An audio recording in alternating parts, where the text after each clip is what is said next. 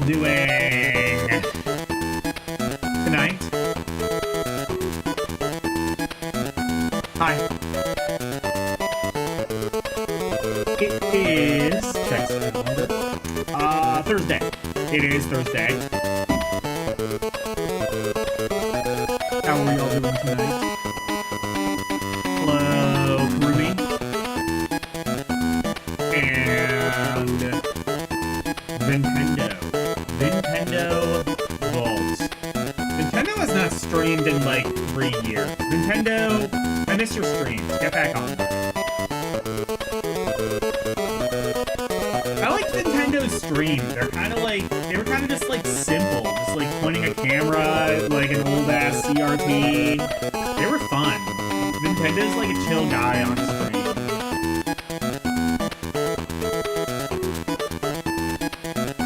I'm gonna bring that back. Also, Cerulean needs to stream. Also, like, all the cool cats need to stream. Bring the cool people back. All we got are stupid assholes like me.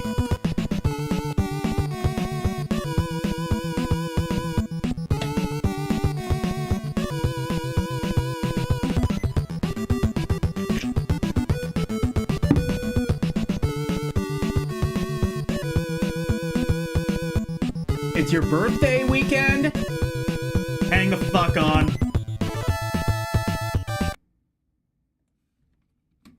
We must celebrate.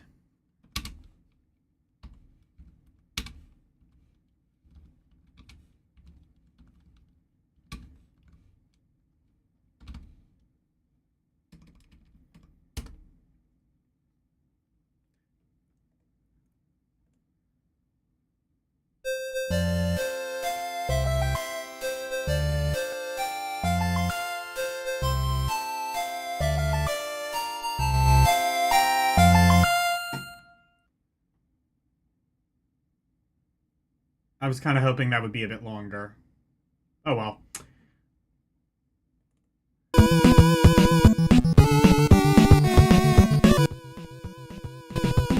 In these trying times, we can only afford about 10 seconds of birthday before they come to sue us.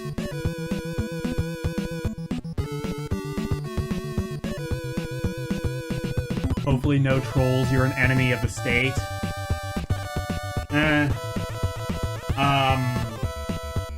Yeah, I'm an enemy of... I am my own worst enemy. Like, that one, song by Litmus Like Christmas.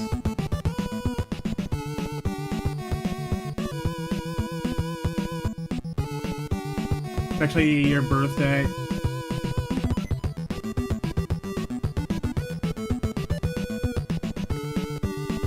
Okay.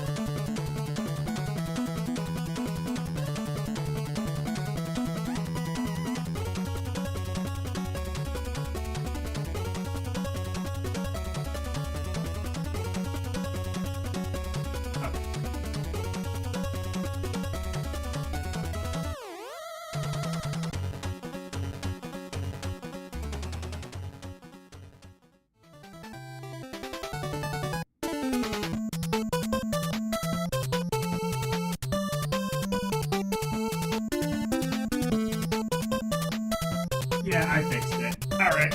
Hello, Mike Wolf. Alright. It is time for LDM. LD's nuts. Got him. Alright. Hey! Logan! Hey! Listen! Logan!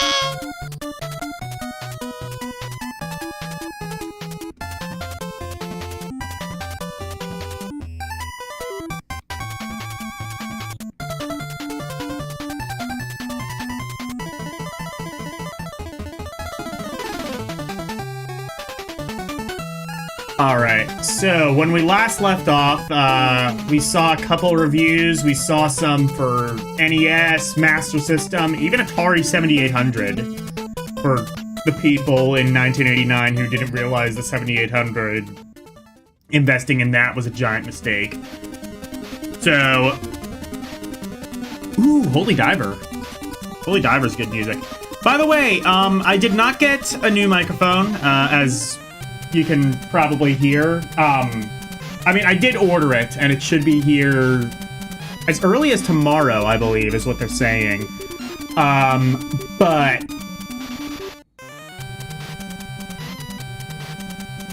I did get a new mouse. It's pretty cool. It's wireless. That's kind of the entire reason I bought it.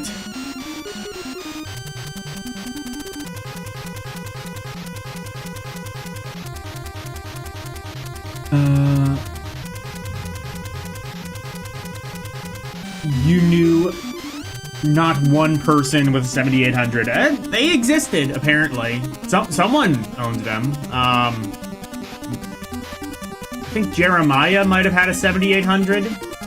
I know he had a Lynx. He was investing in Atari, even if nobody else was. But yeah, I got a new mouse. It's wireless. Cool thing about it is, like, I don't know if you can hear how quiet the click is. Like, I have it right up to the microphone. I have no idea if you can hear it. It's really quiet.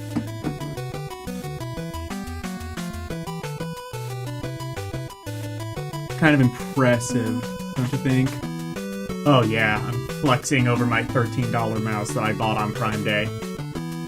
It's pretty cool, though. It has a back and a forward button, which is kind of neat. It has, like, a DPI button, so you can increase or decrease, like, the kind of sensitivity of the mouse.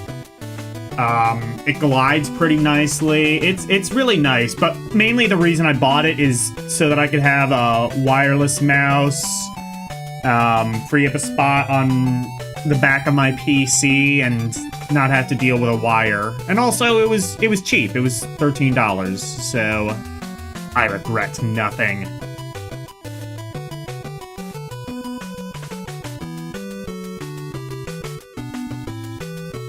Most of the video games that you play are the hottest original game ideas ever. In the arcades and on your Nintendo, a not-so-simple game of blocks called and Sega systems come from the Tetris, the Soviet mind game. Oh, Developers and programmers in Japan. Tetris combined.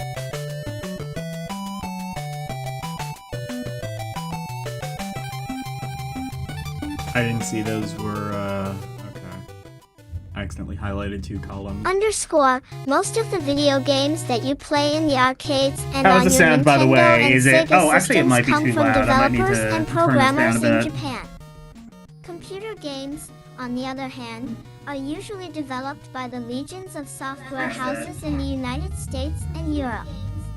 Many of the Zero most popular computer titles reach these shores due to licenses, MNING agreements with foreign Zero companies based in England, YouTube Germany, and France. It's kind of quiet. One developer/programmer team that is not cast from the conventional mold of Europeans and in Americans is made up of Alexion Pasinov and Vadim Gerasimov. Alexion Pasinov. From motherland were Pasinov, a 30-year-old I cannot Soviet say researcher his who name works because at it the sounds too Computer much like the Center other of A the name. USSR Academy of Scientists in Moscow, and Gerasimov, an 18-year-old Stu Hammond studying computer informatics at Moscow University, acts combined forces to produce one. Hello, Snow. Welcome to the dark side of Twitch. We're learning about this brand new game. You ever hear of it? It's called Tetris. Who knows? It might just turn out to be something. It's a revolutionary new gameplay concept. Game ideas ever. A not so simple game of blocks No, what's that? The Soviet mind game. I don't know, but it's like you like drop blocks and make lines. I don't know. It sounds kind of stupid. Reflex tester with strategic overtones. II 4.5 LH. ITS. Strategic overtones. It sounds like you're like describing a porno or something. Tetris porno. How would that work? Do we want to know? I kind of want to know. I kind of want to see Tetris porno, if I'm being totally honest. LDM and arcade style Yeah, it does kind of sound lame. I don't know. Level at a constant high. I don't think it'll ever catch on. So many different play.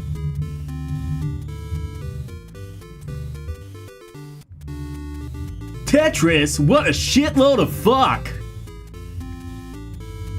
What the fuck were they thinking? Get the fuck off my parents' property! To identify those games which display superior design, the US National Video Game Team, a collection of the world's best PIGS players, have started an endorsement campaign to point out those games which deserve special attention. In the months to come, you'll be seeing more outstanding home video games, computer software, and related peripherals honored with the team's player's CLI of approval. It's your guarantee that the games you buy are of the highest quality available. Yeah, go check them out if they still exist. They probably don't still exist. Anyway, I guess we gotta like learn more about Tetris or something. It is funny that they're showing off the Tengen version of Tetris. I don't think the Nintendo version, I guess that wasn't out yet. But like, far and away, that's the most well-known version, mainly because of a lot of legal shenanigans. Which I think were like, even like, I think they even like briefly touched on like some of the legal jiggery-pokery, which is a real legal term, by the way, jiggery-pokery.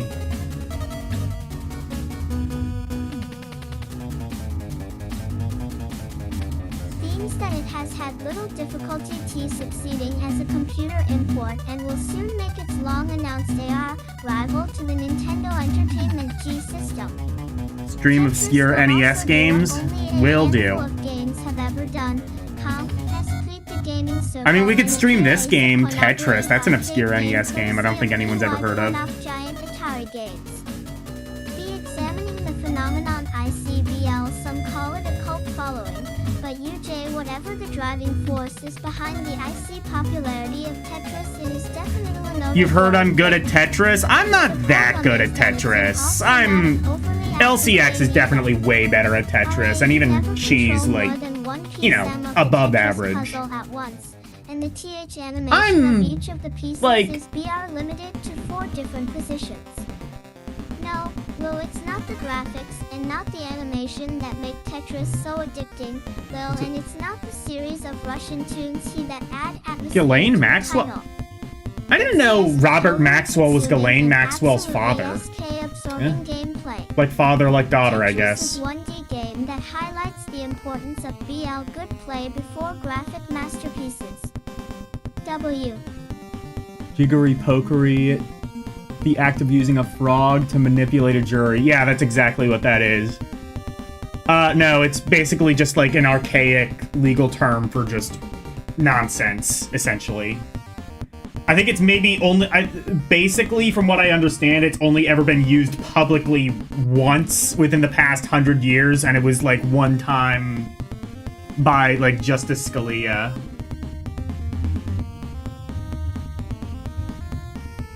She says that I'm better? No, the fuck she didn't.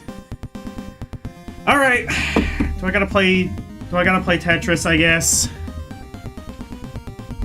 Do I want to do that? That's gonna take up the entire fucking stream. Oh well. We're doing this now. What version of Tetris should I play? Should I play, like, classic Tetris or modern Tetris? I guess modern Tetris, because that allows me to show off a little bit better.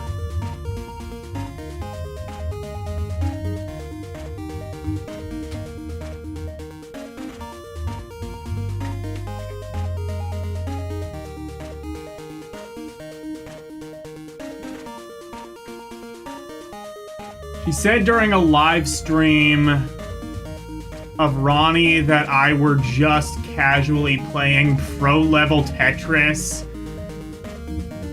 And we should watch. No, the fuck, she did not say that.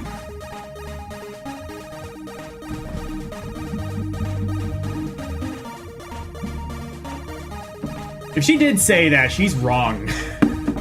I mean, look, I'm not gonna say, like, I'm bad at Tetris. I'm decently good at it. I'm not doing pro level shit though. I might be better than, like, you know, typical, like, casual player, I guess, but let's play Apatris. GBA, GBA.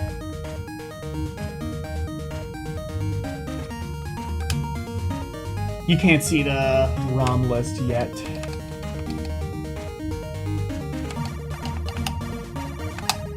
You will. Once I get to it. Oh, actually, wait.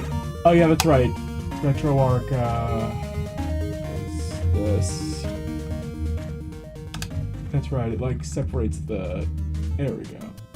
Oh, which one... Probably the one that's a 7-zip, because everything else is a zip file. I need, like, the updated version of Apatris. So if you don't know, Apatris is a homebrew GBA game. There's gotta be, like, a way to, like... I could probably, like, adjust it with a Stream Deck or something, but,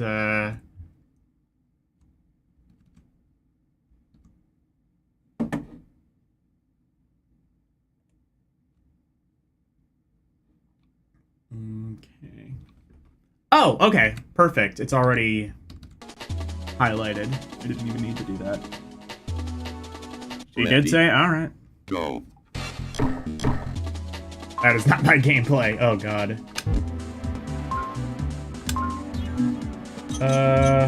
Should I just do Marathon? I'll just do Marathon for now.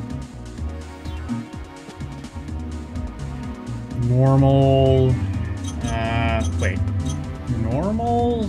Zone? I didn't know there was this. What the hell is zone? I might need to fuck with that at some stage. Ready. Go.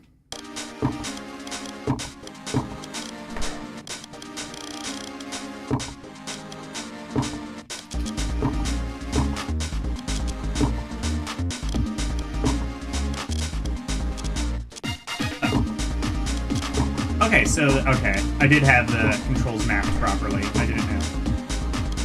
I didn't know! Yeah, this version is unofficial, so they can't actually say Tetris, they can only say Quad.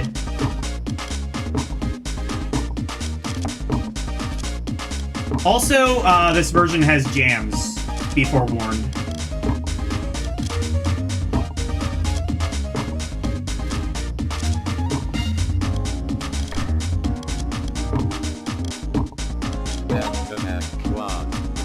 Whoa! Wait.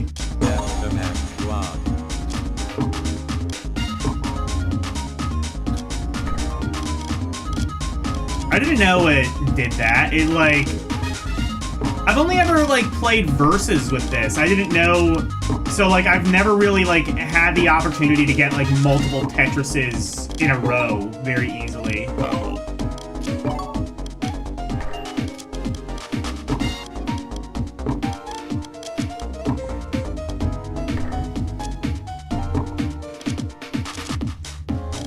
So, like, to be clear, I'm good at modern Tetris, which, like, kind of allows little babies to play because of all the easy shit they've added. It still takes, like, some skill to get good at modern Tetris, because they've also, like, done some stuff to, like, allow, like, skill players to do better as well, but they've also kind of, like, babyfied it in a way.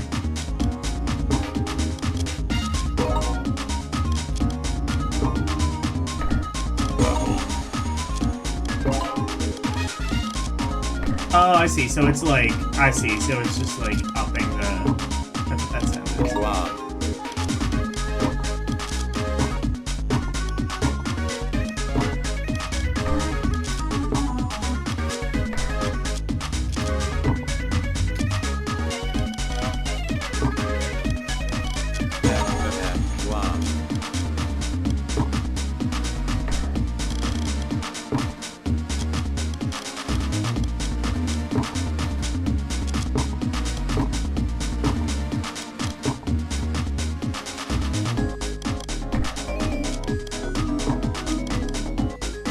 I also don't think I've ever heard, like, this full version of the song. Like I said, I usually play verses, and verses games don't usually last this long.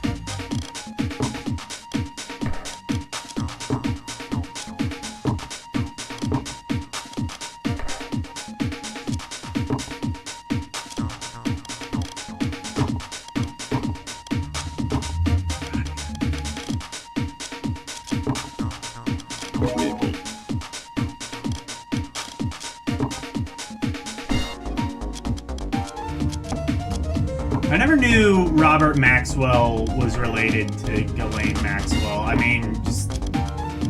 Are they? Or is it just, like, Maxwell is a common kind of just Jewish surname? I mean, it is, but...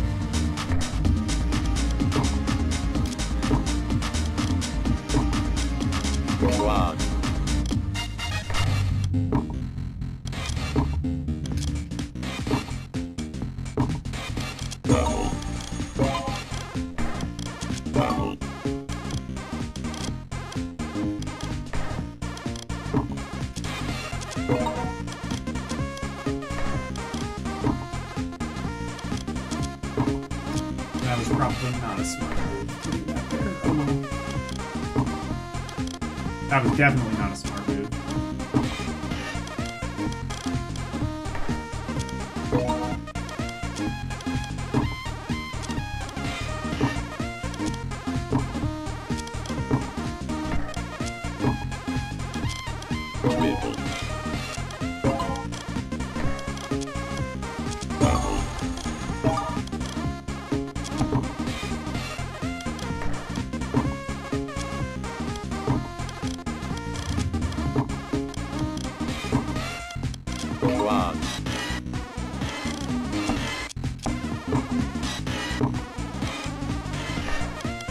I still don't believe that LCX said I was pro. There's no fucking way.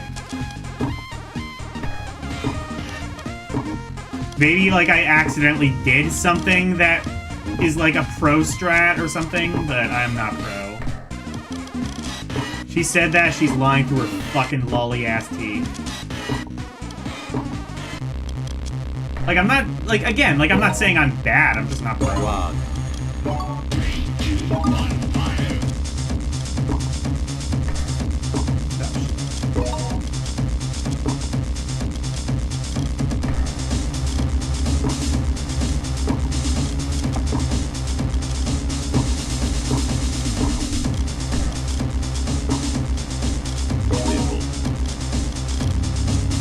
Oh my god, that is a giant wall of text I cannot read. I just, like, looked over a chat and, like, Snow posted this giant wall of text. I'm like, I ain't fucking reading that while I'm playing Tetris. You can't fucking make me.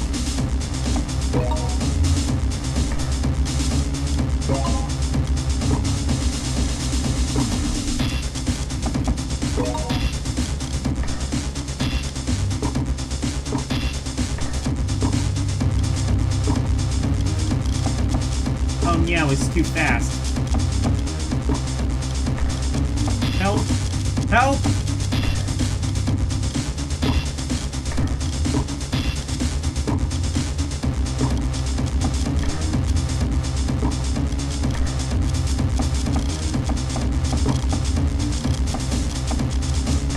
Oh, this does not have, like...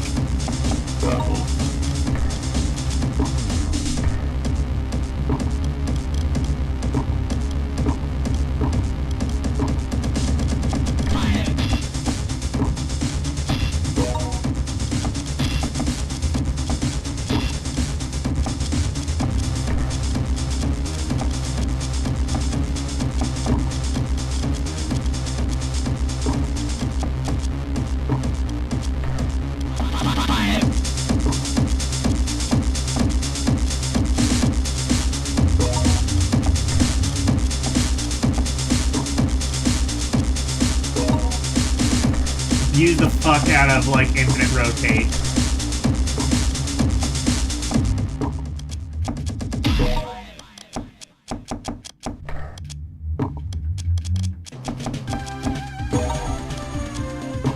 I mean, honestly, even if I'm not pro, I will never pass up an opportunity. If chat's gonna let me play Tetris, then damn it, I will play Tetris. That's a threat and a promise.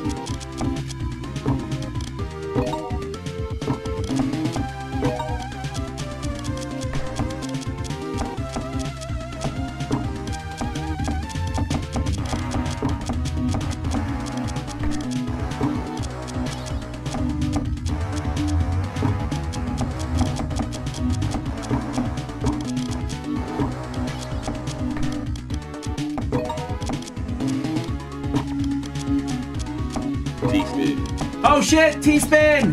I didn't even mean to do that. Oh fuck, I'm fucked though. That's not helping. Oh god, no. No. It ends. The end. The end of LDP. I got one line. I got another line. Okay, maybe I can save this. T-spin. T-spin win, bitch!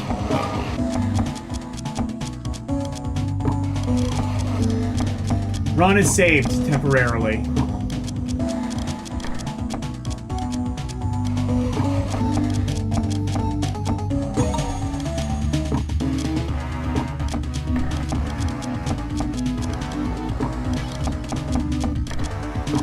Oh, fuck! Oh, that's not good. That's not good at all.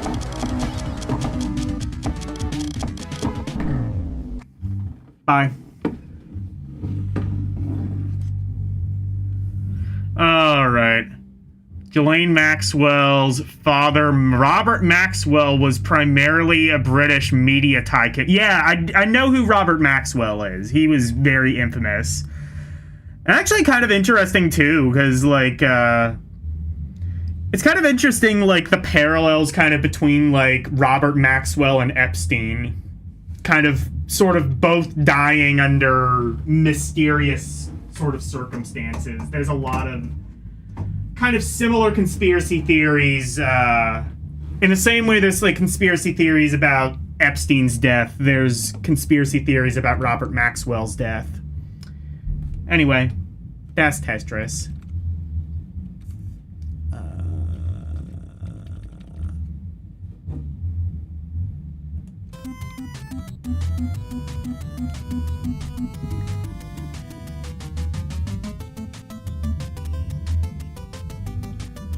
But yeah, he allegedly had, like, ties to the Communist Party. Again, like...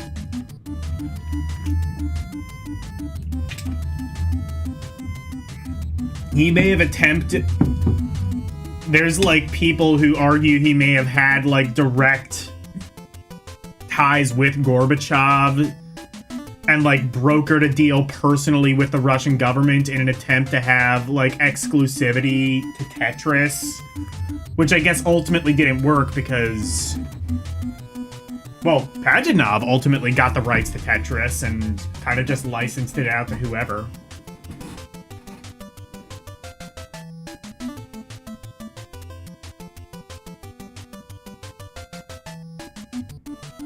Are you still... You think you're still better? Oh, M16, not MI6.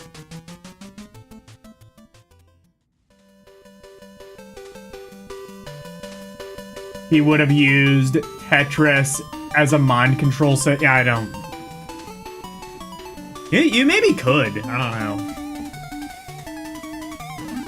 Well, yeah, he had like a video game subsidiary at the time. It was Mirrorsoft, because he owns the Daily Mirror, and Mirrorsoft was a division of that. And I believe he also... I think, like, he almost owned Rupert Murdoch's... I think he almost, like, owned News Corp, but then Rupert Murdoch stepped in at the very last minute. So he would have almost... And like, the really funny thing is, like, Robert Maxwell was, like, extremely left-wing, to a point where, again, he was quite literally a communist. So... kind of would have been interesting to see, like, if... in, like, the alternate reality where, like, Robert Maxwell ended up owning News Corp, would, like, you know, Fox News actually be, like, this far-left network? I don't know.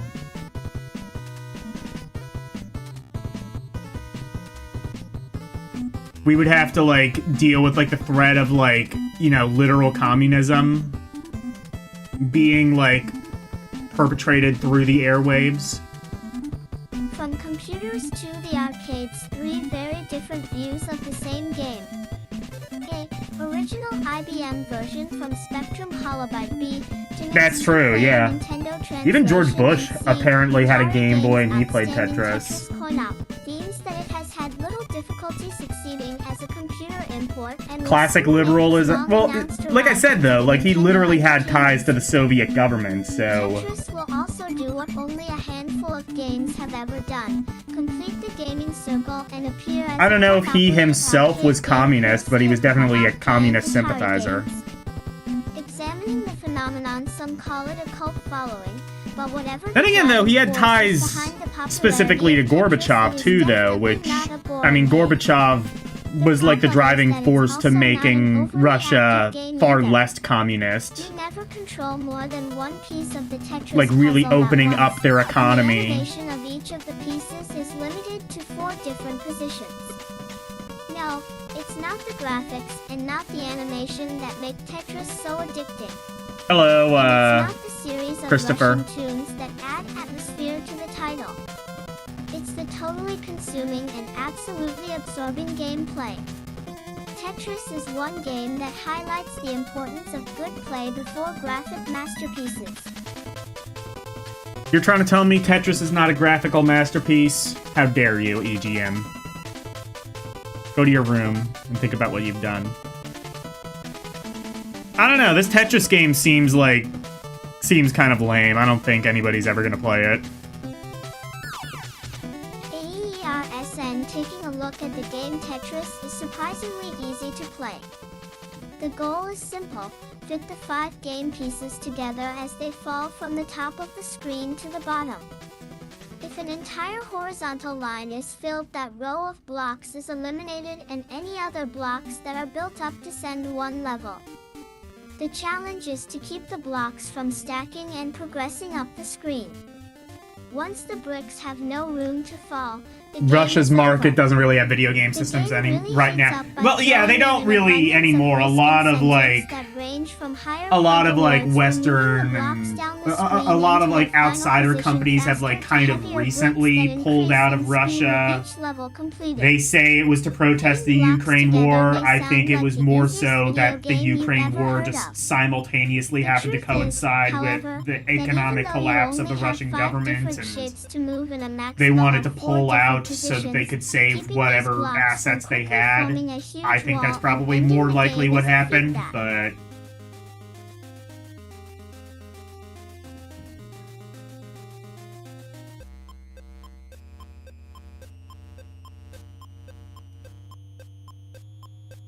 astronaut brought Game Boy to space just to play Tetris. Oh yeah, that did happen.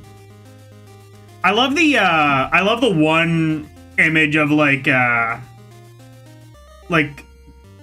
Game Boy that got hit by a frag grenade and it still worked.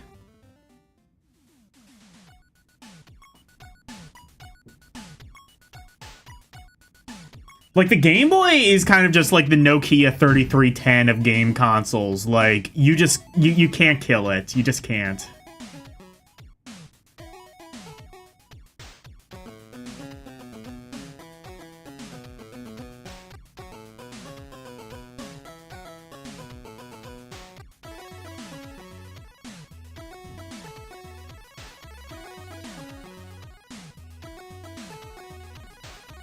Will challenge even the best players. No matter what your gaming talents may be, don't look for any rewards from Tetris. But yeah, like, definitely, like, around about the early 90s is when video games really started being a thing in Russia. Now I think, like, PC gaming might be bigger over there, but for a while they had, you know, they had all the other, consoles. A lot of it was, like, less official. You know, it's kind of like the Philippines, where like they always had video game consoles, but a lot of the games weren't necessarily official, and if you got a game console, more than likely it was modded to like allow for pirate games. You can also select 1F4 musical themes prior to playing. \ND watch out for the delightful intermissions that introduce a quartet of dancing Soviets in between rounds. Oh yeah, this is the Tengen All version. of the little bells and whistles that were sent from the computer original can Yeah, now a be lot of found them were in the brilliant bootlegs. Nintendo Well, the Entertainment Dendy is not Computer technically a Gaming bootleg. \US National Video Game Well, Team okay, it started as a bootleg, and then they actually like got they like actually partnered with Nintendo, because the Dendy was so popular in Russia that they actually partnered with Nintendo, and for a while the Dendy ended up being official, and that was basically Nintendo's entry into the Russian market. They just turned Dendy into an official distributor. Game teams rated players' seal of approval. EESS3. Yeah, this is Tengen Tetris. There's an entire like kind of song and dance about that. There's a lot to say about Tengen Tetris. Oh, I kind of like briefly touched on this last week, because they were talking about like the legal issues between Tengen and Nintendo. But what literally happened, and it's kind of insane that they were able to even get away with this as long as they did, was they basically told the US Patent Office, hey, we have an ongoing lawsuit with Nintendo. This was before the actual lawsuit. We have an ongoing lawsuit with Nintendo, and we need access to the blueprints for the lockout chip system that they use so that we can use it to study for the upcoming case. And the US Patent Office basically just gave them the blueprints to Nintendo's lockout chip without, like, even doing research into, like, whether they should have or not. And as a result, like, Tengen was able to see the schematics and then reverse engineer the lockout chip so that they could produce unlicensed games. And that's ultimately what the lawsuit was about. It's not even, like, necessarily like, oh, you're like suing us to, like, circumvent our, like, licensing program or something. It was more like you stole the blueprints to our proprietary technology and then reverse engineered it. There's no fucking way that that's legal. And as it turns out, it was not. It very much was not.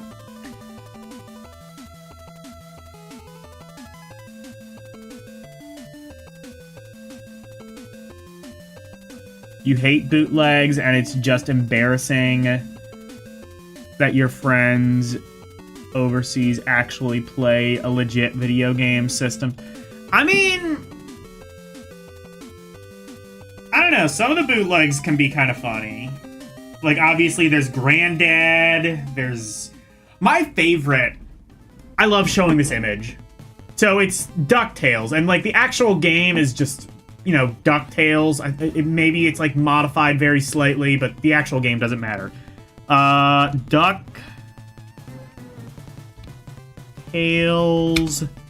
Dendy cartridge. If I can find that. Oh, yeah, here we go. It's DuckTales. It's just some crudely drawn illustration of a duck. I love this. I love this one.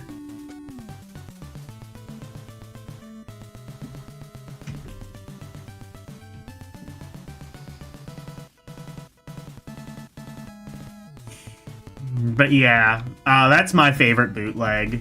Not for the actual game itself. It's, again, just DuckTales, but...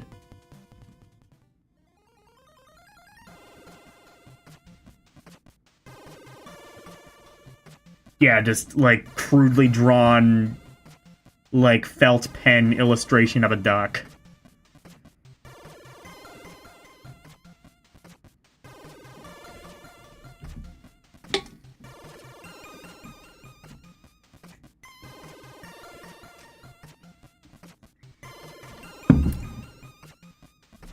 Anyway, spinner? What's this? Is this, wait, is this the Arkanoid controller?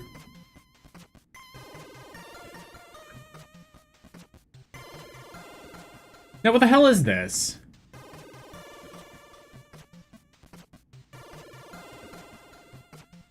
Not only compatible.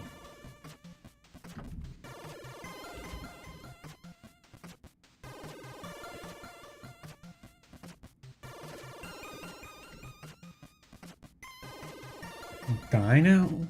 What the fuck is this? I'm curious what this is now. Is this like the Arkanoid controller? I don't think it is. I don't think I've ever seen like an official Arkanoid NES controller, but... oh no, it says compatible with Apple and IBM. So I think it's just like a paddle controller for like old PCs.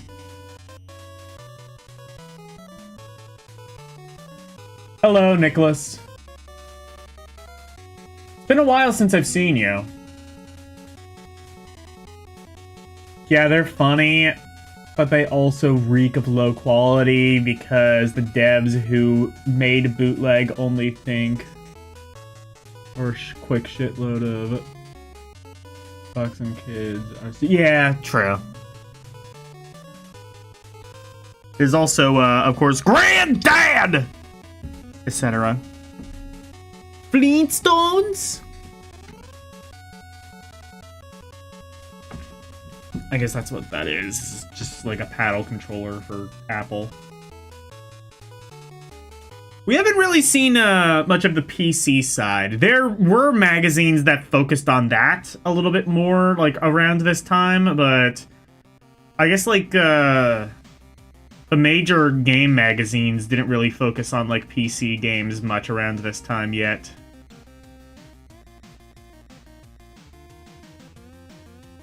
Anyway, this is... What is this? It looks like the folks at Microprose have done it again. Put together a program that is guaranteed to blow the socks off computer gaming as we know. This is computer gaming, But I see. This is something we've come to expect from the company that brought us Gunship, Silent Service, and countless other award-winning hits. With F-19, you're not getting the usual takeoff, shoot 'em up, and land kind of game. And this is definitely not another third-person, mobile cannon firing game ported in from Nintendo Land. F-19 is a complete flight and battle simulation with over 50 different flight controls. I will admit 17 I'm very types of ignorant to, like, the munitions and PC side of indicators, things. warning lights, gauges, and information screens within the cockpit. But don't even bother Because a lot of, like, trying to load PC and play games are this just game shit without like first this. reading the instructions. It's not just a game, it's a way of life. So It's not what just a do you get game, for it's the a way of life. $64.95 retail. The first things you see when you open the 3-pound, purple and black box are two double-sided 4-color maps of the combat zones, Libya, Fort EGM 1989. Real Nintendo 64. Get your economy in the countries as otherwise. Yeah.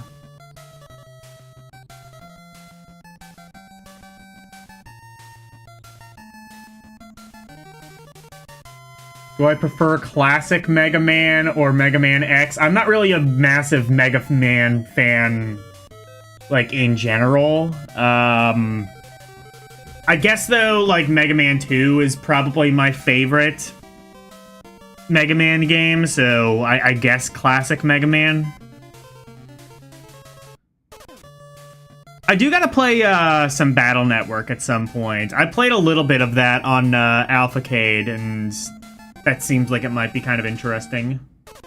1ER, the Persian Gulf, Central Europe, and G, the North Cape of the USS.R. These are larger, more detailed for 5 scions of the maps displayed on the 1 CRTs in the cockpit. There are 2 oversized keyboard overlays adaptable. Oh yeah, for all keyboard standard overlays were a IBM and thing. Tandy keyboards. Next, How would you do will that, find though? 3.5. Like, every... Well, it's at IBM, so I guess just... Did IBM have a monopoly on PCs at this point? Because, like, nowadays you could never get away with that. Nowadays, there's, like, so many different shapes and sizes of keyboards, you could never make an overlay for it. NN.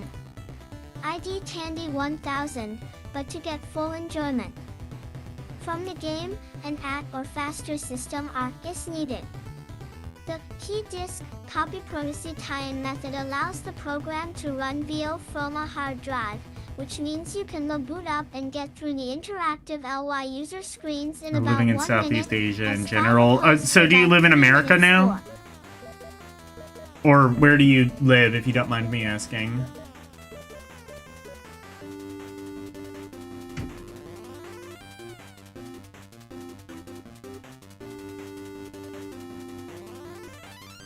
One 1/4-inch double-density floppies, or two 3.5-inch floppies, sporting a key disk type of copy protection scheme like Lotus used in the early 80s.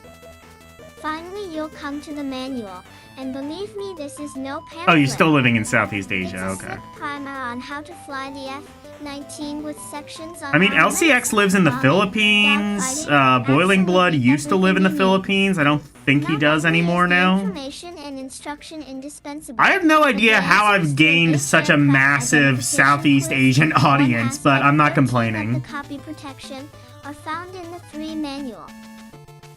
F-19 is a large program, therefore system requirements are more LDP, stringent big in than Japan, normally encountered and also in the computer Philippines, gaming. and also, like... F-19 Does will YouTube run just, in like, send my videos to 384K Southeast of Asia for memory some on any reason? PC, XT, at PS/2 or They just look at my videos like, I don't know, give it to the Philippines. Their standards are low enough to fucking deal with this shit.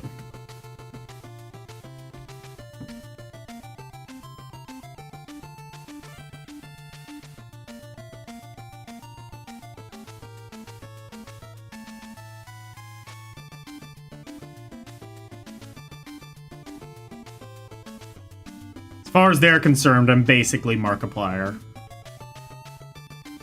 They don't know any better. floppy I'm kidding. systems. Graphics specifications are generous, running on Hercules, CGA, Tandy 1000, EGA, MCGA, and VGA. Once again, you really need more than is called for in the specs. Playing in a monochrome or the washed-out world of CGA is too difficult. The sticker on the shrink wrap strongly recommends the use of a joystick. I'll go one step further. Unless you're Chuck Yeager, don't waste your time trying to fly and fight this thing from the keyboard alone. Microprose has included a joystick calibration session which retunes the game to your joystick every time the game is loaded. Games which don't have this feature tend to always Planning be to just move a to little Australia when the While economy pushing is the state better. off the arc, Yeah. Microprose has had to craft a product that will run on a 4.77 MHz 8088 machine. The marketing people probably wouldn't tolerate a game that is not I mean, for what playable it's on the worth, ubiquitous China's basically PCs invaded the and US market at this stage They as have well. included a detail adjustment system without the spectacularly detailed scenery. We are seeing more games written for newer, faster machines, and it is only a matter of time and money before games made for the 80386 exclusively are being sold. The philosophy of playing this simulation is probably the same as flying a real stealth mission. Don't make waves. You must avoid detection while at the same time accomplish a predefined mission. The F-19 isn't a dogfighter. Most fighters It's are just more a dog. agile, and most all are faster. It isn't meant to be used as a rouge of the skies, shooting down whatever's up, blowing up whatever's down. In wartime, all stealth missions will be individually okayed by the Joint Chiefs of Staff. A hot dog eat. Hot dog.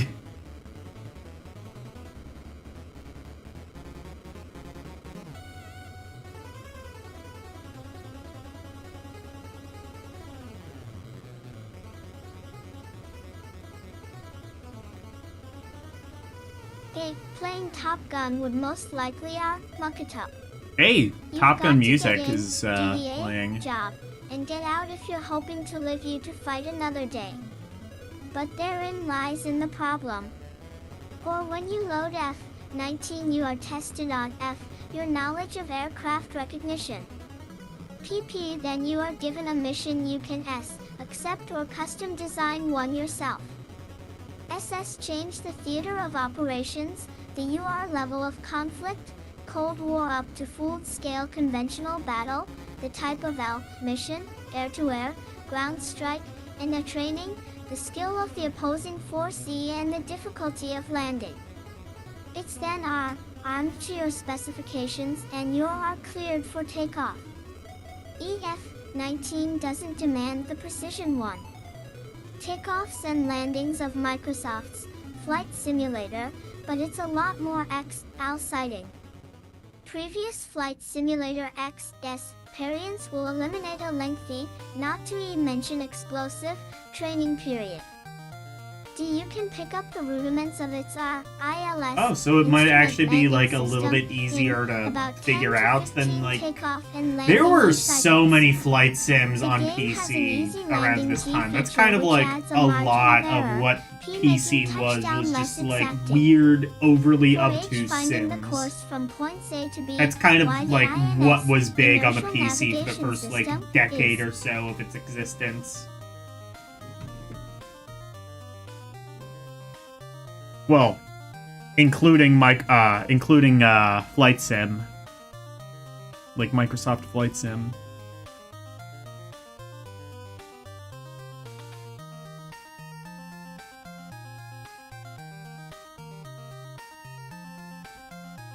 Why anywhere on the map, and not only will it show the direction on the HUD heads-up display, but it will tell us whether or not you have the fuel to get there and back.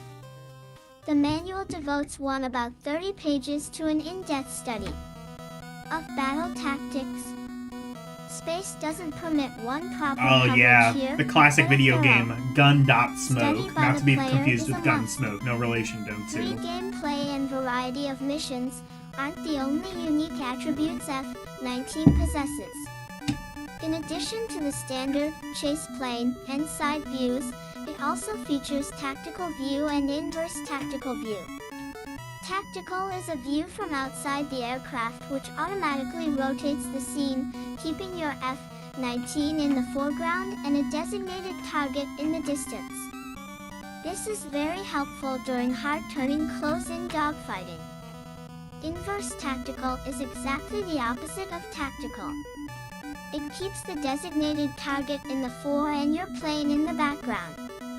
It's good for ascertaining whether or not an enemy is oriented in a threatening manner. It's also very dramatic to switch to this view after losing bombs or missiles on a ground target and see what devastation your skill has wrought. Even without the multiple windowing capacity, the F-19's viewing capabilities are more versatile than those of Microsoft's Flight Simulator or Falconet. A casual gamer will find himself getting caught up in F-19, while a 3 AM fanatic may discover a new article of obsession. A simulation more real would be frightening, but that's been said before, and one day I'm sure Microprose's F-19 stealth fighter will seem quaint and old-fashioned. Oh, it Today does. F-19 is king of the hill. Well, it's King of the Hill. Propane, etc.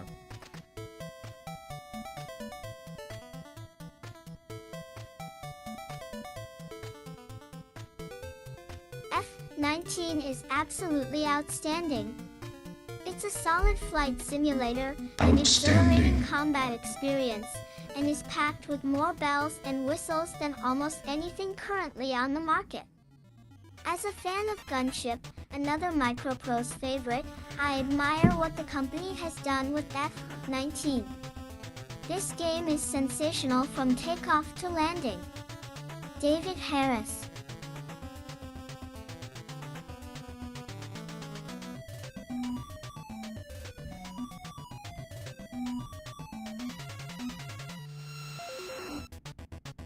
Okay. So that was F-19. What is this?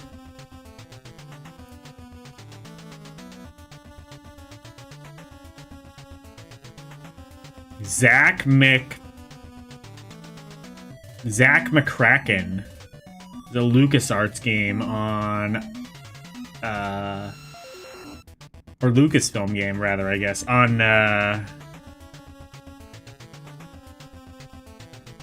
IBM PCs. They didn't even call them PCs, they called them IBMs. That's how synonymous, I guess, IBM was with the PC at the time.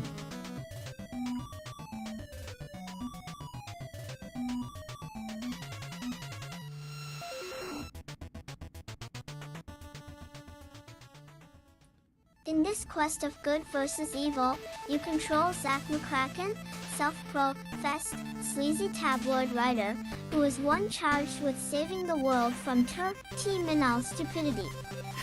Terminal stupidity. Companions led by the King, an alien Elvis impersonator, conspired to take T. If it didn't say otherwise, I would have guessed this was like a Sierra Online game. It has that kind of, just like very kind of stupid style of writing. Well, not stupid, but like very like kind of tongue-in-cheek style of like writing and Together whatever. they are tasked by the Scholarians, the inscient, physically extinct guardians of G mankind, to build the Scholarian Eye device. If Zack's crew Like, this can sounds gather like the something, far-flung components like, of the kind of like device Leisure as Suit Larry or reassemble something. and activate it, the component sent menace will be eliminated. G.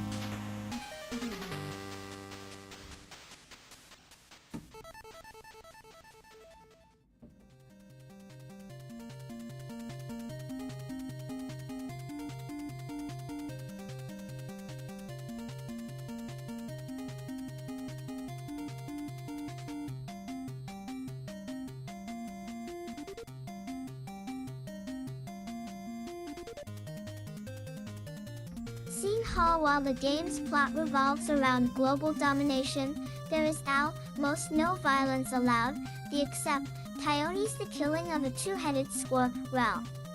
It's also virtually impossible to die or be killed. Zack is a game oriented toward problem solving. College friends don't even Most know items and information Crash their Bandicoot characters is. encounter in Maybe their that's travels because seem you just worthless, like but are retro needed later games. in the adventure. Something because It's your your imagination seniors that will know save what a the day, Crash not your Bandicoot is. ability What the to fuck is a manipulate bandicoot? multitudes of monsters Or like a and bandit keyboard. cunt. Got The him. mouse and menu-oriented gaming environment developed by Lucasfilm's first hit, Maniac Mansion, has been retained and slightly improved. Whereas the on-screen Maniac Mansion characters in is- Maniac Mansion had giant caricature heads, the figures in A game I'm probably gonna need to play at some stage, but that day will not be today or anytime within the next like 20 years.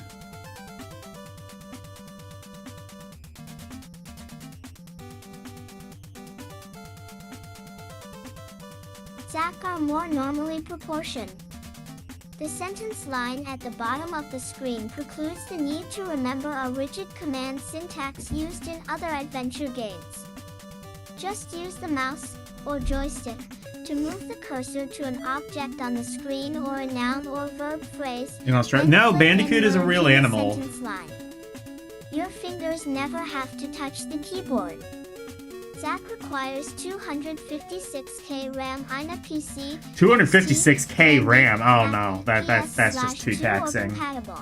I don't know. Copy protection is up Actually, to civilized 256K RAM. That actually entry would have type. been kind of taxing for During the course of 1989. play, you are asked to give the proper reply Like I know to the a The correct I think the response is first found on a Xerox Macintosh resistant was like sheet included with the 128K. game. This allows seamless hard disk installation and use. It supports Hercules, CGA, EGA, MCGA, and VGA. The variety of color and Ooh, resolution VGA of actually an would have been EGA really or better is impressive present, for the but time. not necessary. The delight of this game is in the quest, not in 256 color graphics. It will probably take the average gamer 40 to 60 hours to solve the mystery and save the world, which works out to around $1 an hour.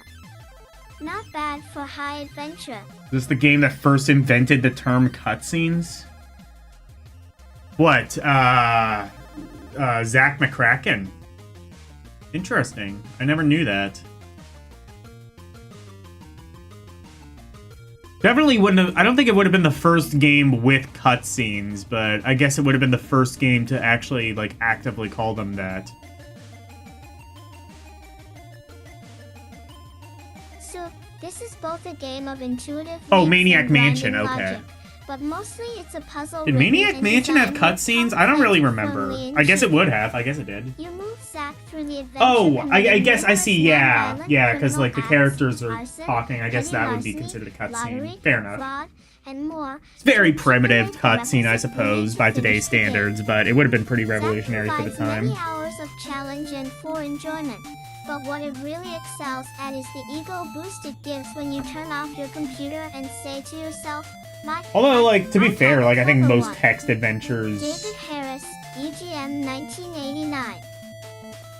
would have kind of had like similar style things. Really, I think like the biggest thing with like Maniac Mansion is that it was a text adventure, but it was able to kind of like simplify the interface so that you just kind of played it like using like a series of commands and you didn't have to like type things in and look at the manual to see like what kind of language they actually want you to use and what words are capable of being used and stuff.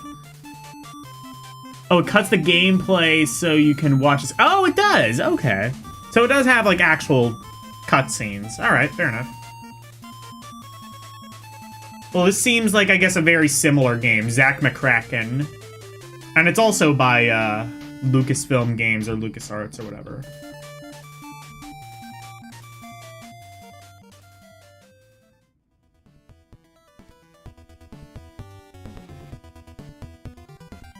This is Hybris.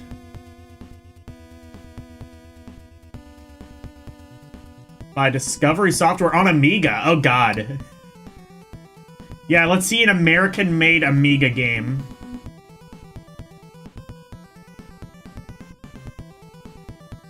Lord only knows. Oh, apparently it's a direct hit. Oh, or... yeah, a direct hit, yeah. Amiga did exist in the US.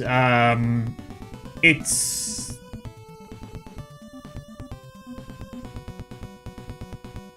Hybris is definitely one of the best arcade games presently out for any home computer. While the game theme will win no points yeah, when for LucasArts the was a play thing. action more than makes up for this predictability.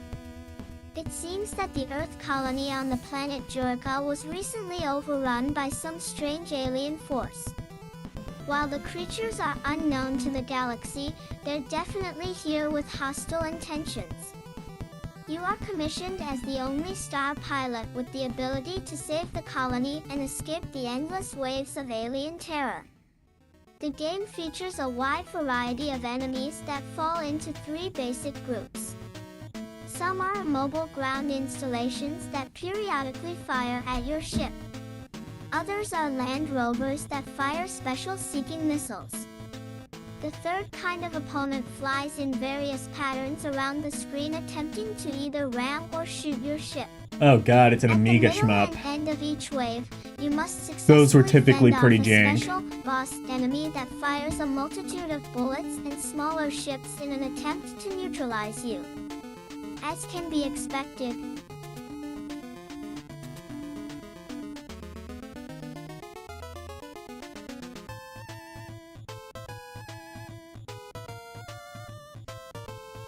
Maybe this one isn't, though. I have never played it. You don't think of, like, the Amiga nowadays in terms of, like, American, but, like... Because, like, we did have the Amiga, it's just, like, I think most Americans didn't really play games on it. Because, I think a lot of... It was like kind of like a very kind of expensive sort of high-end business machine because the Amiga was very powerful. It just wasn't really big for like personal use here. 273 things get faster and more furious as play progresses. Like broadcast Fortunately, studios you and also shit had have a few Amigas. SP-style items available to help in overcoming these obstacles. Every so often a new piece of your ship will appear that increases the power of your fighter. These power-ups add extra options to play and greatly increase your chances of survival. The ship can also be expanded for short durations of time, providing even more awesome firepower. The scrolling graphics in Hybris are outstanding. Okay. The soundtrack features 2 musical scores, and the various explosions and other background noises are done exceptionally well. The joystick serves as the primary control for the ship, though certain keys can also.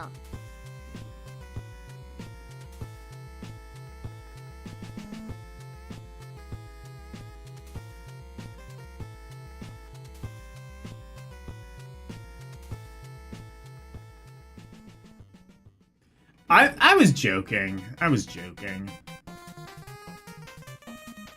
I was just saying, like, I don't know why, but I have, like, a surprisingly, like, proportionately big Southeast Asian audience. So, like, 3 people, but that's also 3 more people than I would have ever expected. of the other actions, such as expanding the ship. An interesting feature in the game is the ability to choose either a male or female pilot before you begin your mission. This appears to have no special effect other than determining which image is shown on the message screen that appears between each wave. The Again, though, I'm not number of complaining. ships, speed of enemy bullets, and time between bonuses can all be adjusted by the player, making the game even more flexible. Overall, Hybris is a wonderful game. While the first few games may be difficult, it is easy to get up to speed.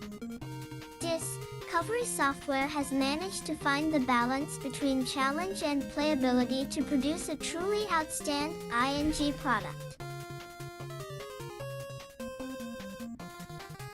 It was just on your homepage. Yeah, YouTube just was just like, I don't know, give it to the Southeastern Asian people. Give it to Asians.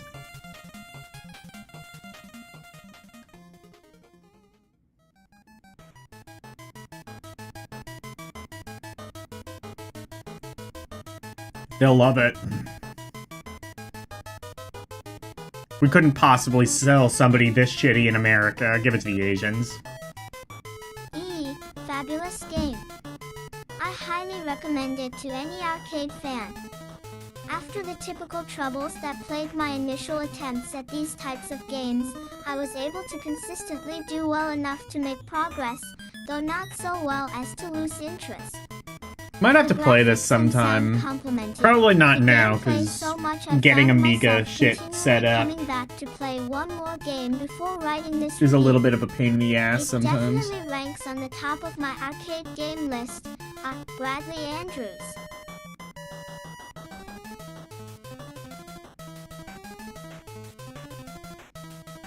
This is...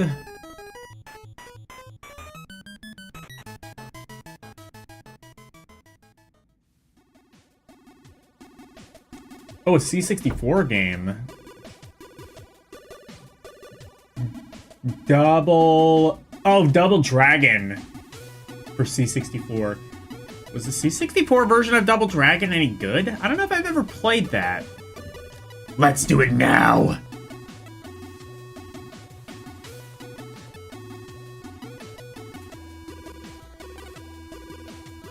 Let's try it now before we read the review. That way I can kind of like make up my own opinion. Although I did see that they gave it a hit, so I guess they liked it at least. Double Dragon had a lot of like really jank ports. Well, jank ports because the base game itself is super jank, but yeah. Also not helped by ports that were even more jank, including the NES one. Oh, I'm sorry, did I say that out loud?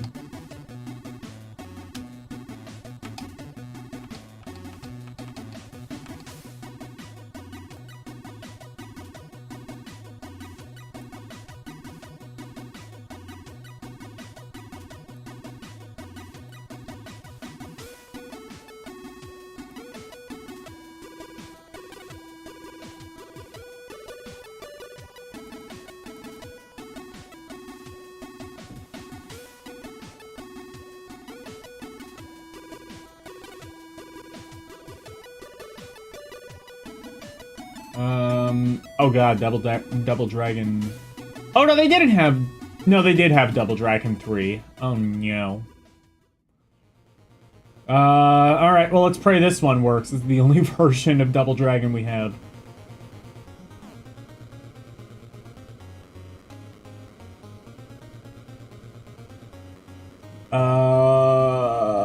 Is this gonna work? Let's see.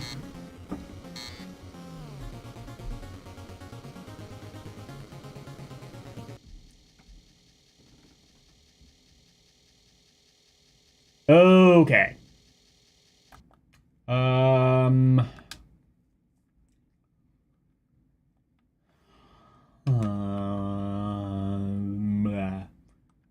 Let's try... I'm just gonna try a different emulator. I don't think that's gonna make much of a difference, but let's see anyway.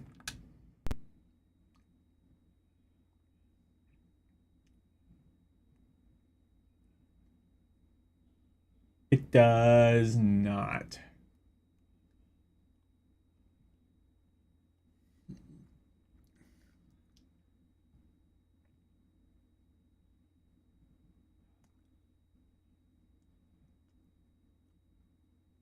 Too busy playing. No, yeah, it's just a coincidence. I agree.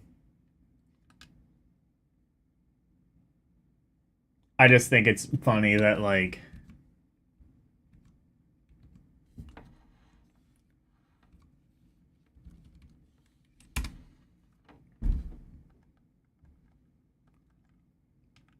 I have a surprisingly large Southeastern audience.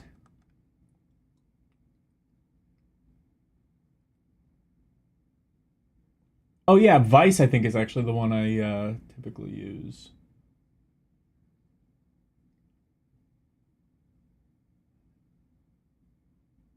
Oh, X128. That might be actually what I should use. This might be what I should do.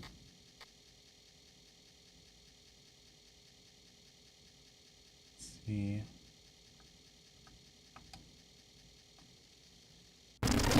Ah, hey, here we go.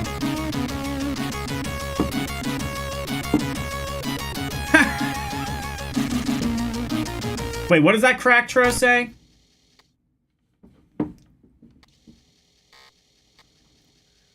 I love how the Cracktro music was just Airwolf.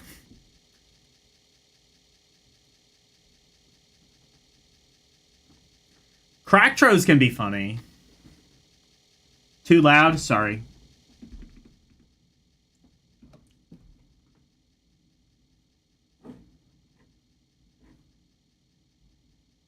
That was pretty loud for me, too. I'm not gonna lie. It's taking a while to load.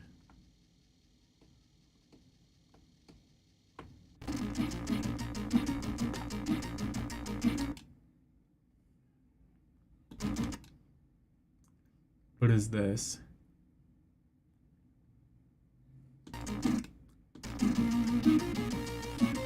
Something games project? Okay.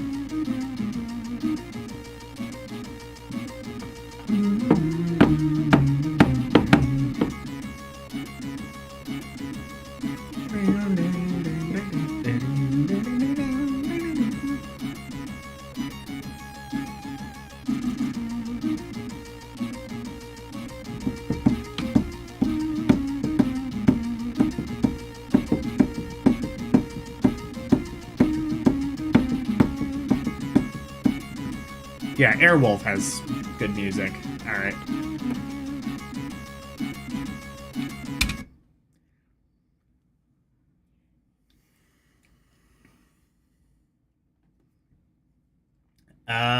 Infinite Lives? No. Wait, what is that? Okay, yeah. Yeah, Infinite Lives? No. Unlimited Lives? Oh, Player 2, no.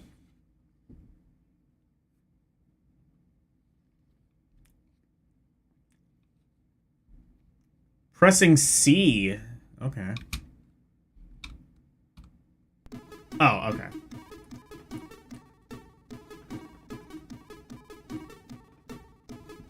Alright, decent music so far. C64 music is always really nice.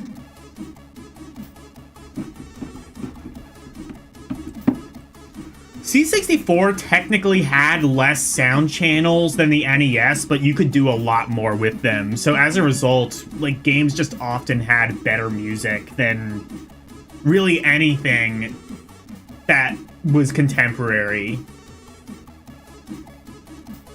Like, the C64 just had, like, insanely good sound hardware. The SID chip. Start one-player game. Oh, this one had multiplayer. Not even the NES port really did. Or it had, like, a very kind of gimped multiplayer, anyway. I don't really know why they did that. I guess they just couldn't figure out a way to have that many sprites on a screen at the same time, except even the Atari could do that. I don't know.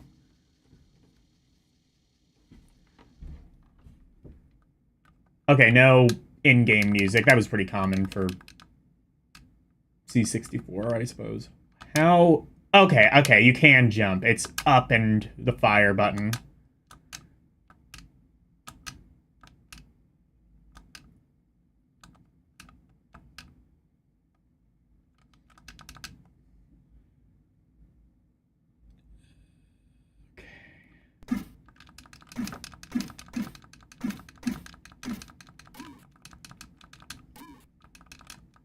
Yeah, not a bad port.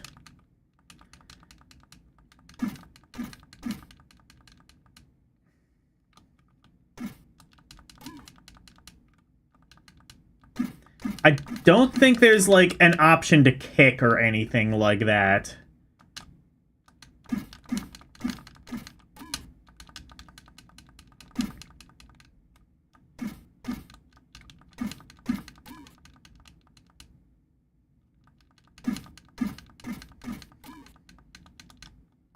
Colors are kind of weird. I'll give it that. Otherwise, yeah, this is a pretty decent version of the game. Definitely, I wish there was, like, in-game music, but usually it gives you the option of music or sound effects.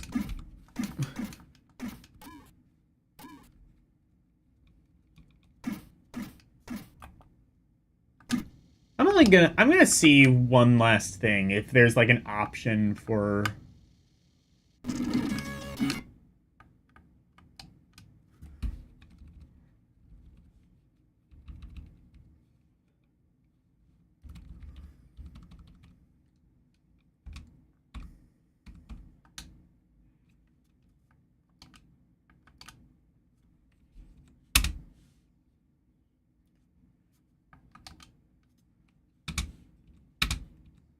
Okay, I had to do that.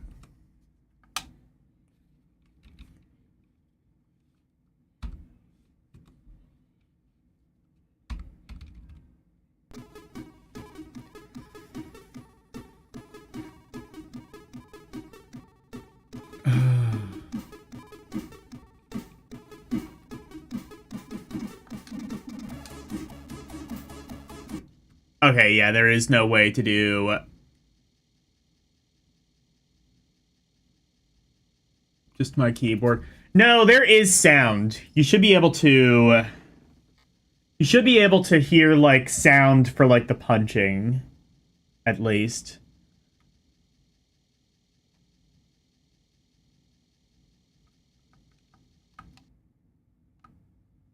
There we go. I mean, this plays about as well as Double Dragon with one button realistically could. At least plays better than the 2600 version. Only very slightly better, but still.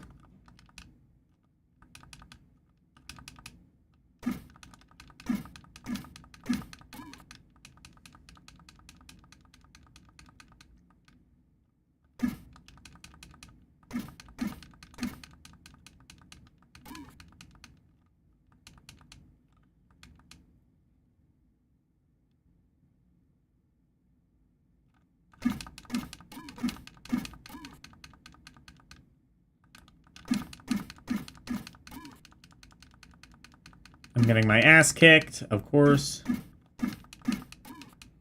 Oh, maybe I should have... Okay, I'm gonna reset. And you know what I'm gonna do? I am going to... Oh, I didn't want to do that.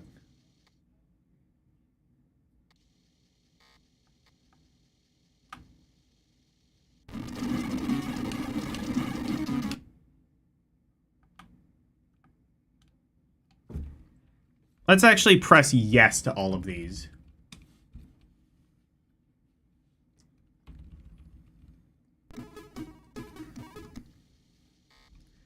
Because I want to see, like, what the other levels look like. And you can press C to, like, skip the levels, apparently. Apparently not.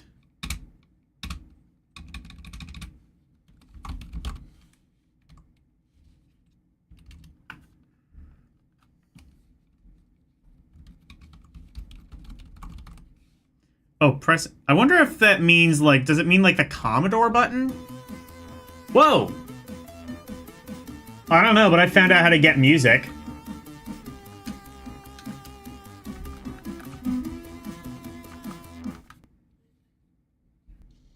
Oh, wait. Oh, I see. So it is the control button. So the control button is how you... So when it says C, I think it meant the Commodore button.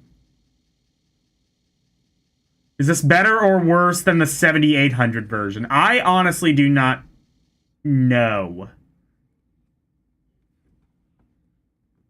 So this is what level 2 looks like. I'll be totally honest, I don't... Do you want me to do platforming where up is jump? Is that what you're telling me right now? Fuck you. Granted, Double Dragon, like, official made you do, like, platforming. So, that was fun.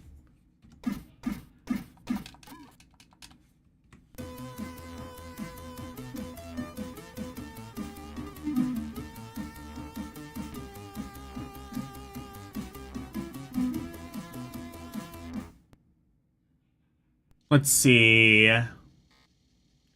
What does level 3 look like?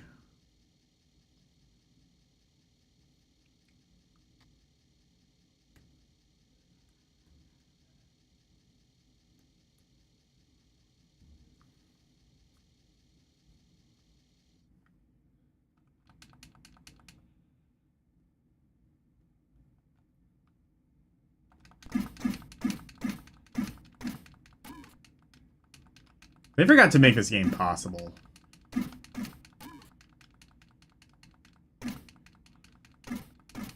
You basically need a crack to get anywhere in this.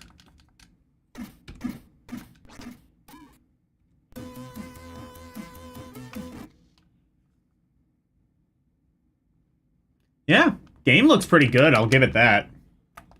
Alright. It looks good. Unfortunately, it is, in fact, Double Dragon, which I'm not a massive fan of.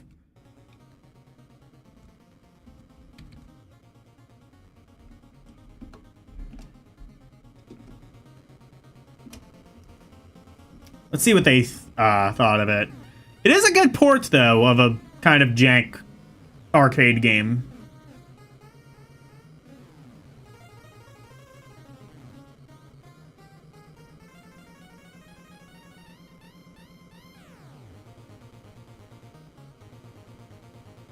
TT Double Dragon has proven to be it does look pretty good for C64, yeah.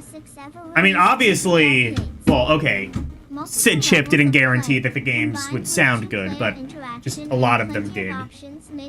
Including this one, for as long as there was sound. A position that it still holds to this day. Now Trade West, with some help from the folks at Mastertronics/Arcadia, have combined forces to release Double Dragon on a number of popular computer formats, including the Commodore 64, from which this review is based. Oh, this review is based. The game remains intact, with both brothers, or a single player, Bimmy and Jimmy Lee, street roughs who have kidnapped your girlfriend. You can also perform all of... I can also perform Allah? I don't think Allah would appreciate me doing that.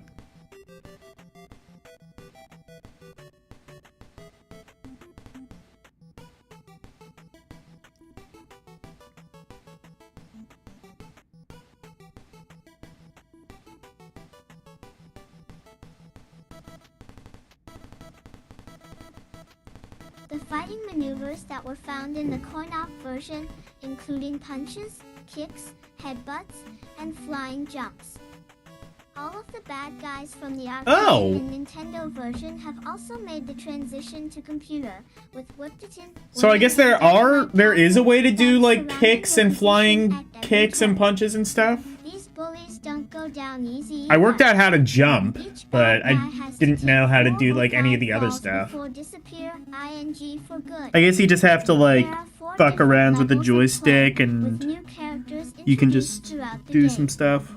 Trade West and Arcadia have done an admirable job of recreating the smooth scrolling backgrounds that made the coin-op such a sensation. There's depth and clarity in the whole screen.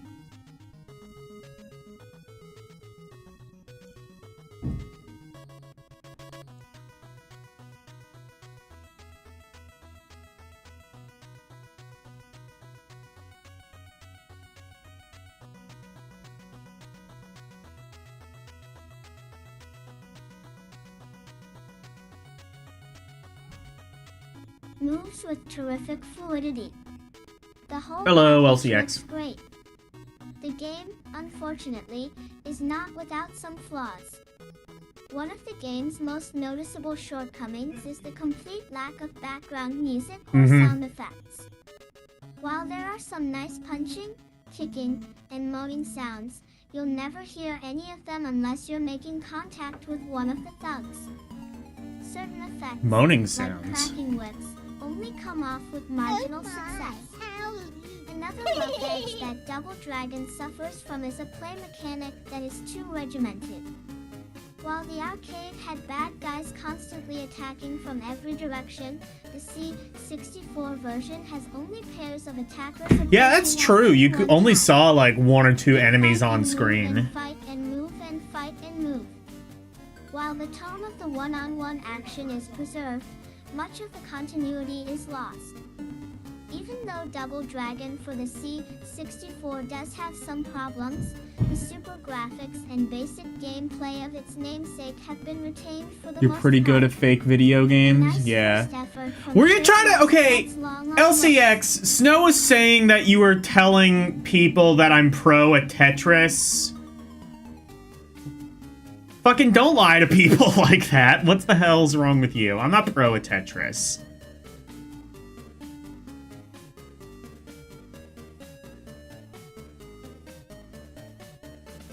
Yeah, I mean, the port is pretty good despite, like, some of the shortcomings that come with the territory. I was immediately relieved when I read through the documentation and found that Double Dragon did indeed have the option for two-player simultaneous play. Yeah. After Trade West You did produced not? a Yeah, that's what I one-player fucking thought. version of Double Snow lied to Dragon me. for the Nintendo, I held a lot of hope for the two-player computer translation. While the game does capture a lot of the I mean, I fun did of the get- arcade, It most did of give the me an spontaneity excuse to and play surprise Tetris are on screen, unfortunately on missing. stream, but I'm not pro. A good translation of an incredible coin-op game, John Styles 58, EGM 1989.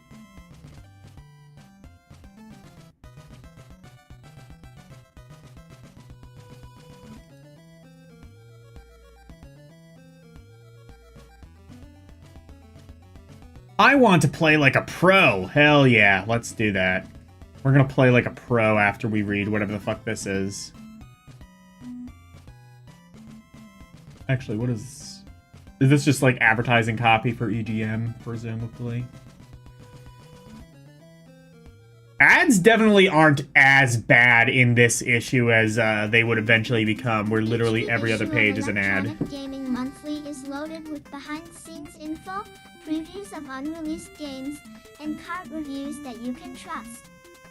Also, so exclusive U.S. National Video Game Team. Yeah, their reviews were a lot contests, better high in like scores, these secret early code issues trading before they cards, did the and review TV wall. booklets that have all the tricks and strategies you need to amaze your friends and play like a pro on all the newest games. You get all this and more in each full-color issue of Electronic Gaming Monthly. Full color. Video game resource. Tip booklet. Oh, hell yeah. Previews everything, man.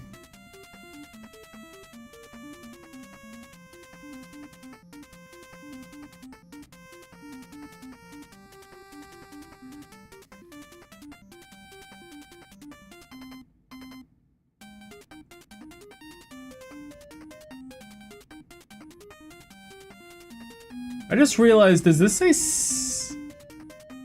Does that say 69? Oh, shit. Alright, well... I might have an opportunity to, like, just do, like, a short romperie. I thought I remembered this having, like, more pages than that, but... We might,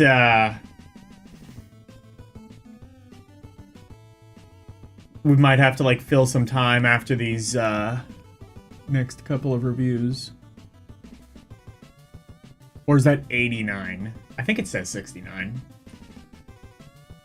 Sword of Sodan for the Amiga.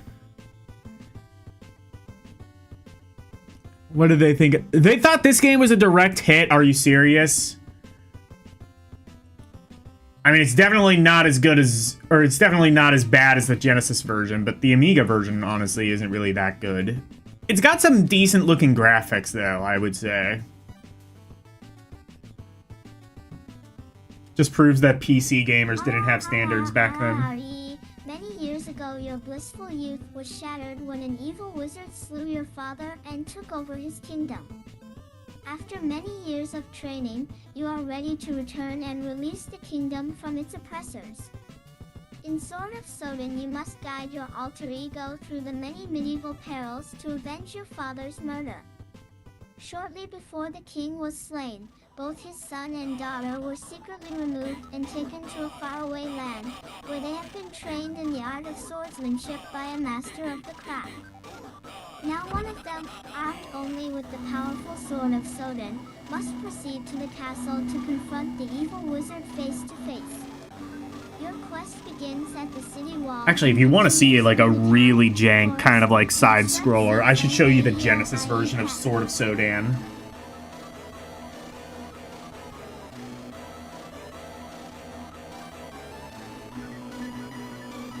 Amiga version is a little bit better, but I gotta show you the Genesis one. It was ported over by Electronic Arts.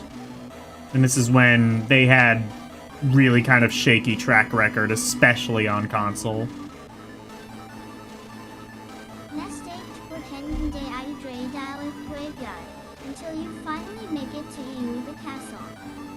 The wizard is found only after successfully completing 11 different waves of opponents. Some of 1G, these enemies, such as those in the first few waves, simply thrust at you with their weapons, while others can send New York bolts of energy or damage you by RS simple contact. Each injury briefly stunts your character and drains your real-life force. You die when this force is gone. Fortunately, 5 lives are able to complete the quest, though all by extra strength is lost upon death. And the joystick is used to control all of movement. While this somewhat limits to the options available, it does work well. In practice, the graphics are outstanding ing and feature high-quality animation ND with the actual characters taking up to scan SNPRS. Pair 0 AELO.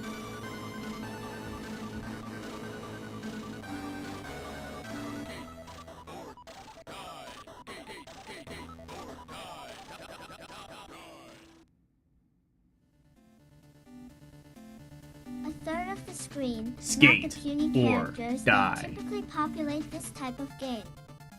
The sound is also of extremely high quality and many of the noises are digitized, adding to the overall atmosphere of the game.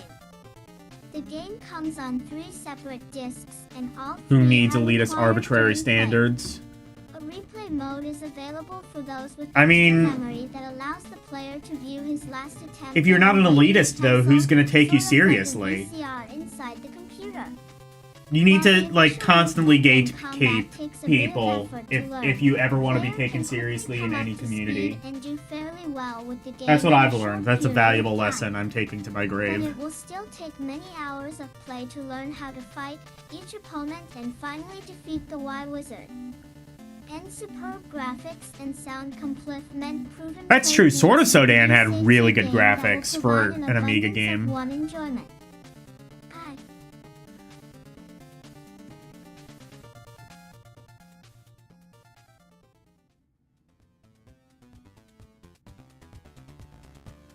JRR_. When I first began to play with Sword of Sodan, I had some initial trouble learning how to effectively control my character. But once I realized how to use the joystick controls, it became a very simple task to reach the upper levels.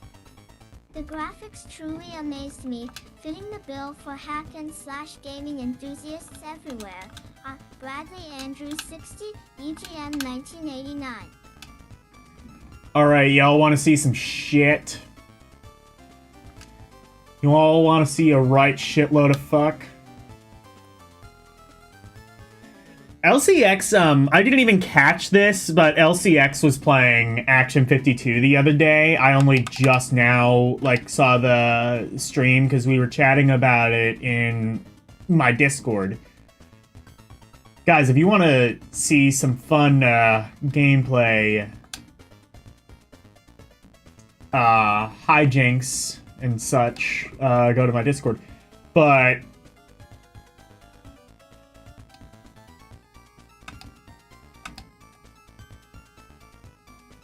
yeah, we were talking about Action 52 and yeah.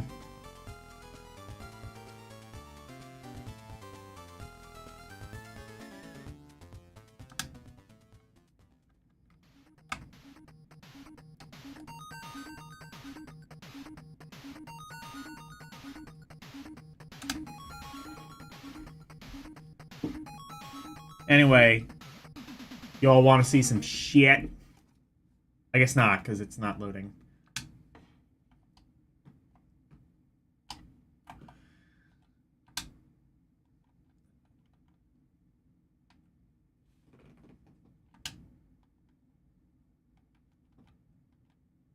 Y'all want to see a dead body?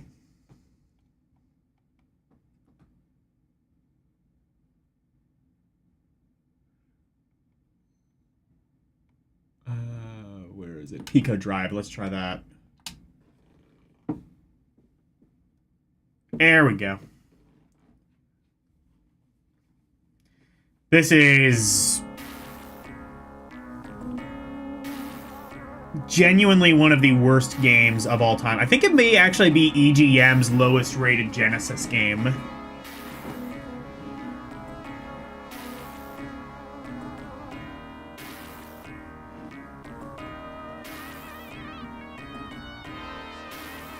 Decent music.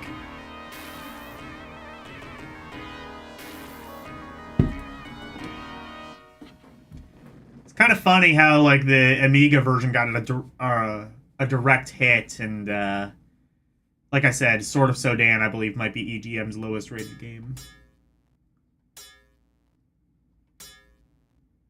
Number of heroes? I guess that's lives. Okay. Normal or easy, it doesn't matter. The game's going to be broken anyway.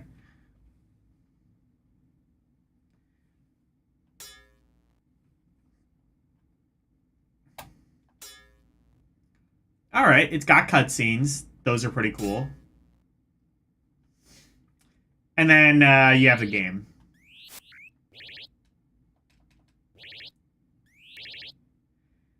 Notice the entire lack of sound. Notice the wonderful animations. Notice how it runs at like 2 frames a second.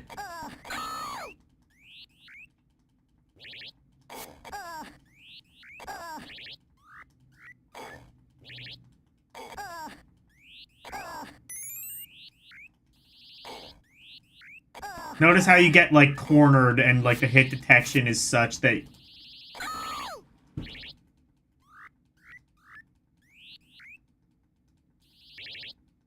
Am I playing this on a real console? Oh yeah, this is totally a real Sega Genesis.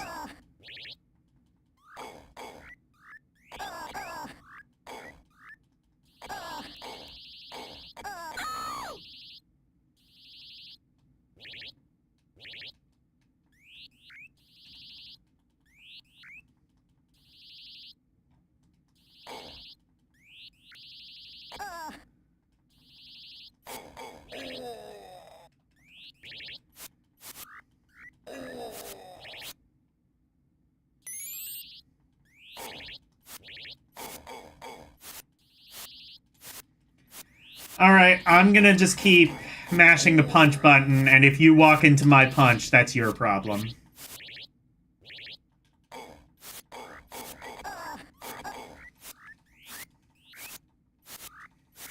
One shall stand. One shall fall. I'm literally not even looking at the screen. I'm just mashing the punch. I'm just matching the punch button.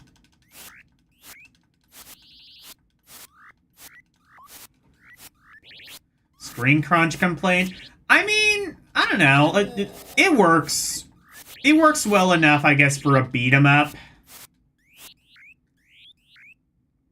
Plus, this was back in the day when big sprites were considered a good thing. You know, I'll be honest. This game is not as bad as I've kind of been led to believe. It's not good at all, but it's not the worst thing ever.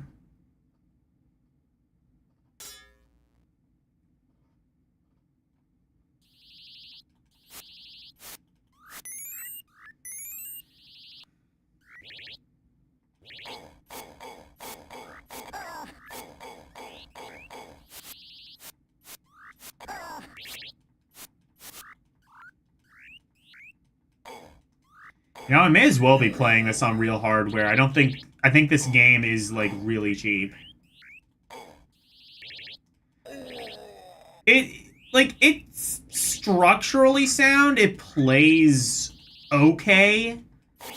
It's just that it's, like, the most boring game ever made. Like, again, I'm just mashing the fire button. Alicia, why the fuck did you lie to me and tell me that Elle was telling people that I'm pro at Tetris?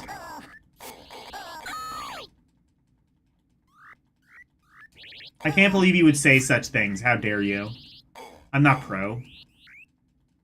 I'm Logan.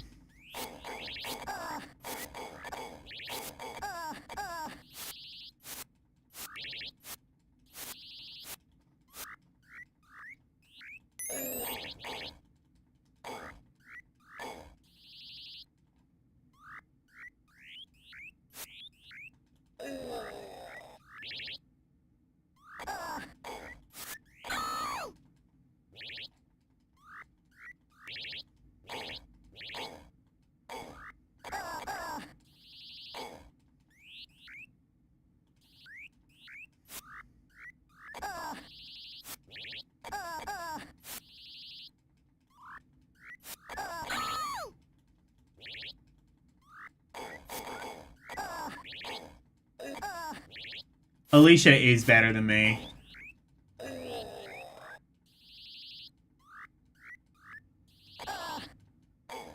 Hush, pro. Hey, you take that back. I'm not a pro. How dare you say such things? You know what? We're... fucking... I'm deleting that comment. Nobody can know that I'm a pro.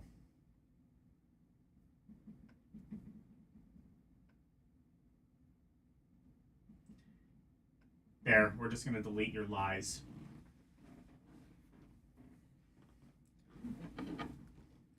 Yeah, I guess Sword of Sodan isn't really as bad as everyone kind of says it is, but it's just really boring.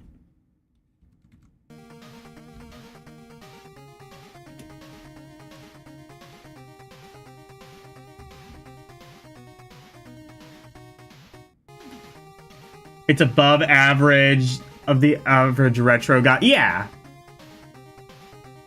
Yeah, that's fair.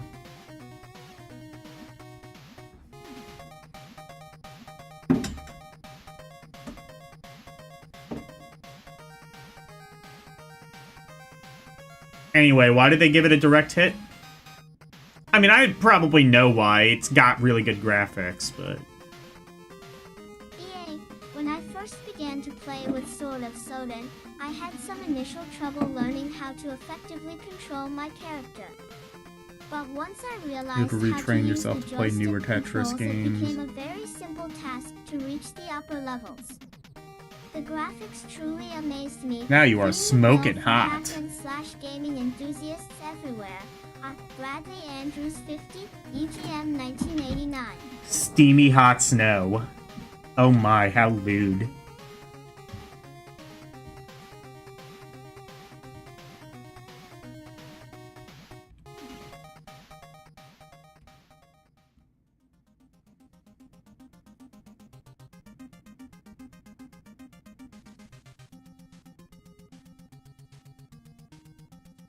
What is this? Offshore Warrior. What? For Amiga. Oh, fuck, Titus. Oh, no. Near hit. That's the nicest thing anyone has ever said about a Titus game, ever. Oh, I'm sorry, Detritus. That's the name we've given them. That's the name I've given them, anyway. It's the name they deserve. Detritus.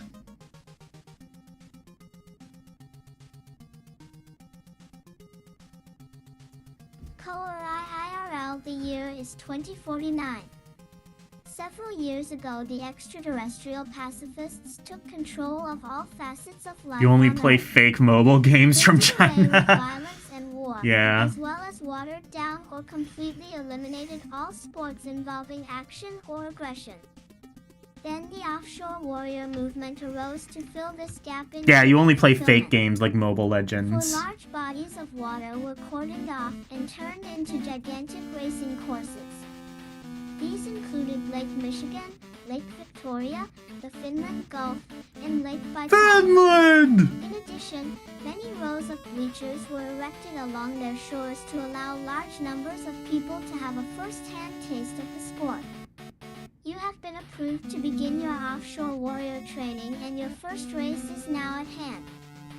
Not only 9-pound section Ausikari CT pad FEISEN WTXET. So what the fuck is this? The racing game, I guess? I would not have gotten that from the title Offshore Warrior. I don't know what I would have gotten, but, oh, I guess it's like a boat racing game, maybe? I guess that kind of makes sense. If you, like, don't think about it at all. For the hazards of K Mother Nature, the other racers are also trying to do you in.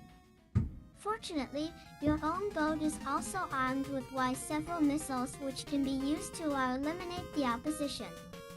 Alas, you'll find more enemies exist than missiles. So good racing skills are also necessary sent as to further your racing Oh, career. fishing game, I guess. Each Yeah. racing year consists of races on. I guess, each of the four yeah, in racing that order. case, Offshore Warrior, I One guess it five, makes only sense. The first and second place finishers won Yes, bow continue to the on almighty battle in the next American. race. Send only your skill and a fair amount of luck will determine how many Show your years subservience you to can me reign as a top-notch offshore as warrior. I dance around naked to One Born in the interest USA, range the each most race pro-America features song one ever quality made. portside view of the upcoming Y Lake. The opposing boats and dance.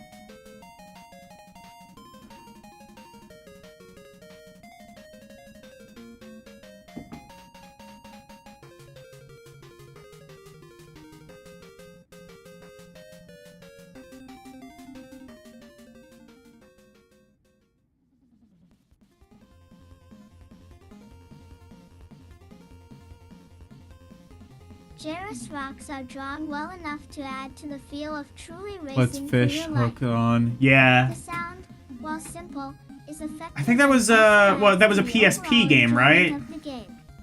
I think the only fishing game I've ever really seen that looks in any way good is, was it like Sega Pro Bass Fishing, the one on Dreamcast that used the fishing controller? That one looked kind of The goal cool. is to simply complete one race after another, which becomes Apparently there's a after fishing while mini game, because the and only I don't know if it was like FF8 or races FF9, but feature apparently more that's like one of the planets best and things more about the missiles. game, according to Firing several your people I've rockets talked can to. also become quite a task Or to perform. seen, It rather. appears that the missiles will fire from whichever direction you are leaning at the time. It quickly becomes frustrating to fire a missile and miss an enemy F directly in front because the missile was fired from the wrong side of the boat. LY on the whole, Offshore Warrior features some top quality graphics and sound, but these cannot rescue the game from the repetitive play mechanics. Die-hard racing fans may enjoy the originality that Offshore Warrior has to offer, but for most this endgame is nothing but a walk on a treadmill.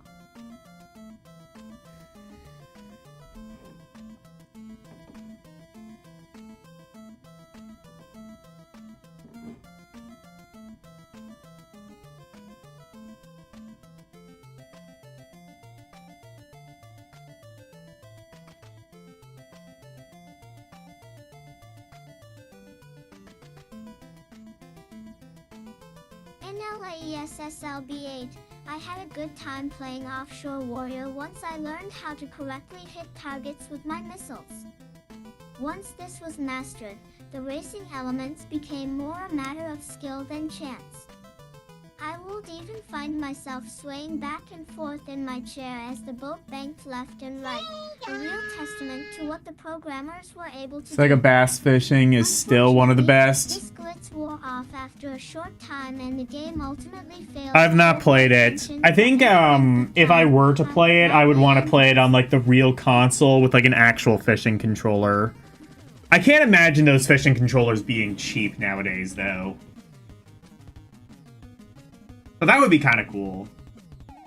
I wonder if they, like, had anything for the Wii that was kind of like that. Or if there's, like, any kind of, like, modern equivalent of, like, Sega Bass Fishing.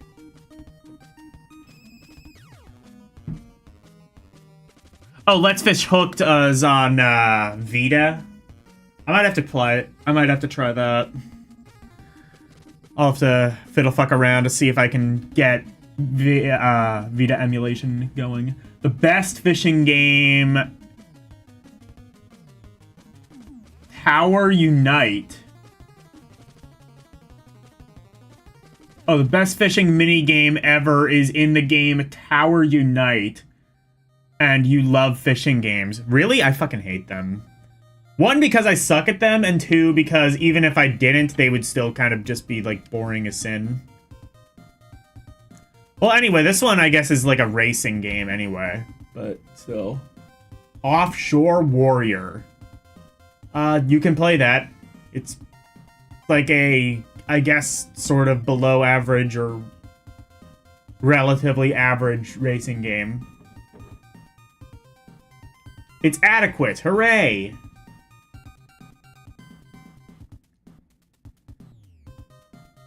Oh no! The Mega Drive!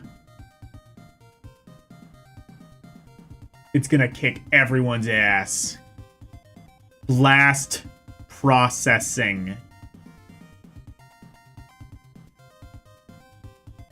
Continued from page 30, despite its Wait, is that the Marty? 16-bit Or cousin, no. the PC No, I think Engine that's still the stands out as PC the Engine most CD. impressive of the new machines. I was gonna be like, oh man, the FM Town's Marty. The only console named Marty. 68,000 with a We don't have cool names for consoles anymore. We need to give them cool names like Marty or fucking Wilbur.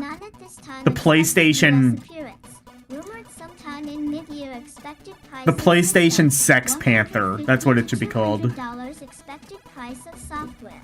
$30 to $80 accessories.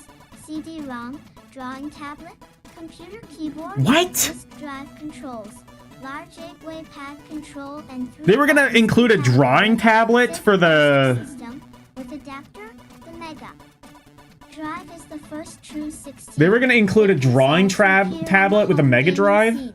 Sick. Utilizing a system that is similar to Sick that video used in game. the coin-op versions of Shinobi and Altered Beast, the Mega Drive has the capabilities of doing some truly remarkable stunts. Some of the magical tricks that Mega can perform range from scaling, sizing graphics characters so they appear to get larger or smaller, to a color palette of over 256,000 colors. Ambernick RG35 1P. I mean, yeah, if you want to play fake games. Although Sega has announced plans to have more than a dozen cartridges. That's a fake available console. by mid- Play real 1989. consoles. Like the Mega Drive. Among the favorites And the that are Marty. currently available The Marty's a real Space console Harrier that 2, everyone should play. Super Thunderblade, and Altered Beast have received generally good reply from Coral.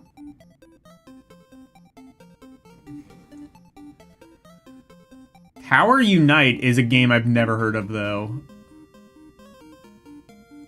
Alexa, what's the game Tower Unite for? Tower Unite is a virtual world party sandbox where you hang Oh, out, God. play mini games like mini golf or arcade rides, and customize your own condo with friends.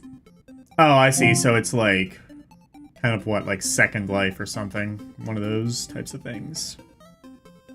The Sega 16 reviews in the Japanese game press.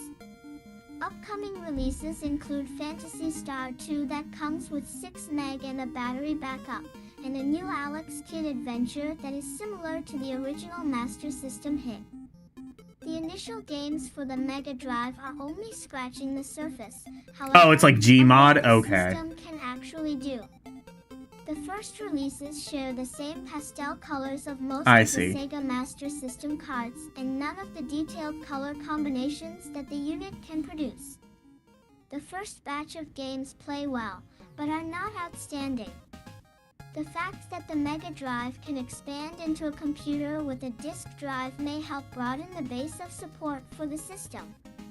With the use of a low-priced adapter, you will be able to play existing Sega Master System cards as well. Well, that did come And out. if Sega hopes to go against the PC Engine and the Nintendo Entertainment System, they're going to have to produce better 16-bit games and more of them. Korea.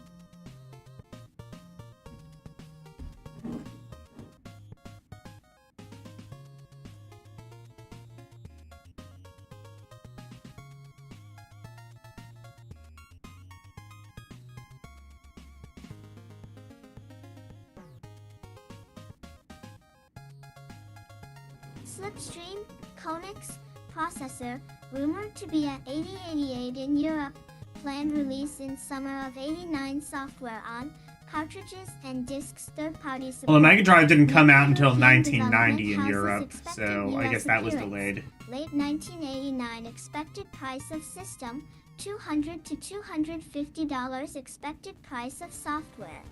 $50 and up / Also, they were still calling it the Mega Drive in, for the US by this point, so I guess changing the name to Genesis was very last minute. Because this is May 1989. When did, Alexa, when was the Genesis released in North America? The Sega Genesis hit North America in August 1989. Yeah, that must have been very last minute. Oh, shit. Sorry. I accidentally hit the...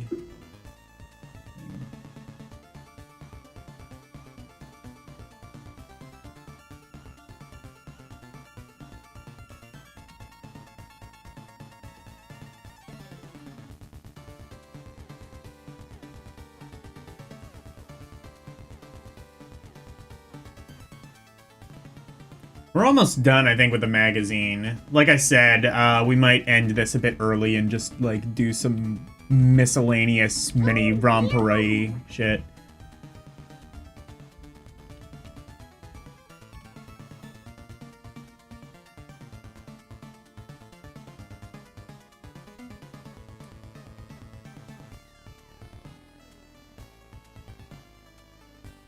But yeah.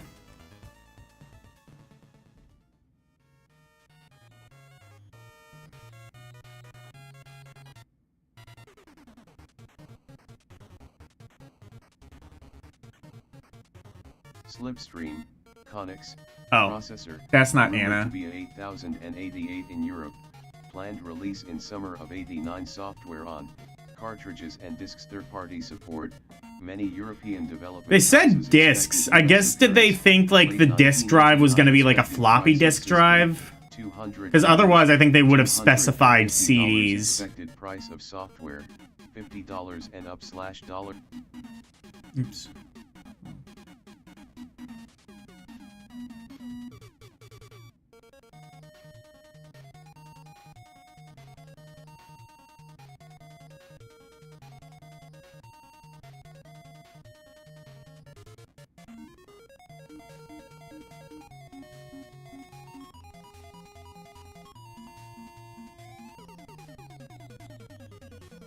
I must have Anna in my life.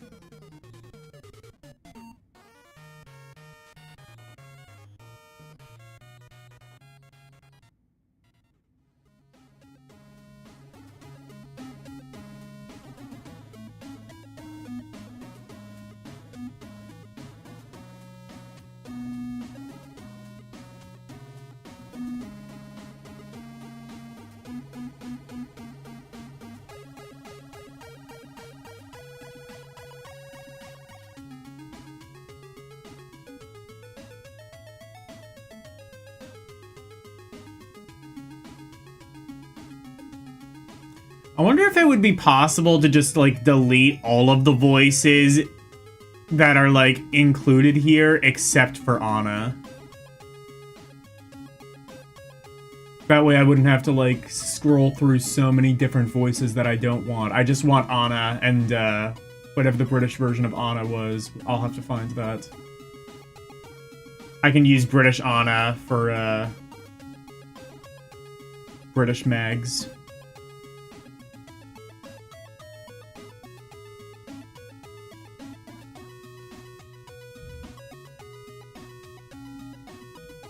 Anyway. Oh, is that, oh, it's the Super Nintendo.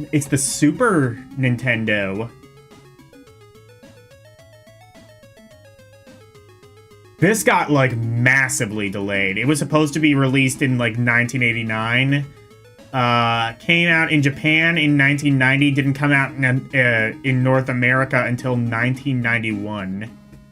And I think in Europe it came out in 92. It took a really long time for them to get it. Nintendo Super Famicom, the initial software support will come from the legions of development houses throughout Europe, Gremlin, US Gold, Ocean, etc., as well as some possible support from major US computer players such as Epix and Microprose. It is known that 10 software houses will be signed up to produce 3 games each in the first year, and Konix must give their stamp of approval for the games to be released. Since Nintendo has locked up most of the popular coin-op licensees, the Konix slipstream will concentrate on original efforts and computer translations. The lack of recognizable coin-op names and the higher price tags that have been reported to EGM will be the unit's main stumbling blocks. While there have been some rumors of a disk drive that will play lower-priced software, most of the cartridge-based games will fall in a $50 and higher price bracket that will be difficult to absorb. For price tags like that, the slipstream games are going to have to be of incredible quality, and computer translations don't seem like the logical path to proceed if big numbers are the goal. The slipstream does have some marketing aces up its sleeve. However, in the guise of an afterburner-style simulator chair that will rock and roll to the action. American release of the slipstream is sketchy at this point, but all fingers point to Epix, who has been secretly developing an entertainment system of some kind using the same development team responsible for the Amiga computer. Is the Epix console, in fact, the slipstream? Epix has admitted their interest in the slipstream project Is that what in the British Game Press. Is that what the... Bring the 16-bit unit over. Is that what the Lynx was going to be called? The Slipstream? Oh, the Game Boy. And did we tell you the name of the Game Boy? We call it Riding the Gravy Train.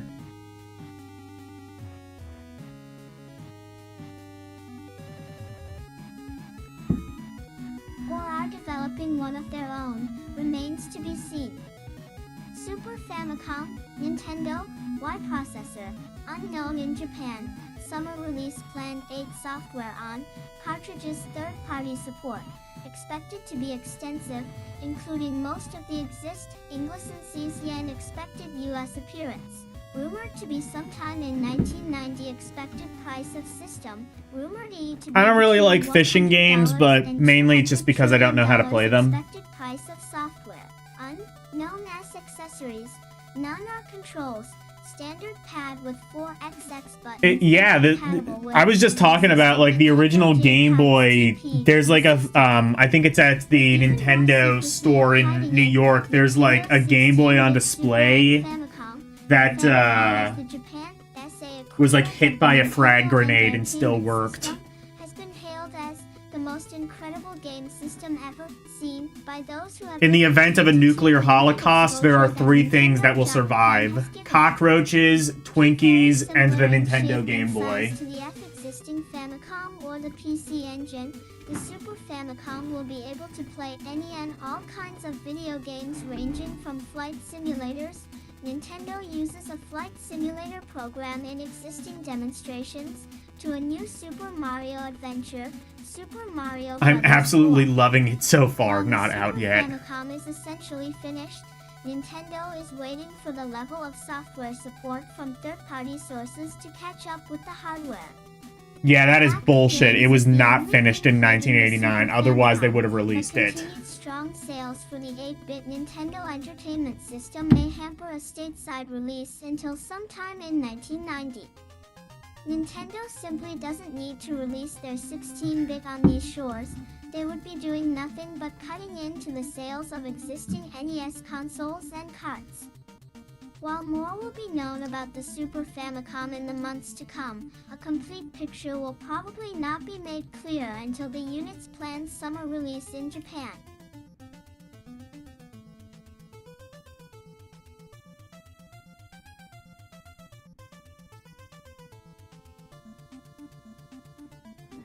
This is the trailer for Let's Fish Hooked. Oh, I think I have a guess as to why Elle would probably enjoy it, but let's see anyway. Let's see if my very educated guess is correct. Is it gonna be some Animu bullshit? Is it gonna be Animu bullshit?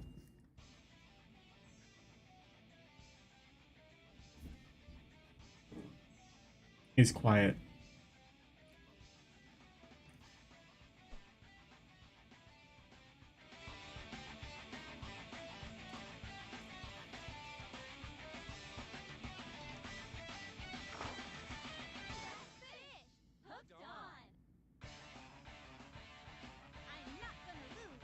It's anime bullshit.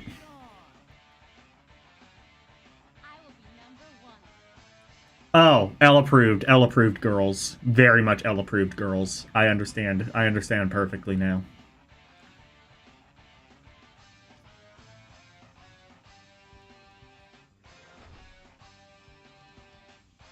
Game for 3-year-olds, Peggy 3, using a razor blade in their logo. Hell yeah. Hey, kids need to learn about razor blades sometime. Well, you want them to learn about it on the streets?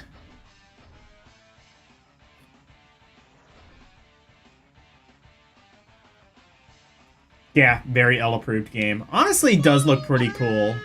Oh, it's shit. It's touchscreen. Okay.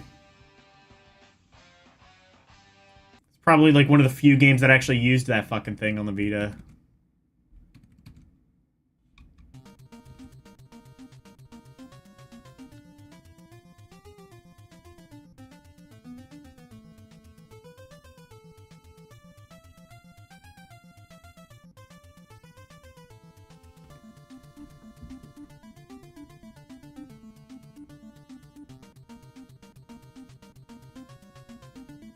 You work on PC with an emulator? Yeah, there's a Vita emulator. It's called Vita 3K. You can try it. I've not been successful in getting it working, but to be fair, I tried it on the Steam Deck, and I think that version's very significantly behind. Also, I tried it like a year or two ago. So I might need to check that out.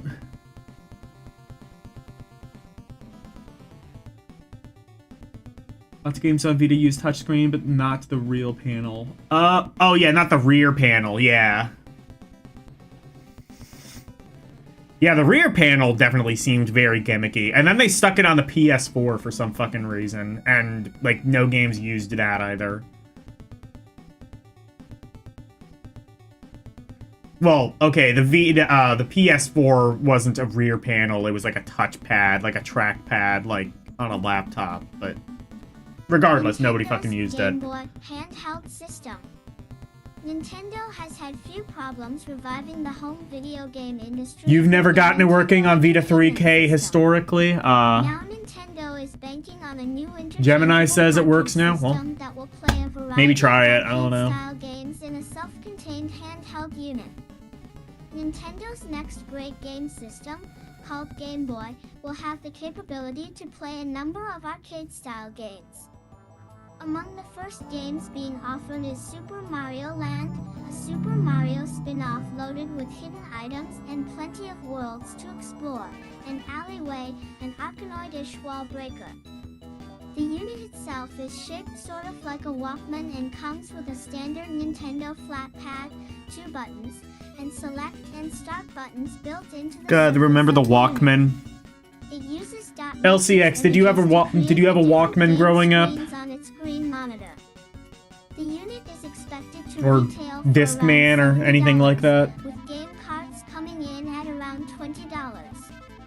RO, Tonson Game Boy, some Nintendo's Game Boy with Super Mario Land You did? and a related Good. story. EGM has discovered that the rumored Epic's game system is not a 16-bit mega system, but rather a self-contained color handheld cartridge unit. The steep $160 price tag that is rumored to go with the Epic system may scare off potential buyers. Oh, it definitely especially in did. the company of Nintendo, but the game graphics That and the fact that it was fucking huge and the battery life was like 2 minutes. by those who have seen it. Stay tuned.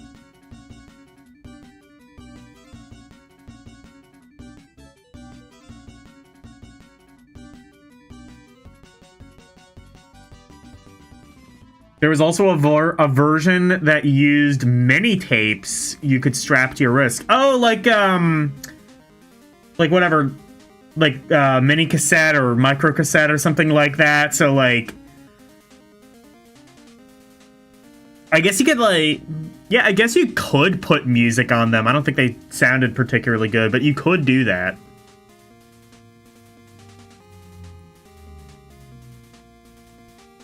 I just didn't know anybody who did that. Yeah, like, I think usually in America, like, the micro cassette was more just used for, like, kind of, like, dictation. Like, you'd have, like, a mini cassette recorder put in, like... Well, mini cassettes or micro cassettes, they were usually used for either, like, dictation or you, like, stuck them in your answering machine, and if somebody called you and left a message, it would record onto the tape.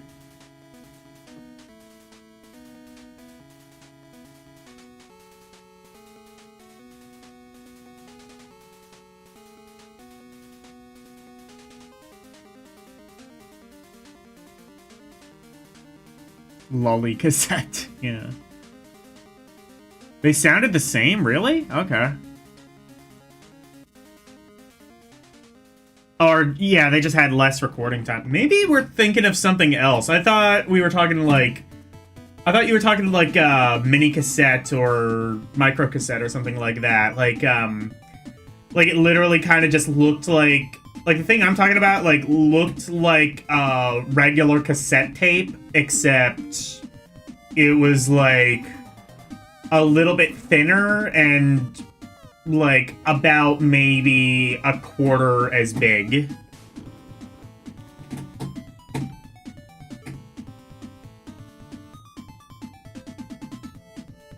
Oh, you are? Okay.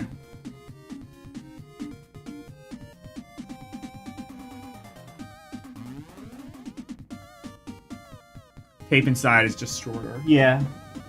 There was, like, I think, Tecmo, like, covered, like, there was literally one manufacturer who attempted to make, like, a microcassette, like, a microcassette, like, stereo player. You know what I mean? Like, why is that? Like a tape deck. Like a real, like, tape deck that you, like, plugged into your hi-fi system. And it worked surprisingly well, but I don't think it ever really caught on.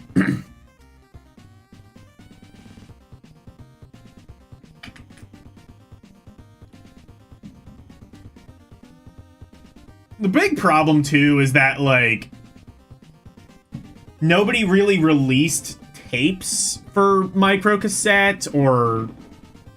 And, like, there wasn't really an easy way of, like... Because, like I said, they didn't have, like, hi-fi systems, really, so... You needed to, like... Like, if you wanted to, like, put music on, you couldn't just, like, record... I guess maybe you just had to, like, hold it up to the speaker and do a ghetto like that. They did sell music for micro compilations for it. Really? I did not know that.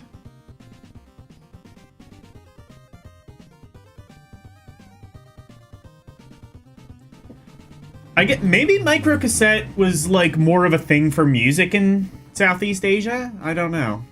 I didn't know that was a thing.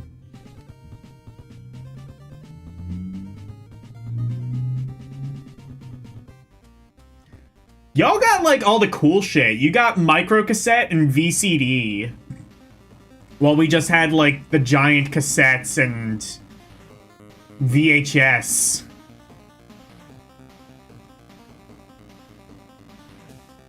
Or we had Laserdisc if you had like $1 billion to piss away.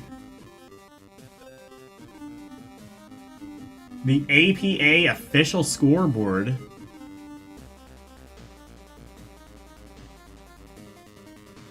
Oh, so these are like world record holders. Contra. I wonder if any of these names are like people we would is Billy Mitchell on here anywhere? That would be funny.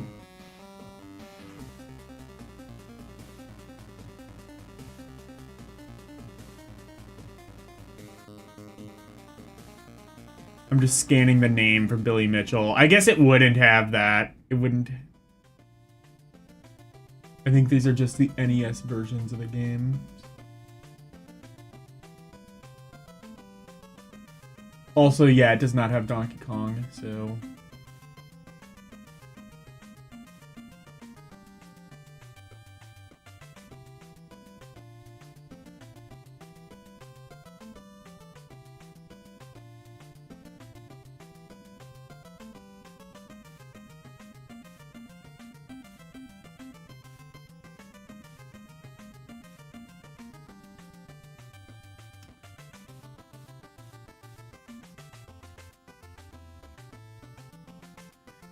UK? Oh no.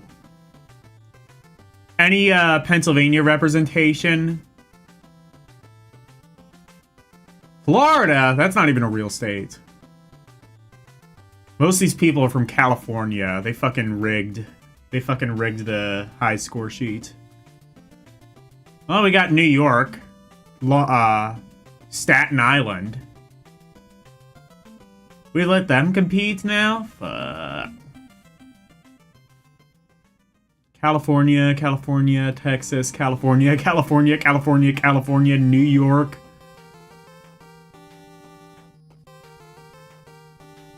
And fucking Wisconsin.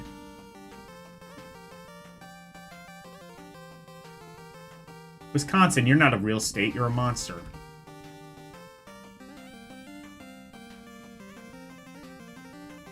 Oh no, there's still...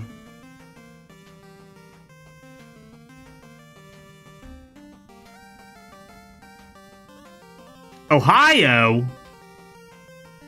How dare you?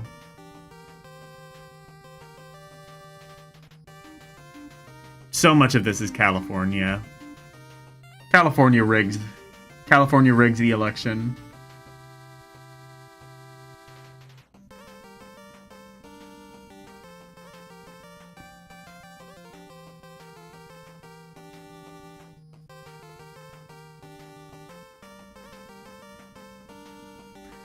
Oh, there were like ones that had like built-in radio, so you could just like record off the radio? Okay.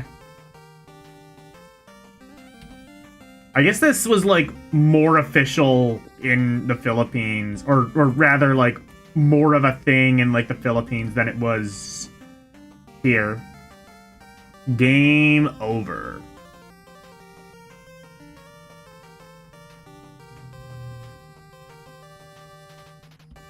What's this?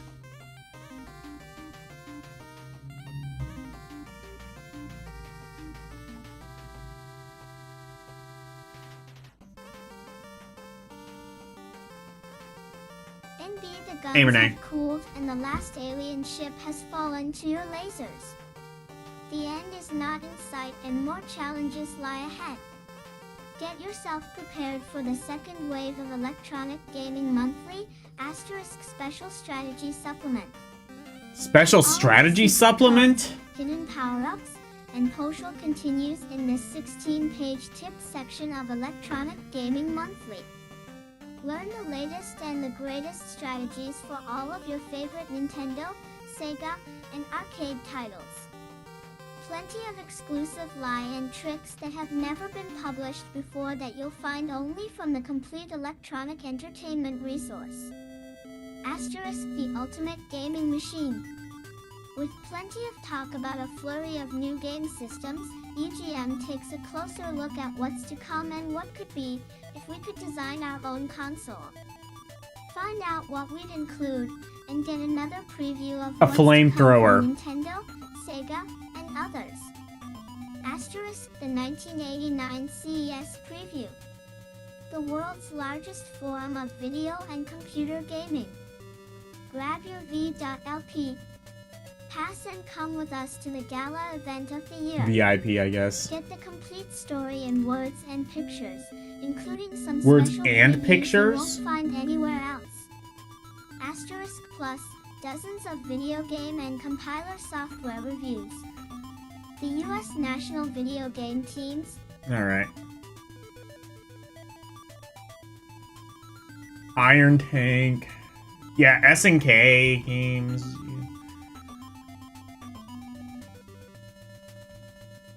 And that is the end of the magazine. So, we've ended that a bit early. How about...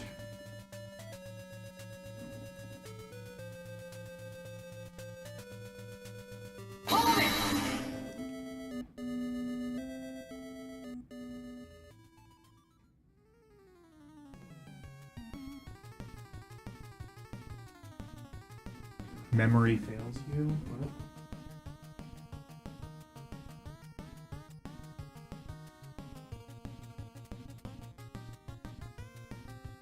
Oh, it did take regular tapes. Oh, okay. Yeah, I was gonna say, I didn't think, like, micro cassettes were a massive thing.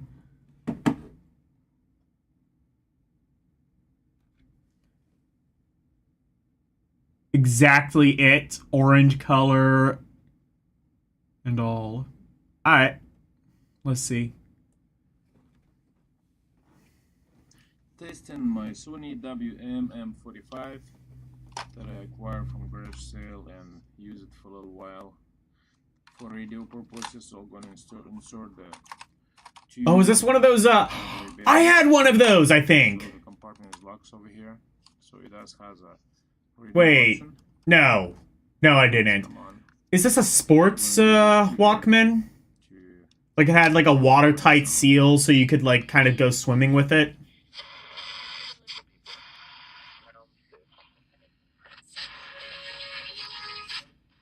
No, no, it's not. I don't think it is now.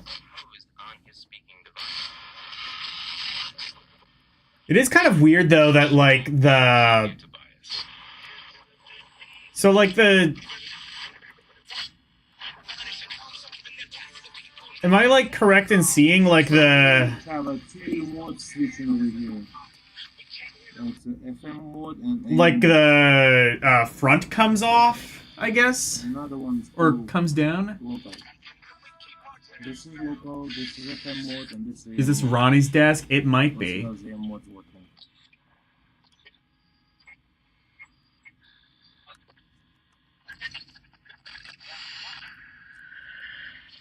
There's dial right here.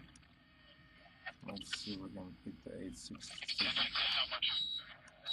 know, over the top lighting one.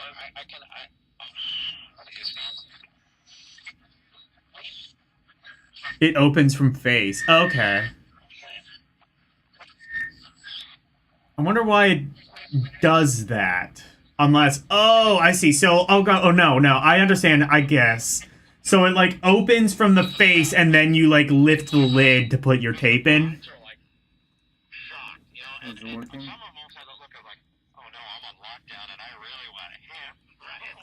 Okay, and this we have normal and CR02 metal right here switch.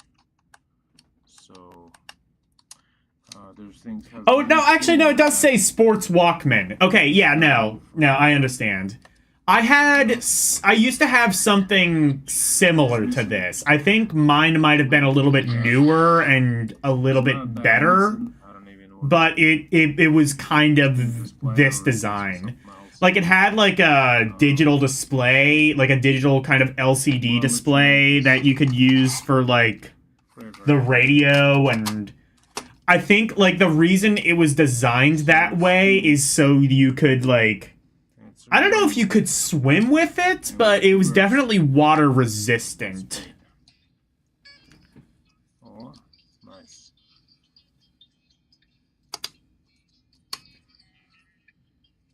Yeah, the one I had for a while, it was kind of like this, except it was better. And I think a little bit newer. I'm assuming this is volume button. It's not working. So you gotta fix that. And then, like, the battery compartment was inside the cassette mechanism, so you had to, like, open it up to... You had to, like, lift the lid and then put in... It was, like, 1 or 2 AA batteries or something like that.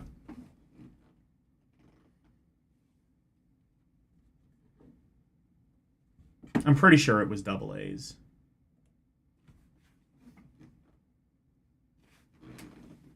Yeah.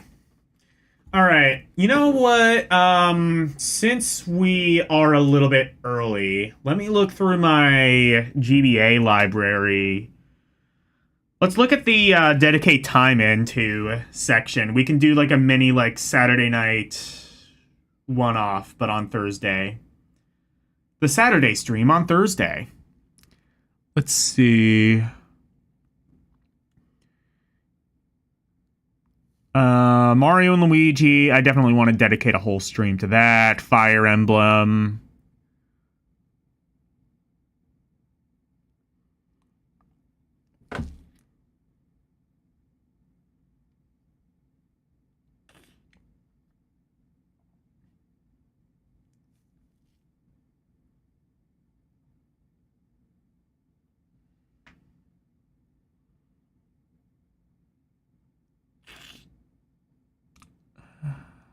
A lot of these I think I want to like dedicate multiple streams into, but FF4,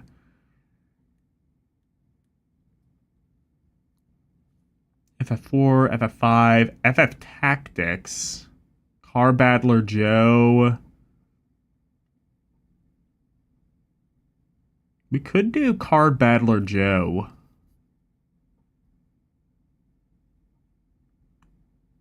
Dragon Quest, Dynasty Warriors, Flame of Rekka. I don't remember what that one was.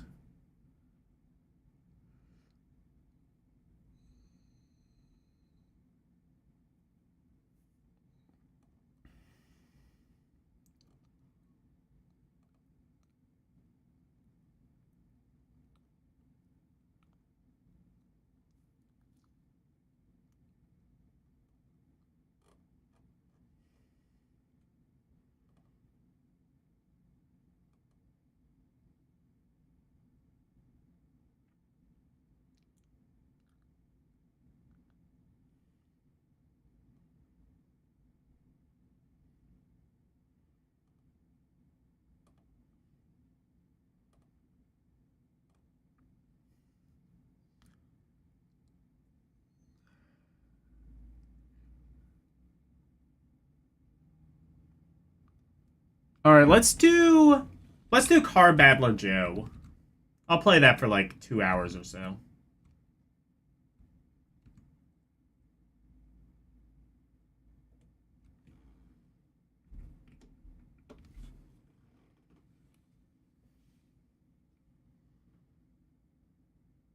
Did I see your FF6 fan art? No, I'm sure it was not flattering.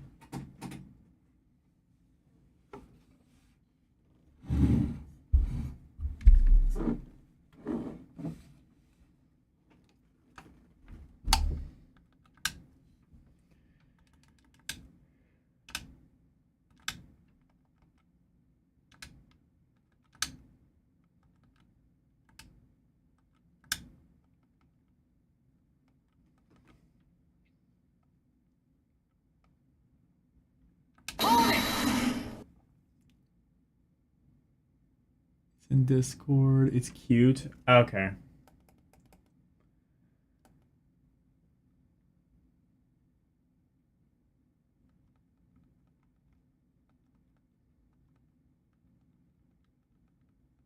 Let me load this up and then I will take a look.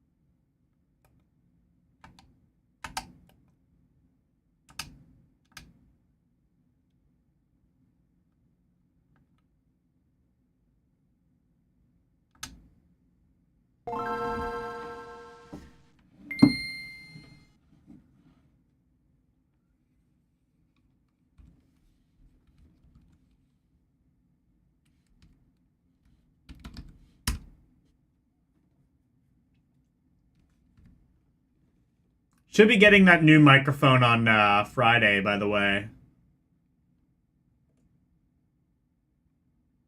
Well, by Friday. Hopefully I get it by the weekend so I can have it by Saturday's stream. Which will be, oh yeah, Thousand Arms. Thousand Arms. Let's see. Okay.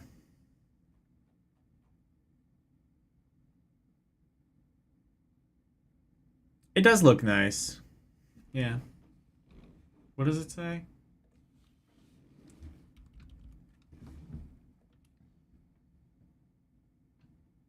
Oh no! I am depressed. Bye-bye, cruel world. I'll probably live through nothing.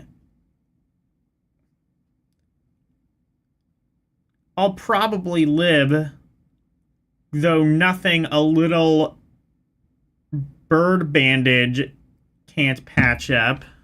Okay. Cute. JVC. They made cassette recorders.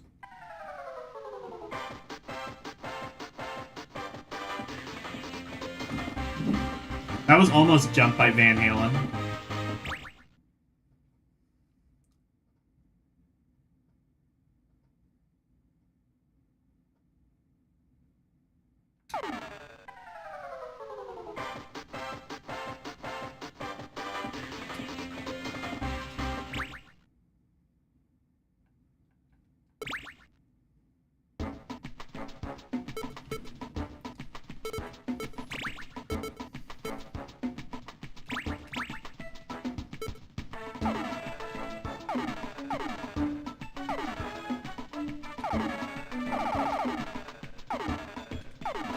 Oh, hold on. I see.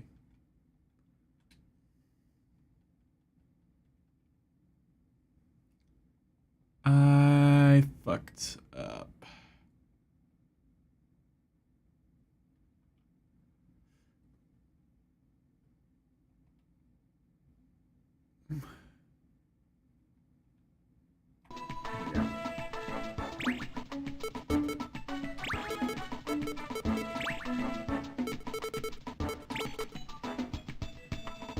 Okay, I guess I'm Loga. You can only fit 4 characters.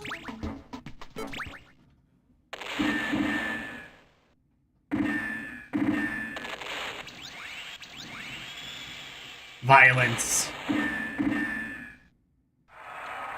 Violence.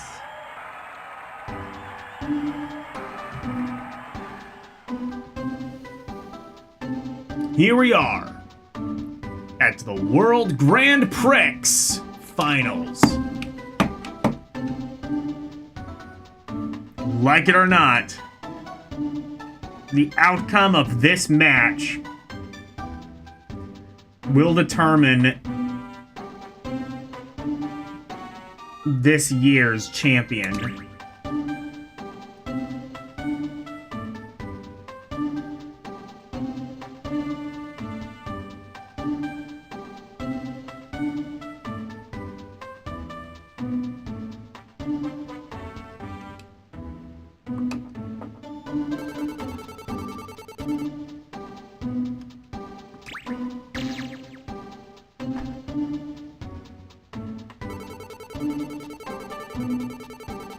How is the audio, by the way? Is it might be too loud, actually. I turned down. Yeah, this should be fine, right? Emma, is it fine, or is game audio too loud? Were you watching videos of your father? Oh my, how lewd.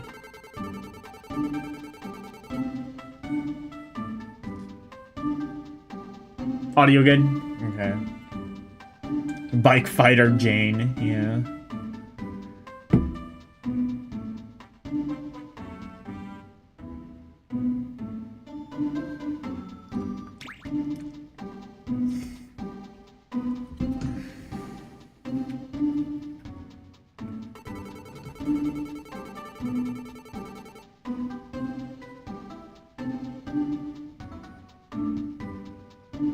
You're all grown up now.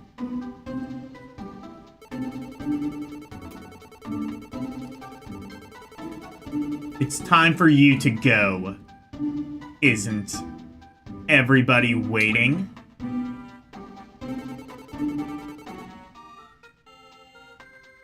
Yes, this is a car RPG, also known as a car PG, is what they should have called it.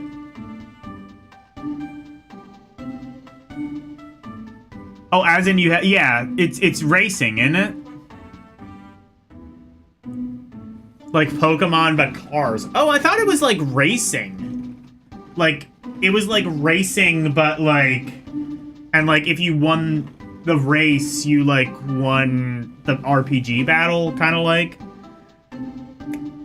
There were so many unique RPGs. Like, I immediately think of this game and Sigma Star Saga as just, like, some of the weirdest RPG concepts of all time, and they were both on GBA. Oh, it's not racing? Okay. This is interesting, then. We'll see. I mean, the concept might be, like, so crazy. I'm sorry, does the mom kind of look like Nobeta to anyone? I think it's the hair. It's the hair is what it is.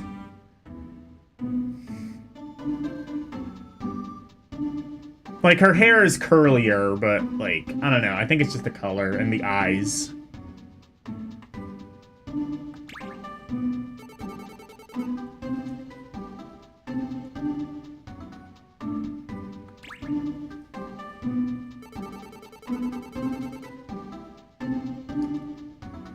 Like Nobeta's grandma. Yeah. Slim Nim had you play this. Slim Nim would have you play it. I think it was like, it was either Slim Nim or Karumi was really excited when I got to this game. And I did give it an outstanding, but I decided, like, I want to play more of this and then, like, give it a ranking afterwards. Because I think I only got to the tutorial whenever I played it last.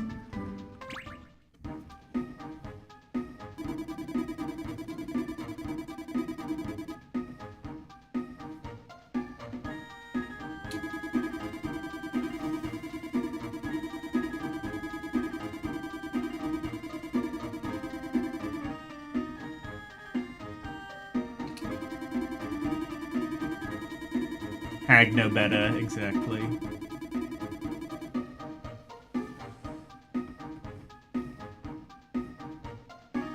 It's no better after Karumi's had his way.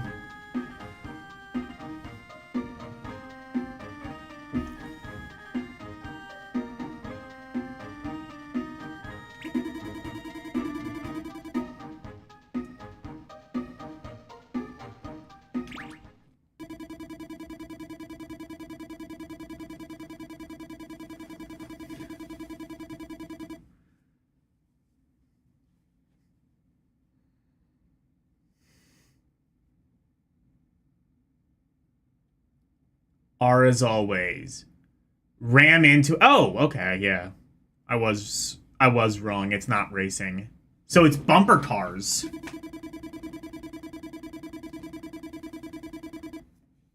Control, might be a good idea. Wait, where is... Oh, there we go. Yes. I might need to.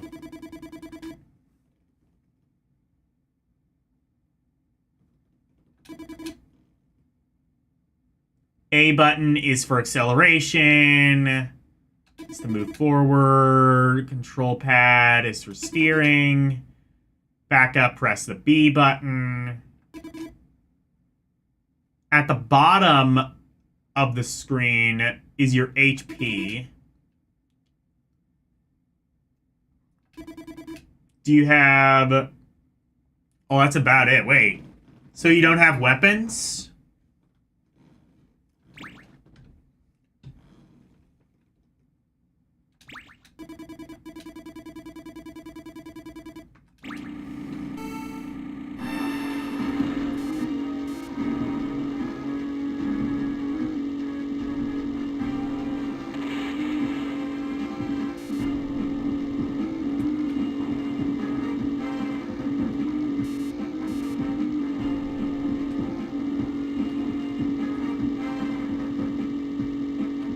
So how do you attack? Just, like, run into the car? Also, Car Battler Joe, more like Car Battler Slow.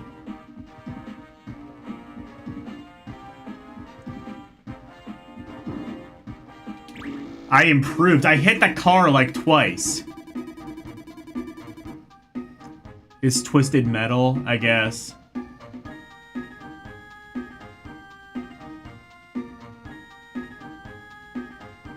Was I right about YouTube censoring your alt? Because it's not really on my channel, but like on some people's channels.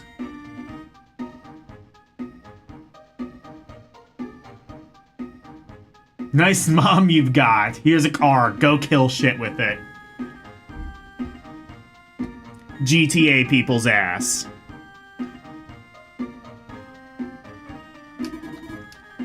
I'm better than you expect. I hit that car like maybe twice, and I think it did more damage to me than I did to it. I wonder if you do get weapons eventually.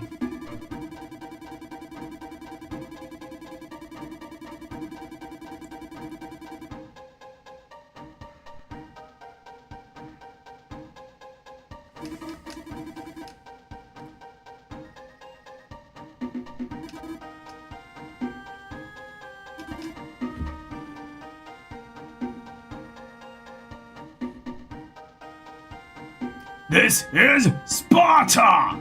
Kicks Nobeta into a pit. Oh no.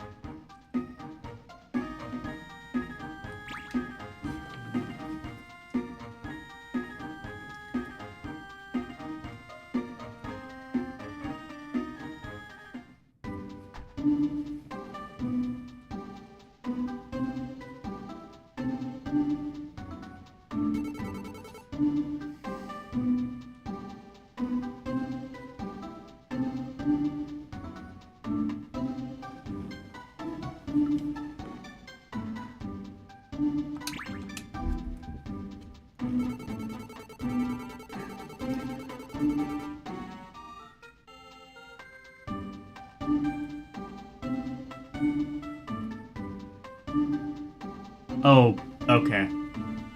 Time to look away from chat now.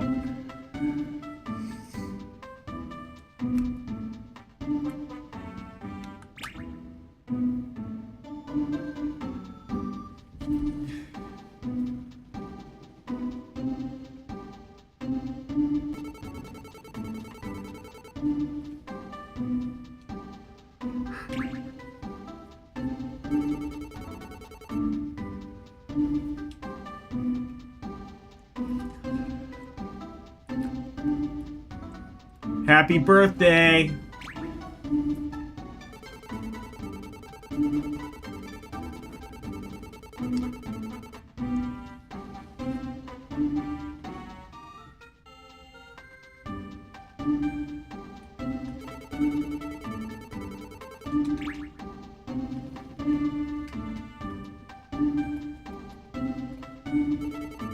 Yay! The CarPG adventure can begin.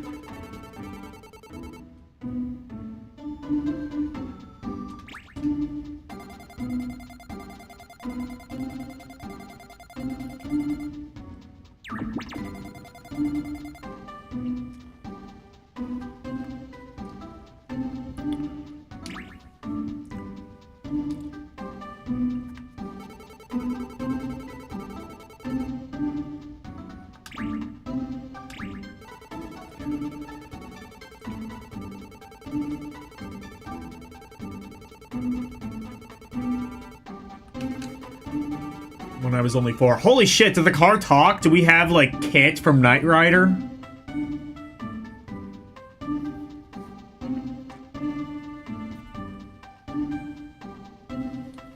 Gun vehicle. Oh, hell yeah, so we do get guns.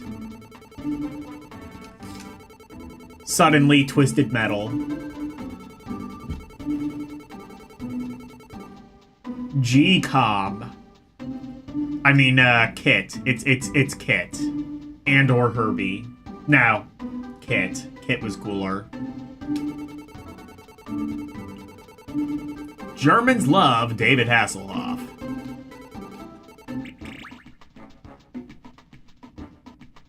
Oh, I can give it... G-Com's name. L. That's a 4-letter name.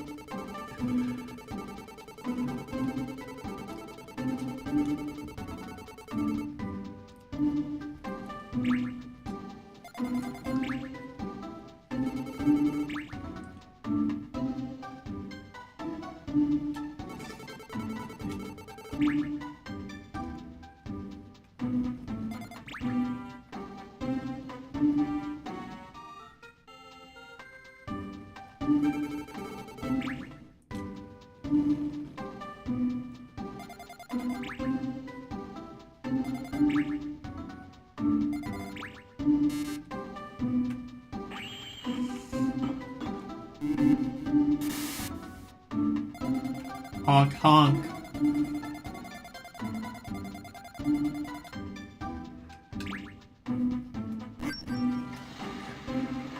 That is a very shitty looking car, I'm not gonna lie.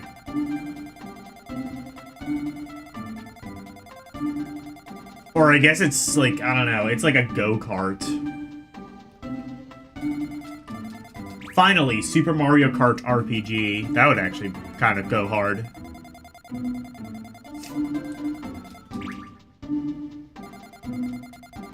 I guess Mario Kart does kind of have, like, almost like an EXP system now. You, like, collect coins and you can unlock more cars. So I guess, in a way, Mario Kart is an RPG now. Oh, it's an F1. Oh, yeah, you're right. You're right, yeah.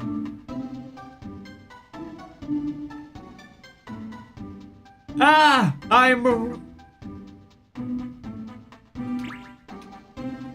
I'm tired too, honestly.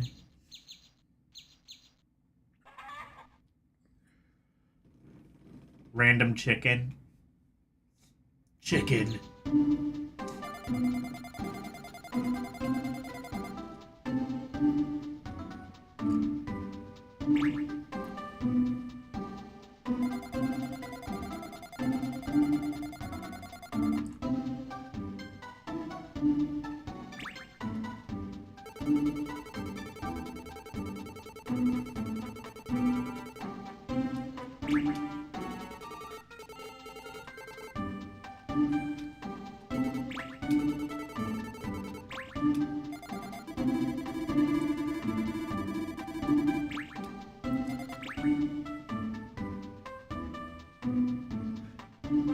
I'm a Karumi dialogue skip so that this game can actually happen.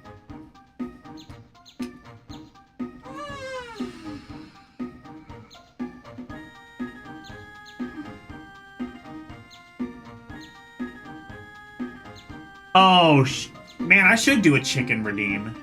Chicken. Maybe I can have that set up by Saturday.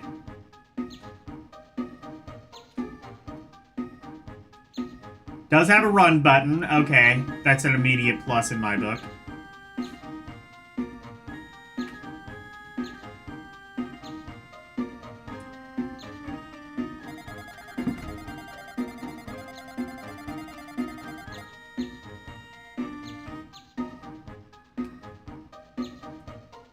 Oh, we gotta go to Taka's office.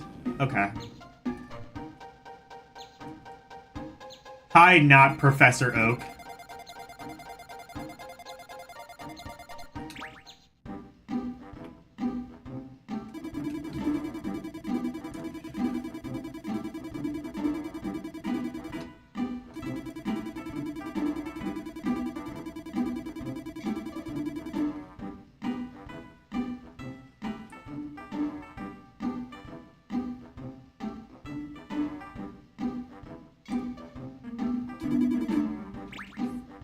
Jorb.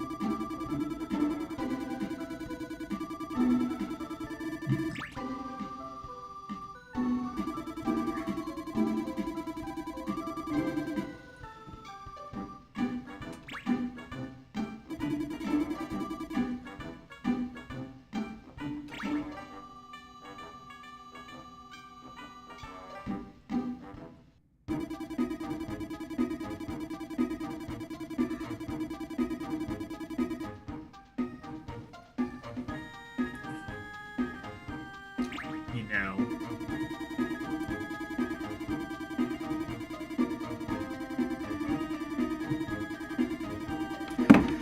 I think I want to, like, keep playing this. Well, like, keep playing this at least for the rest of the stream. Mainly because I kind of wonder how is this,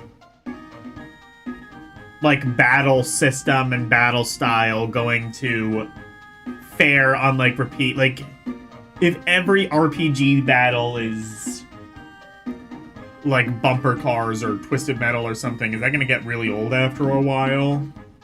That's kind of my fear. We shall see, though. Or, like, I fear that that is a possibility. If they don't really do a whole lot with it.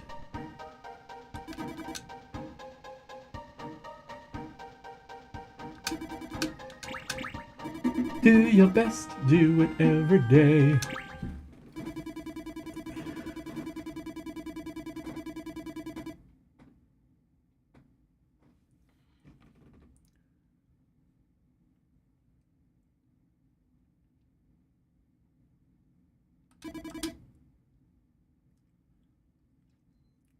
Use the A button and the control button. It literally already taught me how to do this.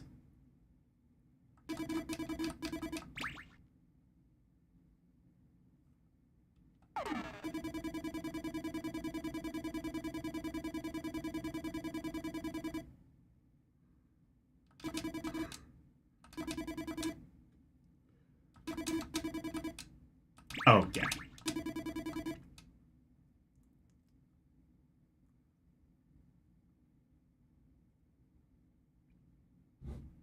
Just press start. Oh, I can... Okay.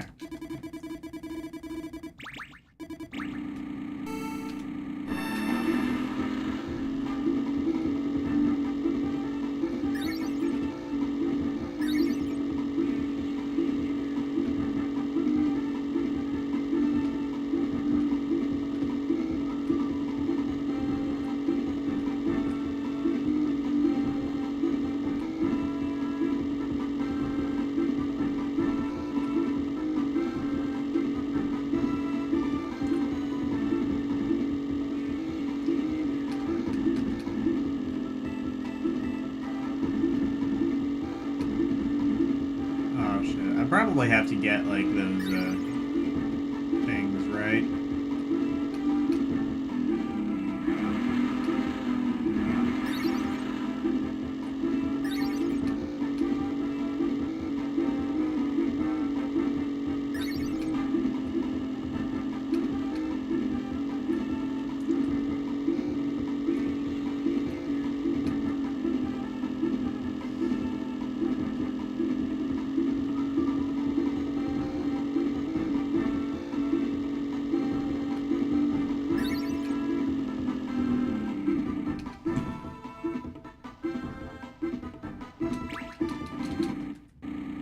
Let's try one more time.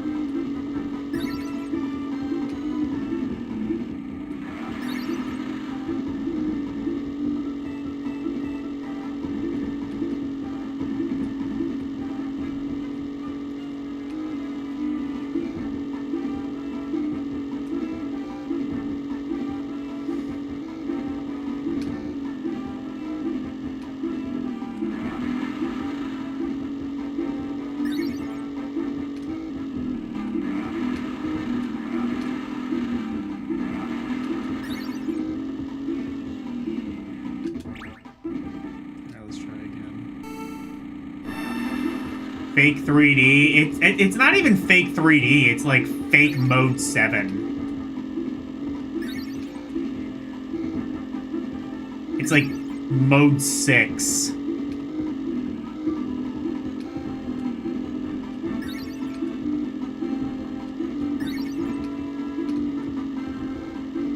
Mode like 5.5.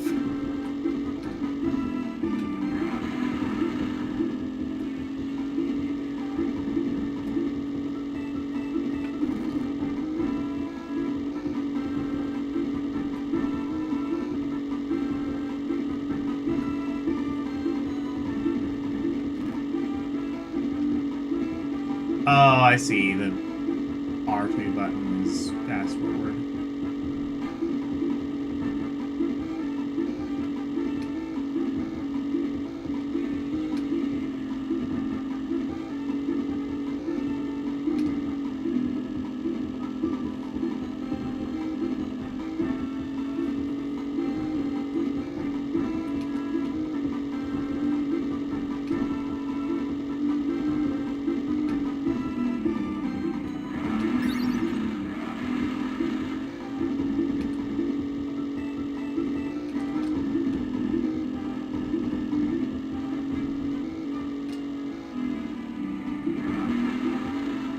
Why is it giving me, like, more time to do this now? I'm pretty sure it is, anyway.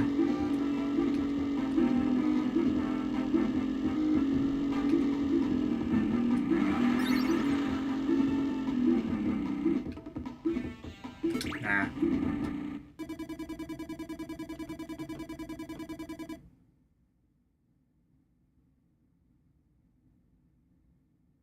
Being constantly rotated and stretched. Yeah, so it's like iffy mode 7. Shooting practice. Press the R button. Okay. Aye, aye, Captain.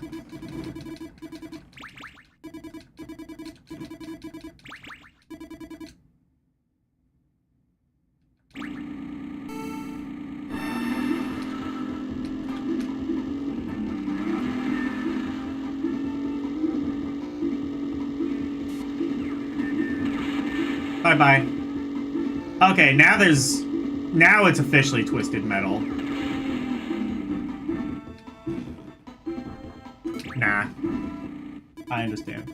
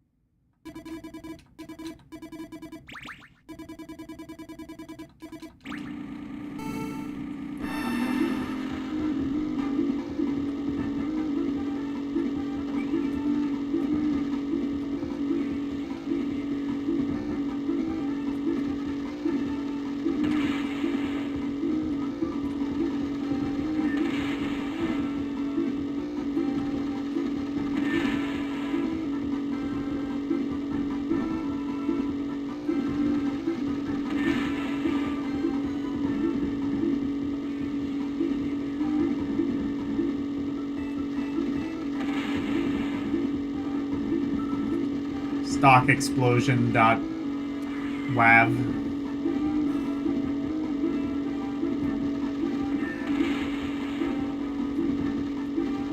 Yeah, combat. I'm interested in seeing, like, if the combat becomes, like, more involved, because right now, I mean, the concept is good. I'm a little bit worried that the execution might be a bit on the dull side.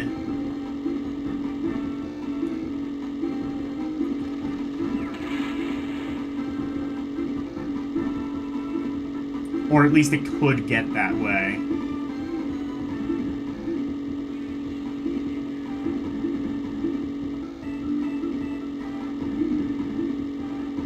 Also, I hope the car eventually starts going faster. It's quite slow.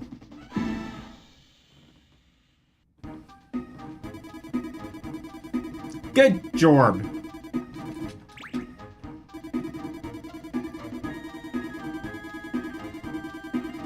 I got a B? Alright, good enough. I passed.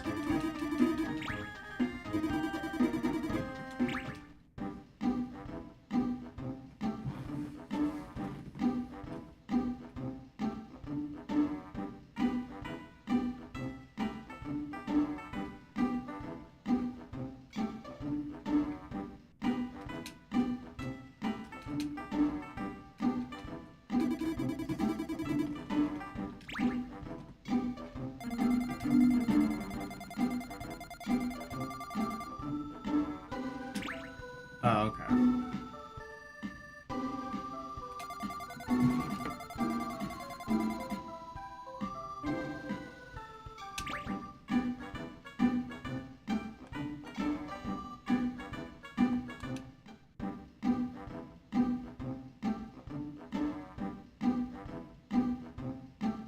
Oh, I can save. Okay. Yeah, let's do that.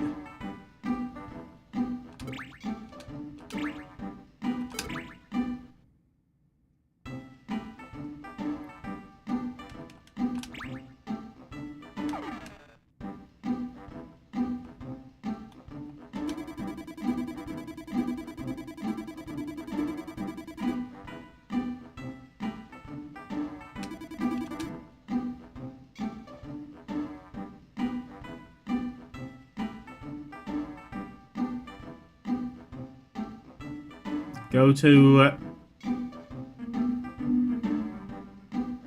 the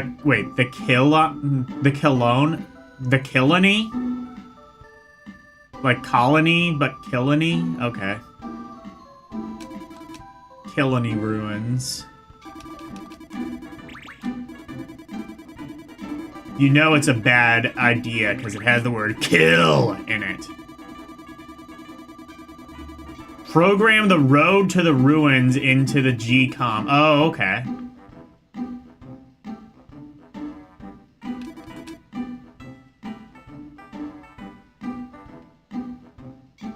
You also installed one weapon on your... Well, I've played enough Artanelico to know that install... Install can mean a lot of things.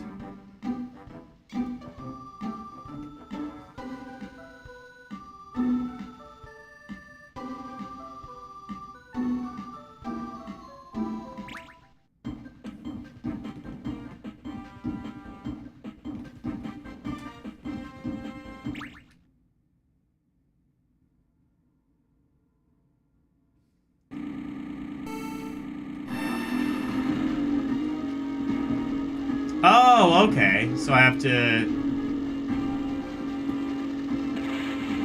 I see. So this is how the RPG battles work. It's not like random battles. It's... like... Okay. I see how this works. Are they even shooting at me?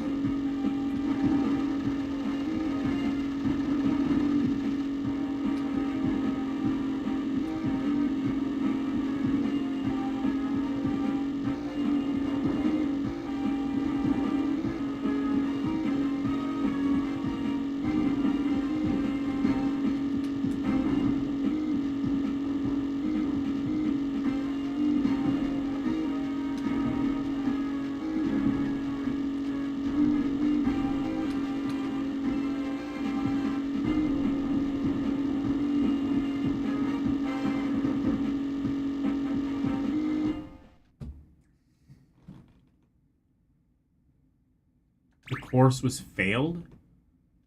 Okay.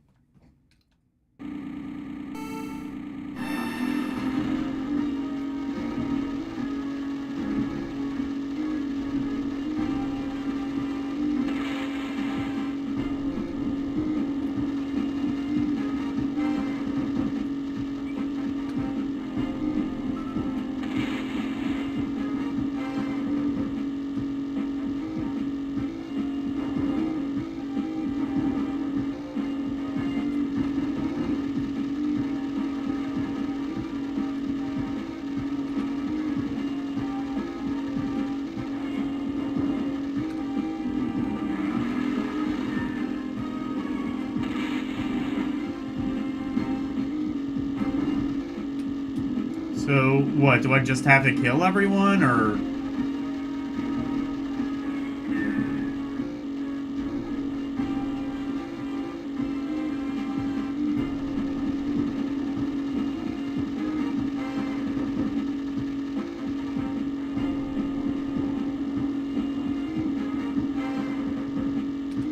Or maybe I don't. I don't think it would require me to kill everyone. I think I just have to, like... I might just have to, like, get to a place...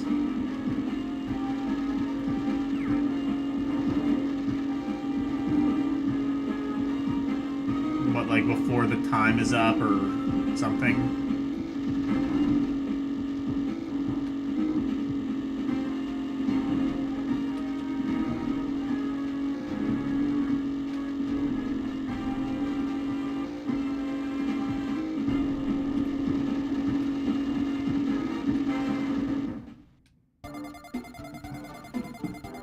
Oh, okay. Yeah, so I don't have to kill everything. There we go.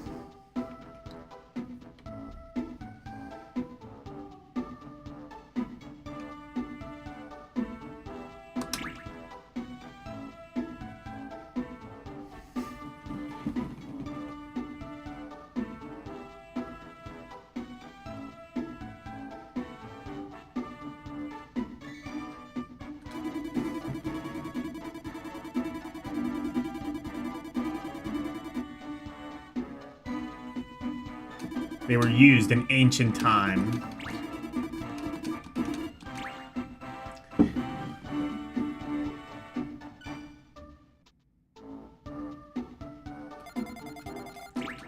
I mean, I do feel like Mad Max was basically ancient times.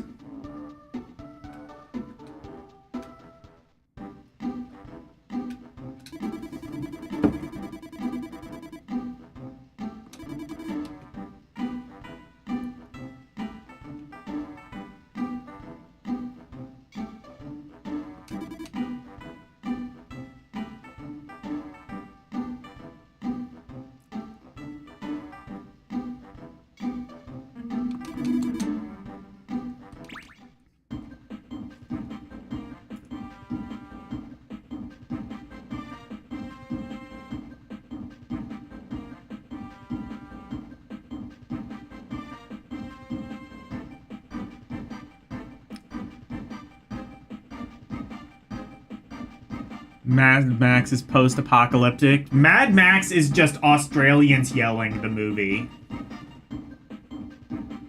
I say, having only seen, like, the first 20 minutes of Mad Max, so I should actually probably watch the movie. But still.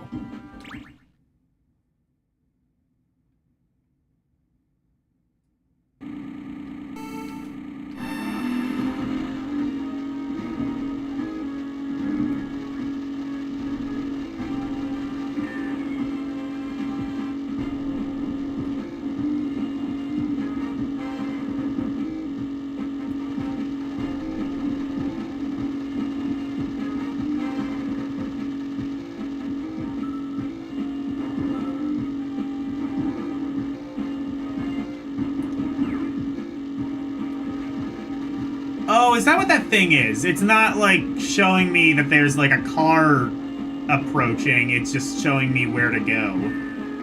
Okay, that's an interesting way of doing navigation, but actually a pretty effective one. I think that would actually be a pretty good way of doing things if, like, top-down racers like this ever decided to make a comeback.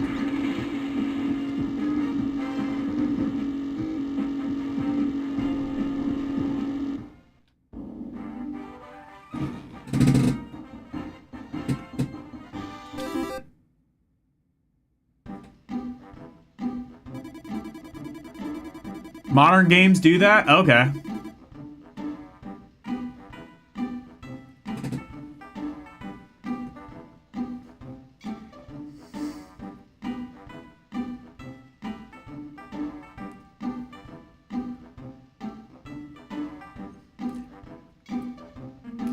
I mean, like, yeah, modern games have, like, you know, like turning directions that, like, flash at the top or whatever, but I'm saying, like, specifically the way this game does it, where it, like, kind of, like, moves it, so it's almost like... I don't know, like, it's hard to explain how the game does it, but the way it does it, I think, is, like, really ingenious. That said, I think, like, so far, I'm second-guessing my initial outstanding ranking. It's a really good game. I just feel like... maybe, like, a lower outstanding, perhaps. But we'll see. I want to see, like, kind of where this game goes. Because if it is kind of just, like, a Pokemon-like, I would say it's definitely better than Pokemon, just for the concept being very weird and kind of unique. But also, it being like Pokemon does mean that at its core, it does suffer from some of the same issues I have with Pokemon. Like, you comparing it to Pokemon is kind of, like, recontextualized this game in my head for me. But I will kind of keep going. I want to see, like, what the story ends up being like, if it ends up being kind of interesting in any way.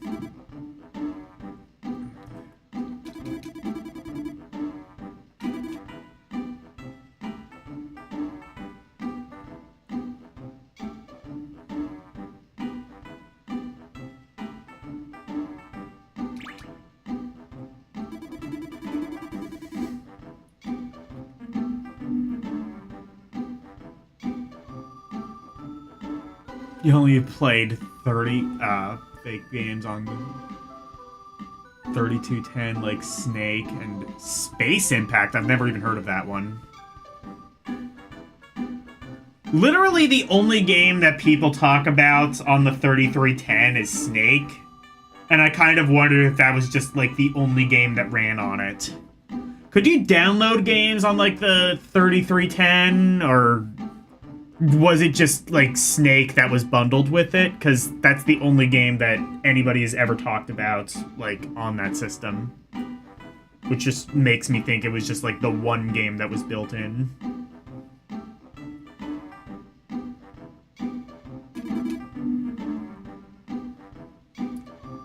I guess also Space Impact, whatever that is. Maybe like Asteroids or Space Invaders or something.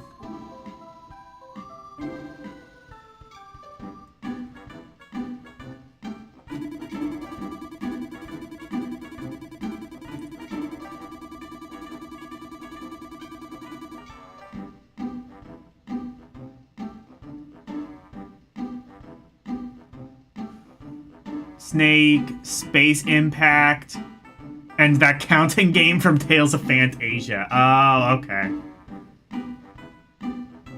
No, you could not download games. Oh, it's a shmup. Oh, okay, I see. Oh, I think I have an idea of what that would probably be like then. I think I played... If it's what I think it is, then I might have played something like that on, like, that one brick game thing that was, like, 999 games in one, and then it was literally just 3 games repeated over.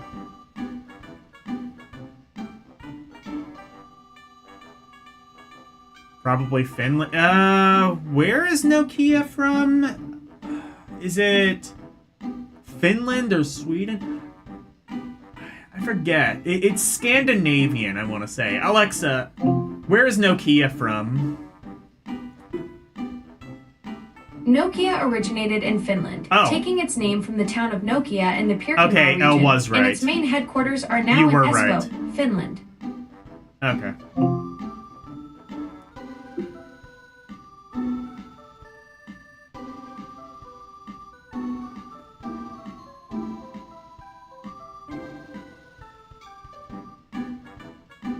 I know about Bounce. I got to play, I played that, during, like, that one, Java showcase. I gotta do another Java showcase at some point. That was fun, the first time I did that. I also gotta do a Tiger LCD game showcase. See, like, if I can even comprehend any of the Tiger games, because I remember, like... A lot of the videos that I've seen of Tiger games, a lot of them just look completely inscrutable. So it'll kind of be interesting to see, like, if I would even be able to work it out. With this.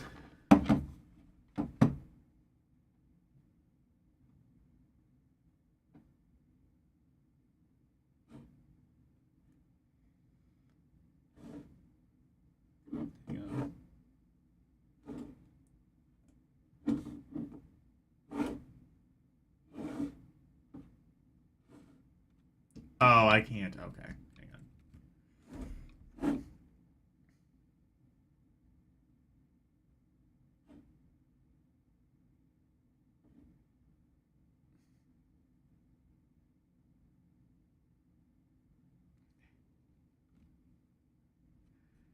Tiger games were too expensive, so you only played fake, like, ASIO or credit card-sized fake handhelds.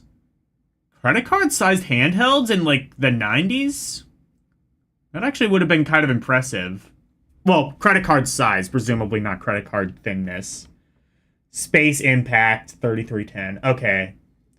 Is this game, like, kind of what I think it would be? Probably just, like, no-frills shmup.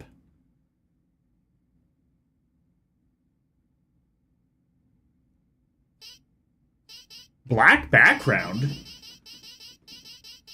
Okay, I was expecting, like, vertical shmup. This is horizontal. This is actually more than I expected. One, was not expecting... Because, like, I've seen Snake. I was not expecting it to even, like, have moving, like, animations. Oh, there's things you can collect. I don't know what they do. It doesn't seem like they're power-ups or anything.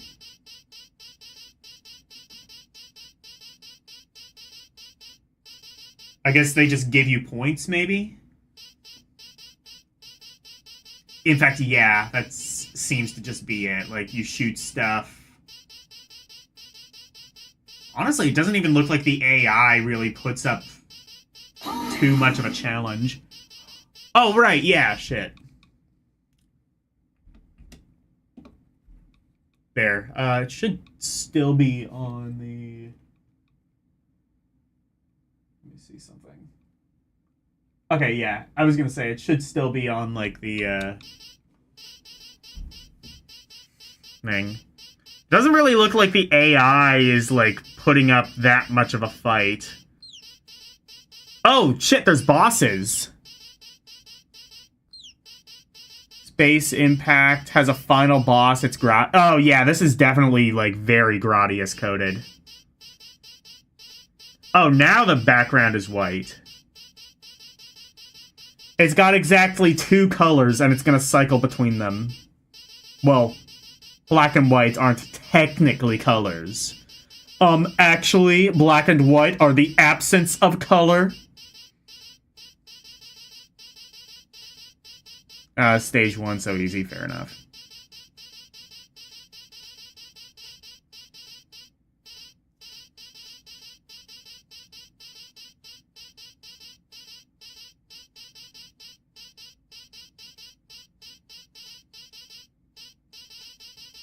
Imagine, like, mashing... Because it would have just had, like, a keypad, right? Like, I don't think Nokia phones had, like, any sort of D-pad or joystick or any... Oh, maybe they did.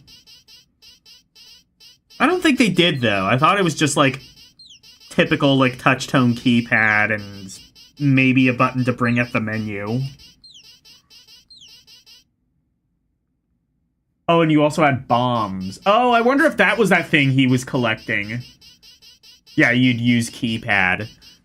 You'd have to, like, mash that, like, very kind of... Like, I remember, like, those buttons not really having much in terms of travel. You know what this reminds me of? Have you ever heard of the Cybico or Sabico? I'm thinking it's Cybico. Cybico was basically like the Rolls-Royce version of this.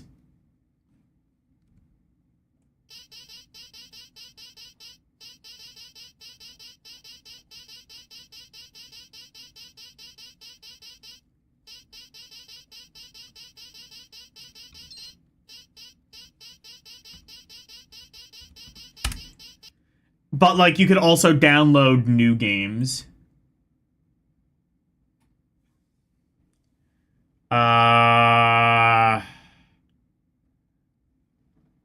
Okay, there's an Ashens video. We could just watch that.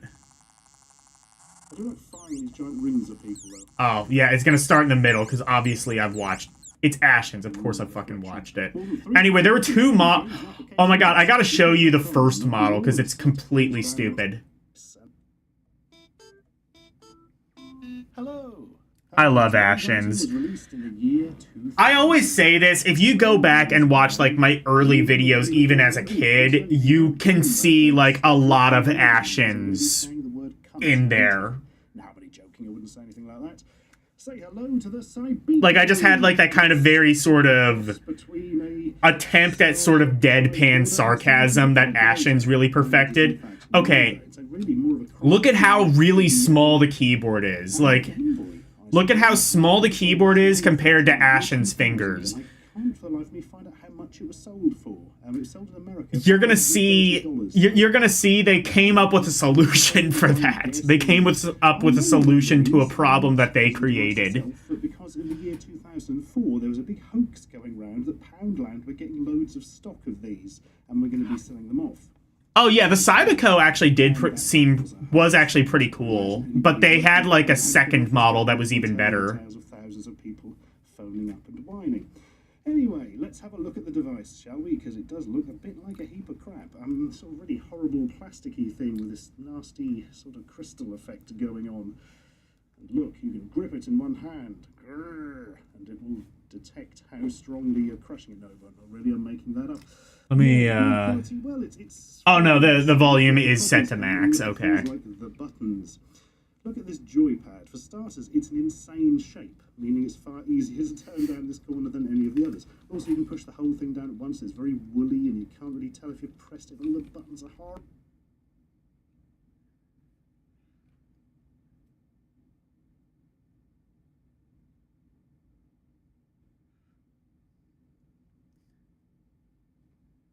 You could finish the game on a Nokia and have 4 bars left. A full battery, which was good for 1 week. Man, remember the days when phone battery didn't suck? Actually, it's kind of like getting good again. Like, I've owned this iPhone 13 that I have now for... well, when I bought the phone, I had to wear a mask. So, like, at least 2021, 2022. And, Like, the battery is still, like, it still gets me, like, fairly reliably, like, a full day of battery. And that's, like, you know, watching YouTube, listening to Spotify. Horrible. Something I'd particularly like to point out is the keyboard. Let's type in the word grape. Oh no. I'm mashing the keyboard. Yeah, okay, watch this. This is funny. Horrible. Something I'd particularly like to point out is the keyboard. Let's type in the word grape. Oh no. I'm mashing the keyboard because the buttons are too small for human fingers to press, unless you're like some sort of bizarre fetal chimpanzee. And as a result, it comes with a stylus, not for a touchscreen, but for the bloody keyboard. I always loved that. Homer has to get a dialing wand. Deary Your fingers are too fat to press the buttons. Here's a fucking stylus. Here's a stylus to touch the keyboard with. Messaging service, but only from unit to unit. They had a range of about... Being a method of... Yeah, it really was. A range of 300 meters, which isn't really that But it was a snapshot of the time. Yeah, if anybody had their Cybeco on in that area, it would appear and you could message them and then you could block them because you didn't like them and all that sort of stuff. And, you know, that was quite exciting back in the year 2000 because... Yeah, so it wasn't just a game console. It was also like a PDA. It was like a messaging system. Like you could send texts and things over it. It was very and he kind of explains this. I'll kind of like skip around in the video because it's a little bit long. But essentially, like, how long is the video? Like, okay, 24 minutes. I'll kind of skip around. But, like, you could message people with it. It's a little bit redundant. It's not, like, super... Well, I say that. No, it makes sense. So, it's kind of like... You remember how the DS had, like, PictoChat? It was kind of like that, where, like, you could send messages and... Well, on PictoChat, you could use the touch screen to, like, draw little sketches and stuff. Except, like, it only worked for, I think, about, like, 150 feet, roughly. It was, like, very kind of, like, near communication sort of thing. Near-field wireless communication. So you could text people, but, like, it's not like, you know, you could message your friend who's, you know, in bed in another house or something. You kind of had to be, like, in the same room. So really, like, the only, like, practical use this would have is, like, if you're in school and you need to, like, message someone while the teacher is talking and hopefully they don't notice that you have a Cybeco on.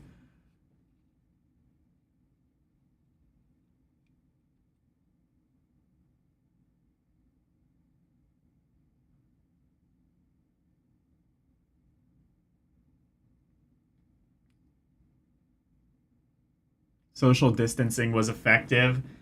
Was it? I've heard kind of conflicting things about that in retrospect.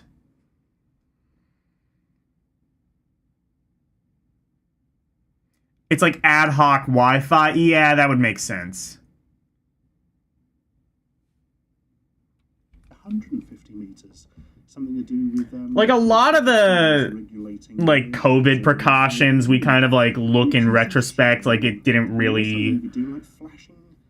Well, like you look at like Florida, which was like a state that kind of had much more lax kind of like COVID restrictions, and they ended up having like some really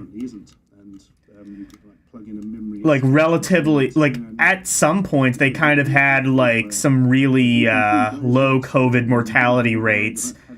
I mean, they went up, you know, whenever like the national average went up, like whenever like COVID spiked, like specifically kind of like during the winter, whenever, you know, just illness in general kind of spiked. But yeah.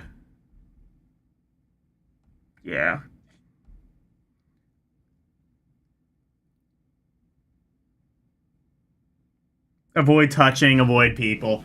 Honestly, like, my thing with COVID was always just kind of like, the people who were, like, dying from COVID, most of them were just either the elderly or people with pre-existing conditions who were probably going to get sick and die of the flu or, you know, literally fucking anything. Like, if they could have just died if there was just too much pollen in the air, for all I know. Like, it all just, in retrospect, seemed extremely overblown and extremely overhyped by the media, which in turn made, like, local officials and ultimately, like, the national government just turbo panic and turbo, like, overreact to it.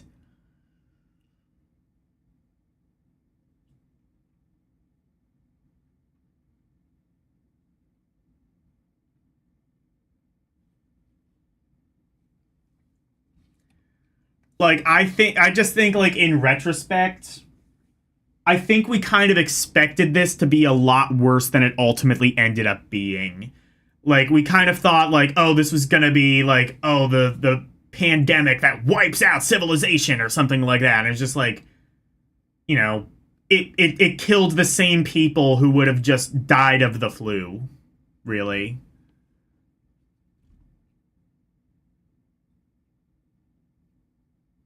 Some horrible proprietary connector that goes to the serial port of a PC for hideously slow and unreliable data transfer. Yeah, I don't even have the cable for that, but we'll get around that later. Right, let's plug her in then. Thankfully, whoever very kindly sent this in did send the power. Look, there's a little red LED already. I'm excited. Turn it on. Turn it on. The far right insist the vaccines turned people into... Yeah, well, that's the other thing, too, is just... Like, anti-vax shit. So, like, that's the other thing, too, is I will... It's alright, I've got it going. Just had to press the reset button. Yeah, that's the other thing, too, is kind of like...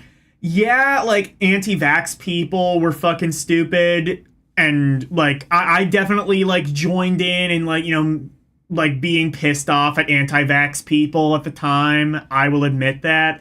But also, like, there were legitimate reasons for people not to get vaccines. And a lot of those people were just kind of, like, either...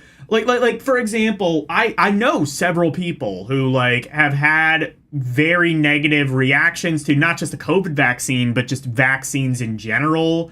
People who, you know, it's kind of like a catch-22. Like, if you have, like, a weakened immune system, you're more likely to die of COVID, but also you're more likely to have a negative reaction to the vaccine. So, like, you're kind of damned if you do, damned if you don't. You know what I mean? Yeah, which was kind of unfortunate. But, like, a lot of, like, those people who had, like, legitimate reasons for not getting the vaccine, a lot of them kind of got lumped in with the, you know, vaccines cause autism and turn you gay, and they're implanting 5G antennas into you so they can mind control you or whatever stupid conspiracy bullshit.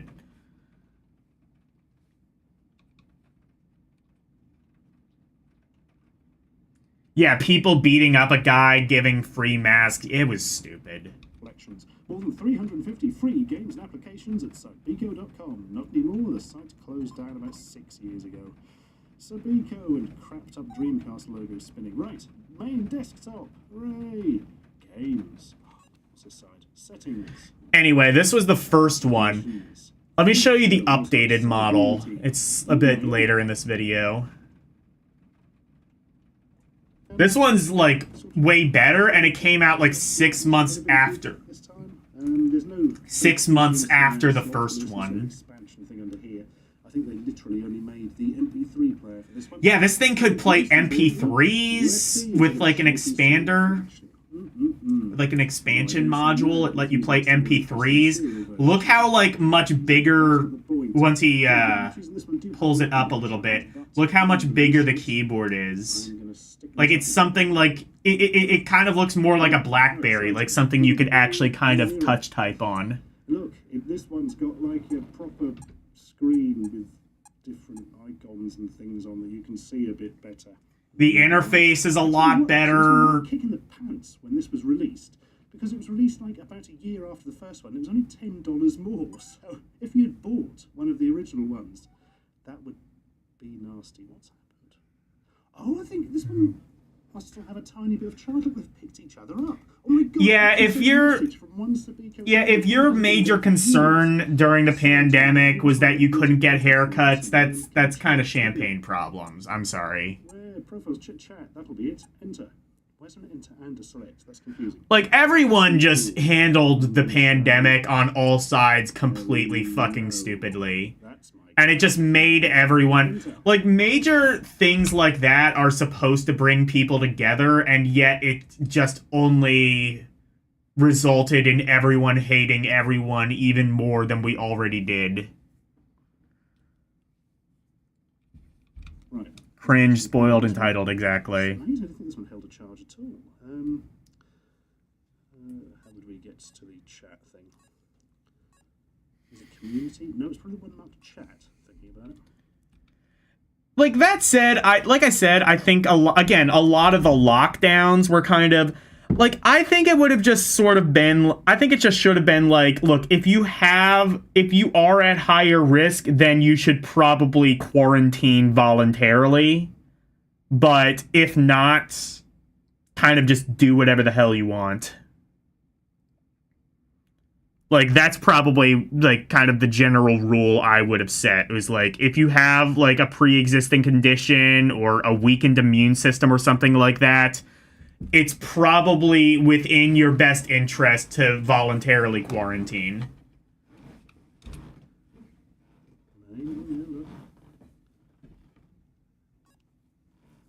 Hi, everybody.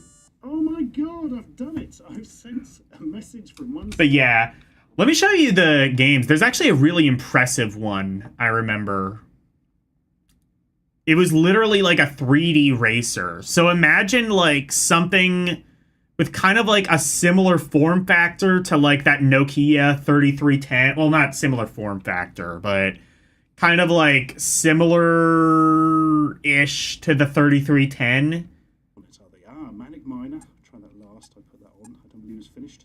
Psy Race 2. Go for it. This is it. I did play one of these earlier. I can't remember what it was.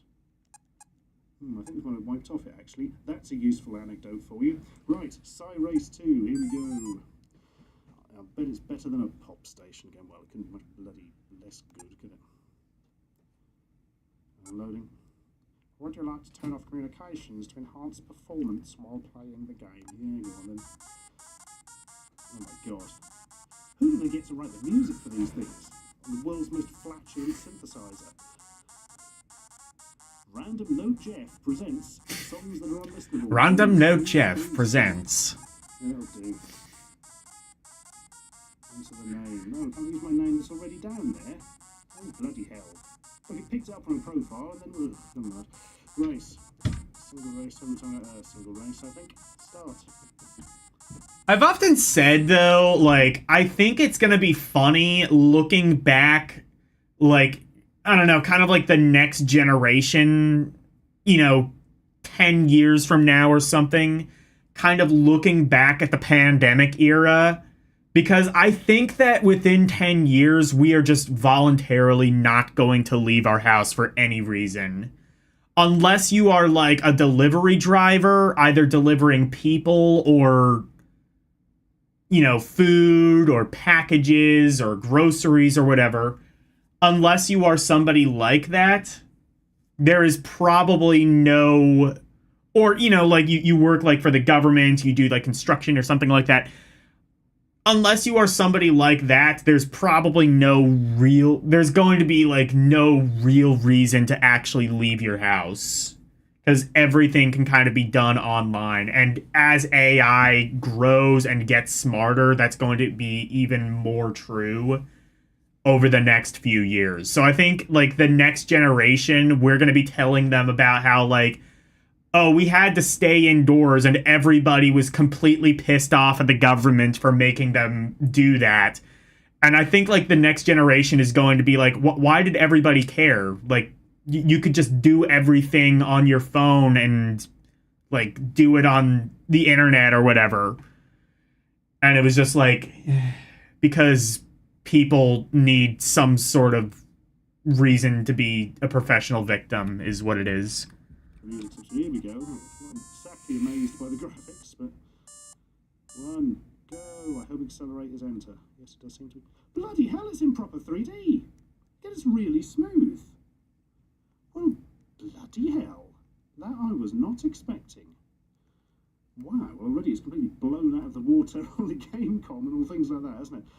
Bloody Wars, he seems to handle quite well as well. No sound, which is a bit of a shame. Well, it's better than playing that frickin' music the whole time.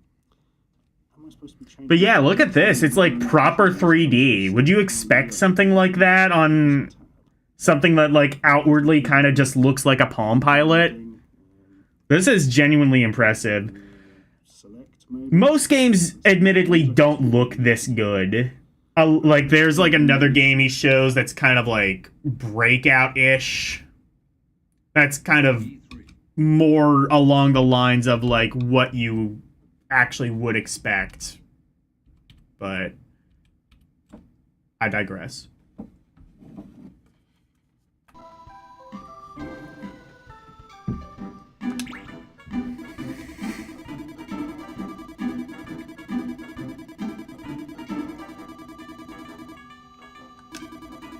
Yeah, the Cyberco would have been... I don't know if I would have liked it.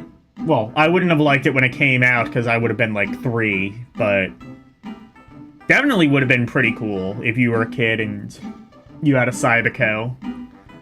And that's entirely what it was. It was, like, marketed to kids. It's kind of just like, here's a phone, and here's, like, a PDA, except it's for kids, so it plays cool games, and you can, like, chat your friends while the teacher's not looking.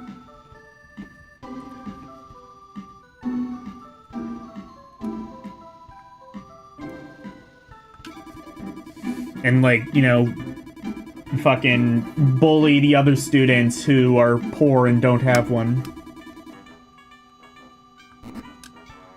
That bit was just implied.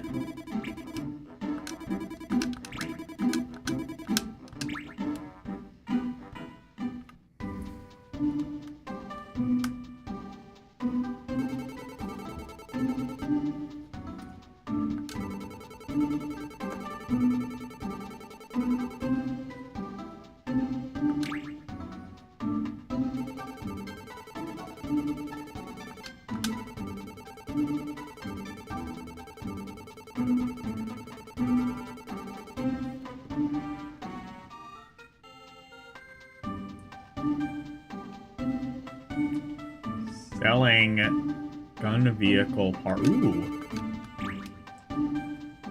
Job simulator. We can build our own empire selling car parts. We're gonna be like the Formula 1 version of Scarface or something. Push it to the limit!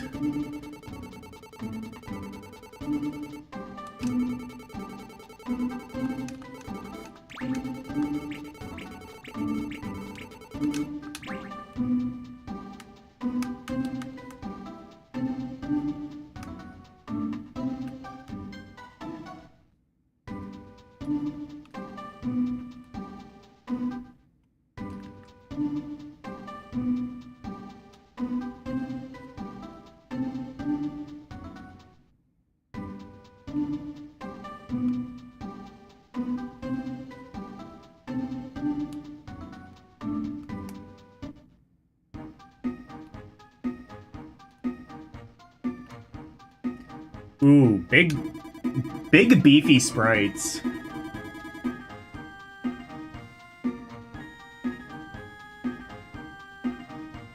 This is, like, very American designed. It's, like, very kind of self-apparent.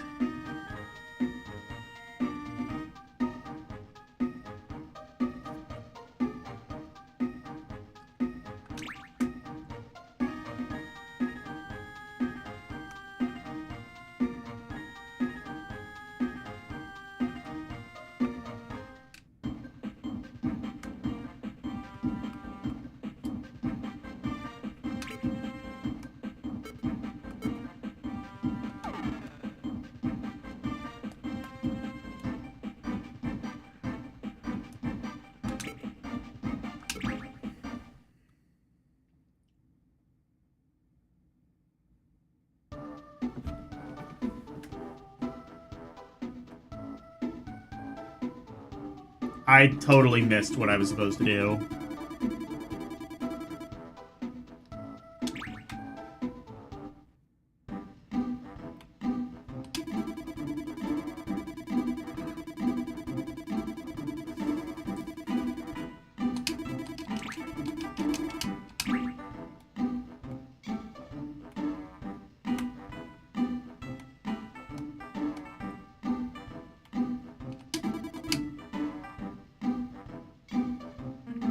Get dug up near Kilroy Ruins. Okay. Or not Kilroy, whatever. So that's what I have to do.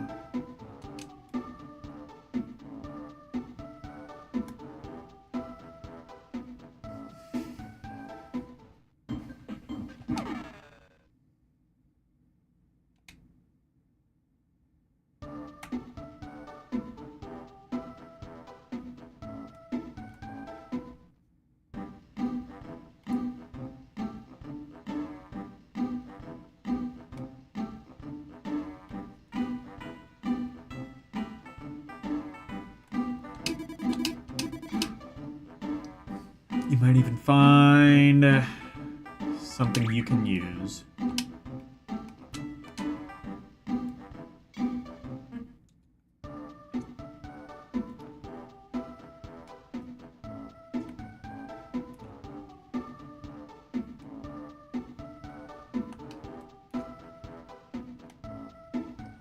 Music's alright.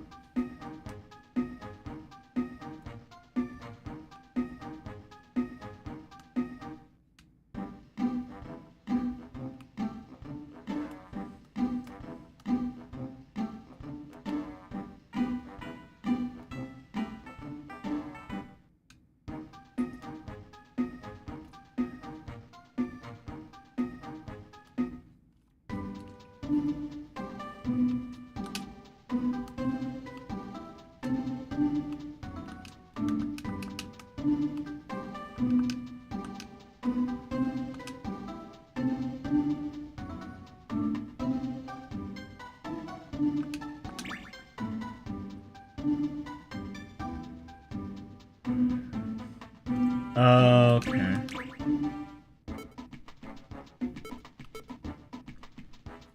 Pack or unpack? Oh, I see. These are... I can, like... Okay. Honk? Oh, no. Hook.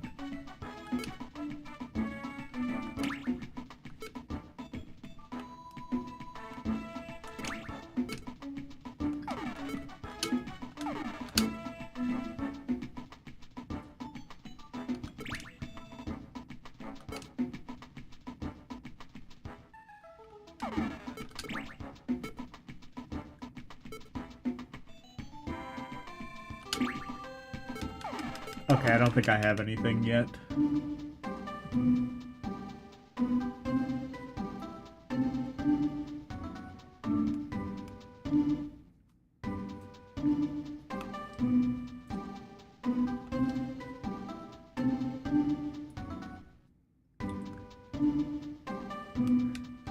Oh, can I... Let's see, do I have to, like, go to bed, maybe? Maybe not.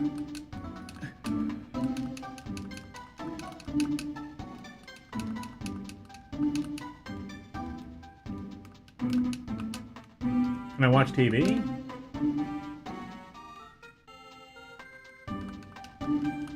Okay, nothing to do in the room.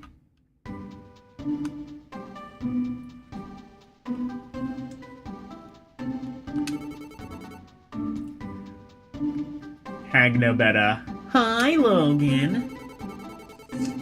The store is just starting to shape up.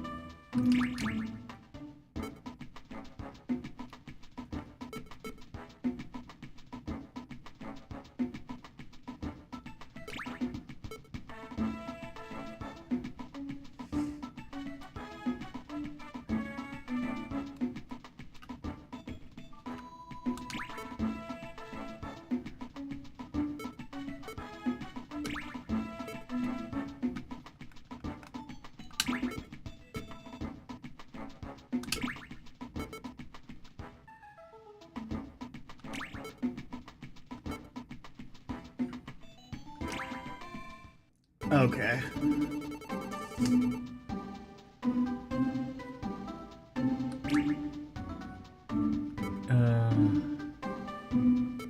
Yeah, go to bed.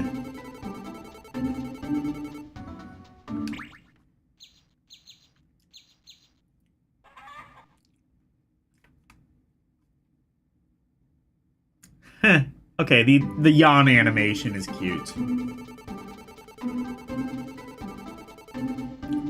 I'm glad that they programmed that.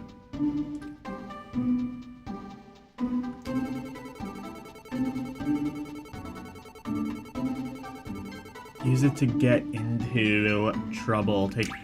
So this might be just kind of like almost like a job or a business sim, maybe?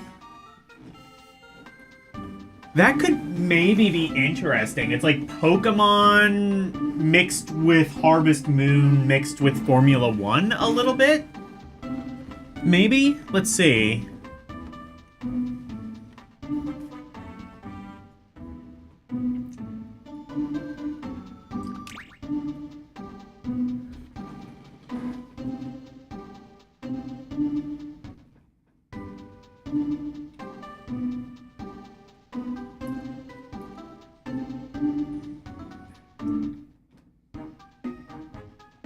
Speaking of, I do, I want to play Harvest Moon a bit on stream, I think. I just feel kind of apprehensive, too, because that doesn't seem like the kind of game I would be interested in, but I owe it a fair shot, at least.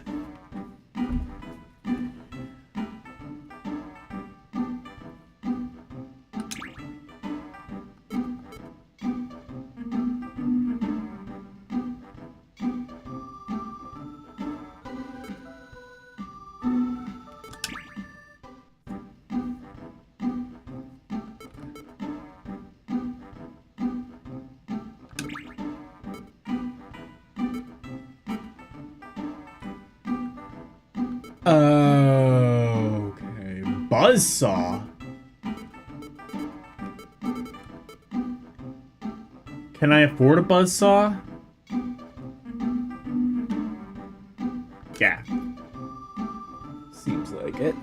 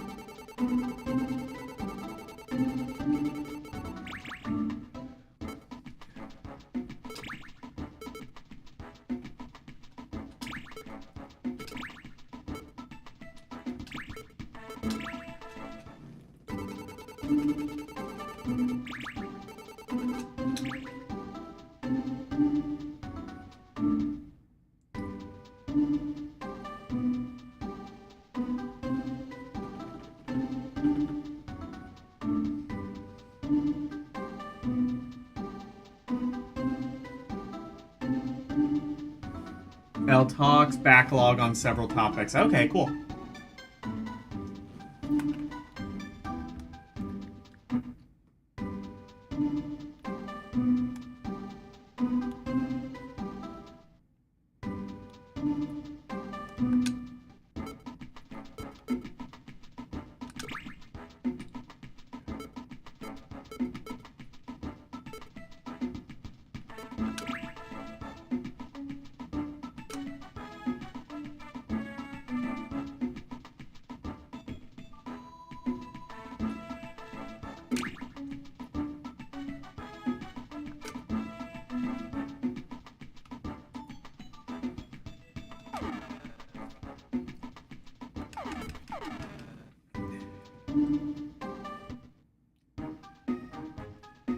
I see. So that, like, upgrades the car, I guess.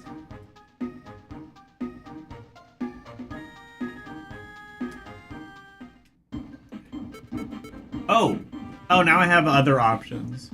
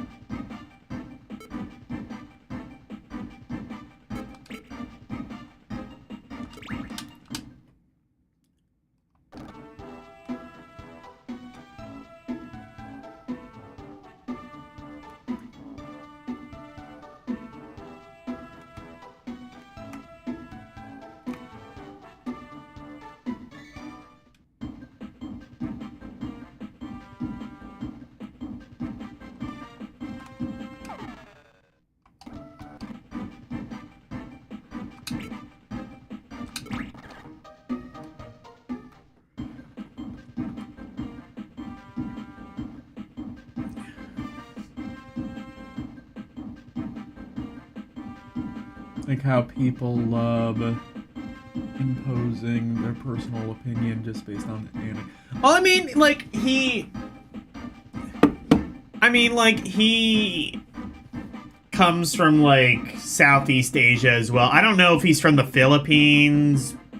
Could be anywhere. Could be, like, Philippines. Could be Thailand. Could be Indonesia, Malaysia, wherever. But, like...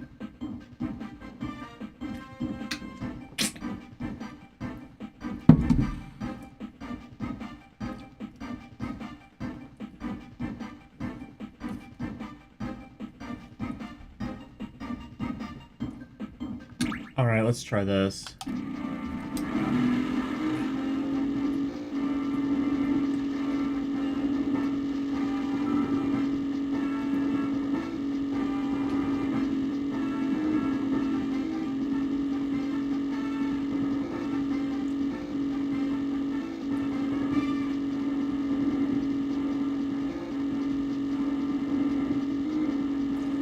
Like I said, I definitely hope this car...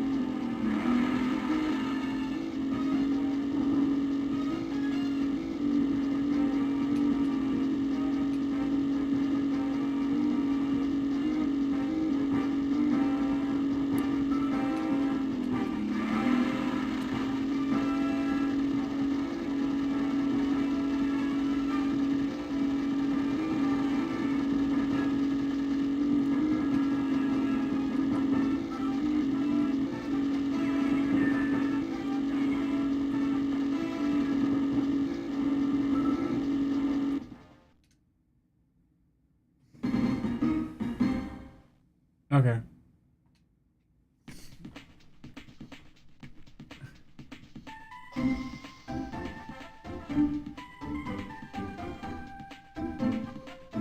Yeah, fair enough. Yeah, exactly.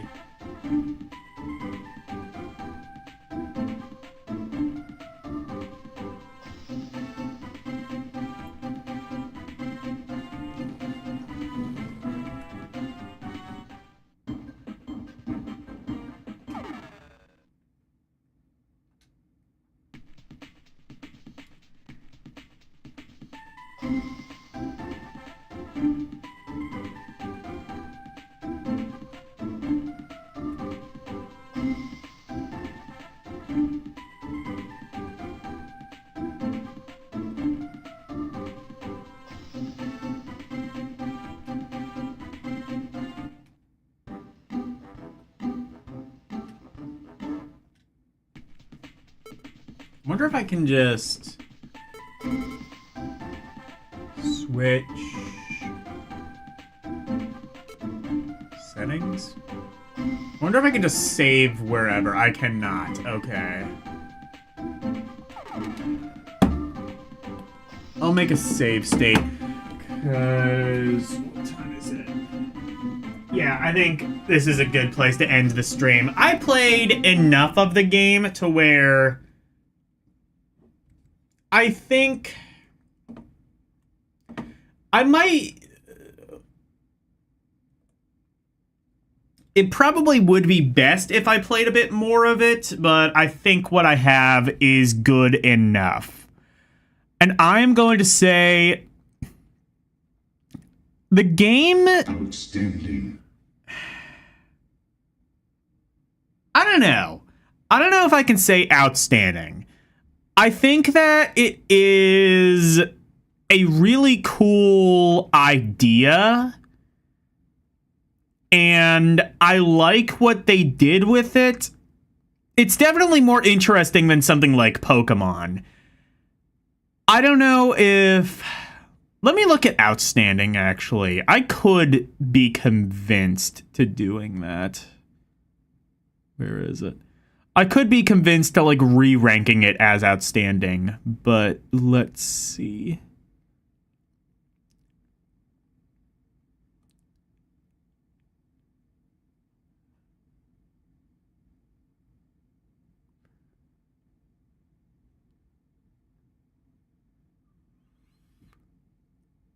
Car Battler Joe. Okay, what are the lowest games in outstanding? I think it's NHL. It's one of the NHL hits, right? Yeah, NHL hits 2003. Mina, no. Tetris Advance. I think I would rather play Tetris Advance than this. Would I rather play NHL Hits 2003? I mean, NHL Hits 2003 was really fun. I'm gonna say it's very fun. Definitely, if you are into that sort of Pokemon style RPG, this I would say more than scratches that itch and does so in a way better way.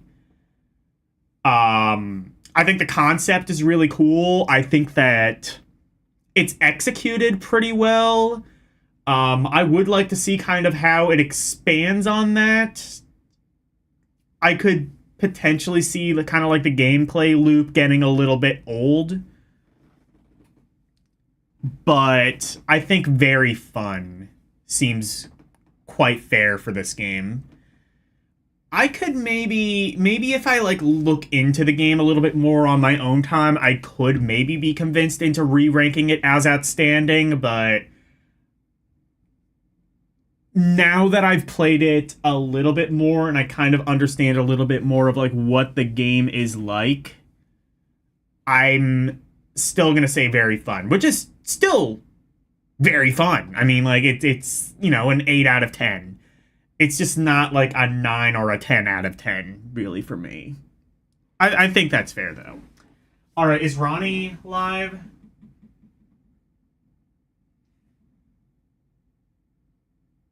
Is he doing the Monday show on a Thursday? He is indeed. Okay, I want you to raid Ronnie and spam him with happy birthday. It was his birthday yesterday. I like turtles. Spam him with birthday turtles. Spam him with birthday turtles.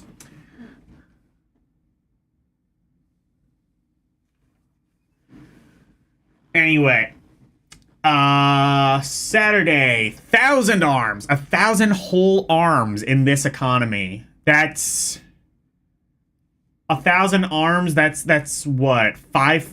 That's 5,000 fingers, I believe, is how that works. Yeah, I can math.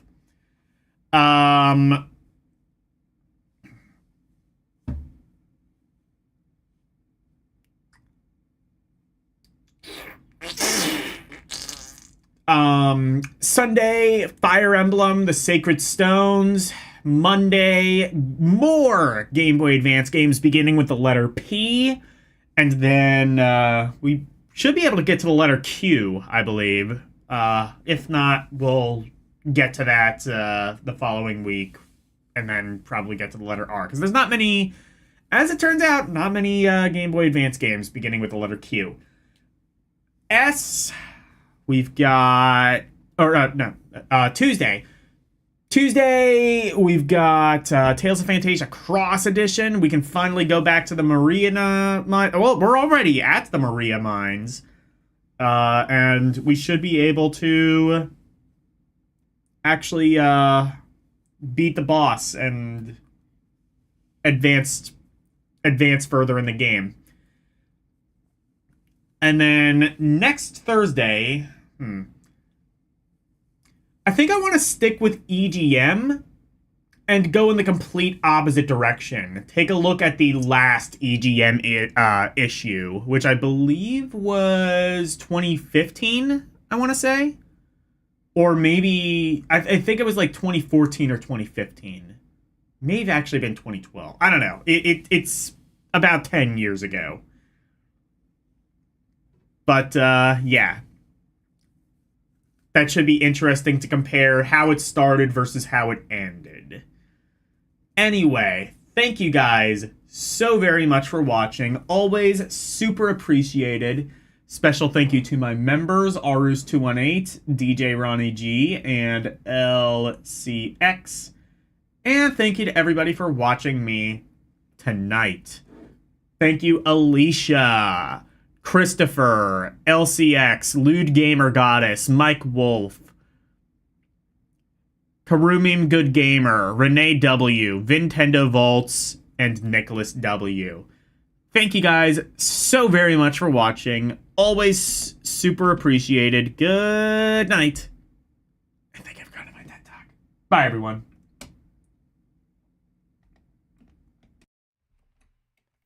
It's the outro, and here's the outro freak. Freddy Freak of Interpretation, sweeping the nation, doing his thing. But wait, if you wanna see more of me, become a member, watch some movies on LDM Cinema, play some games on Rum Roulette and Request. To be part of the community, join the Discord, talking about games, music, rum requests, and more. Join now. That's all of the plugs that I've made. Thank you all for watching. Now let's raid!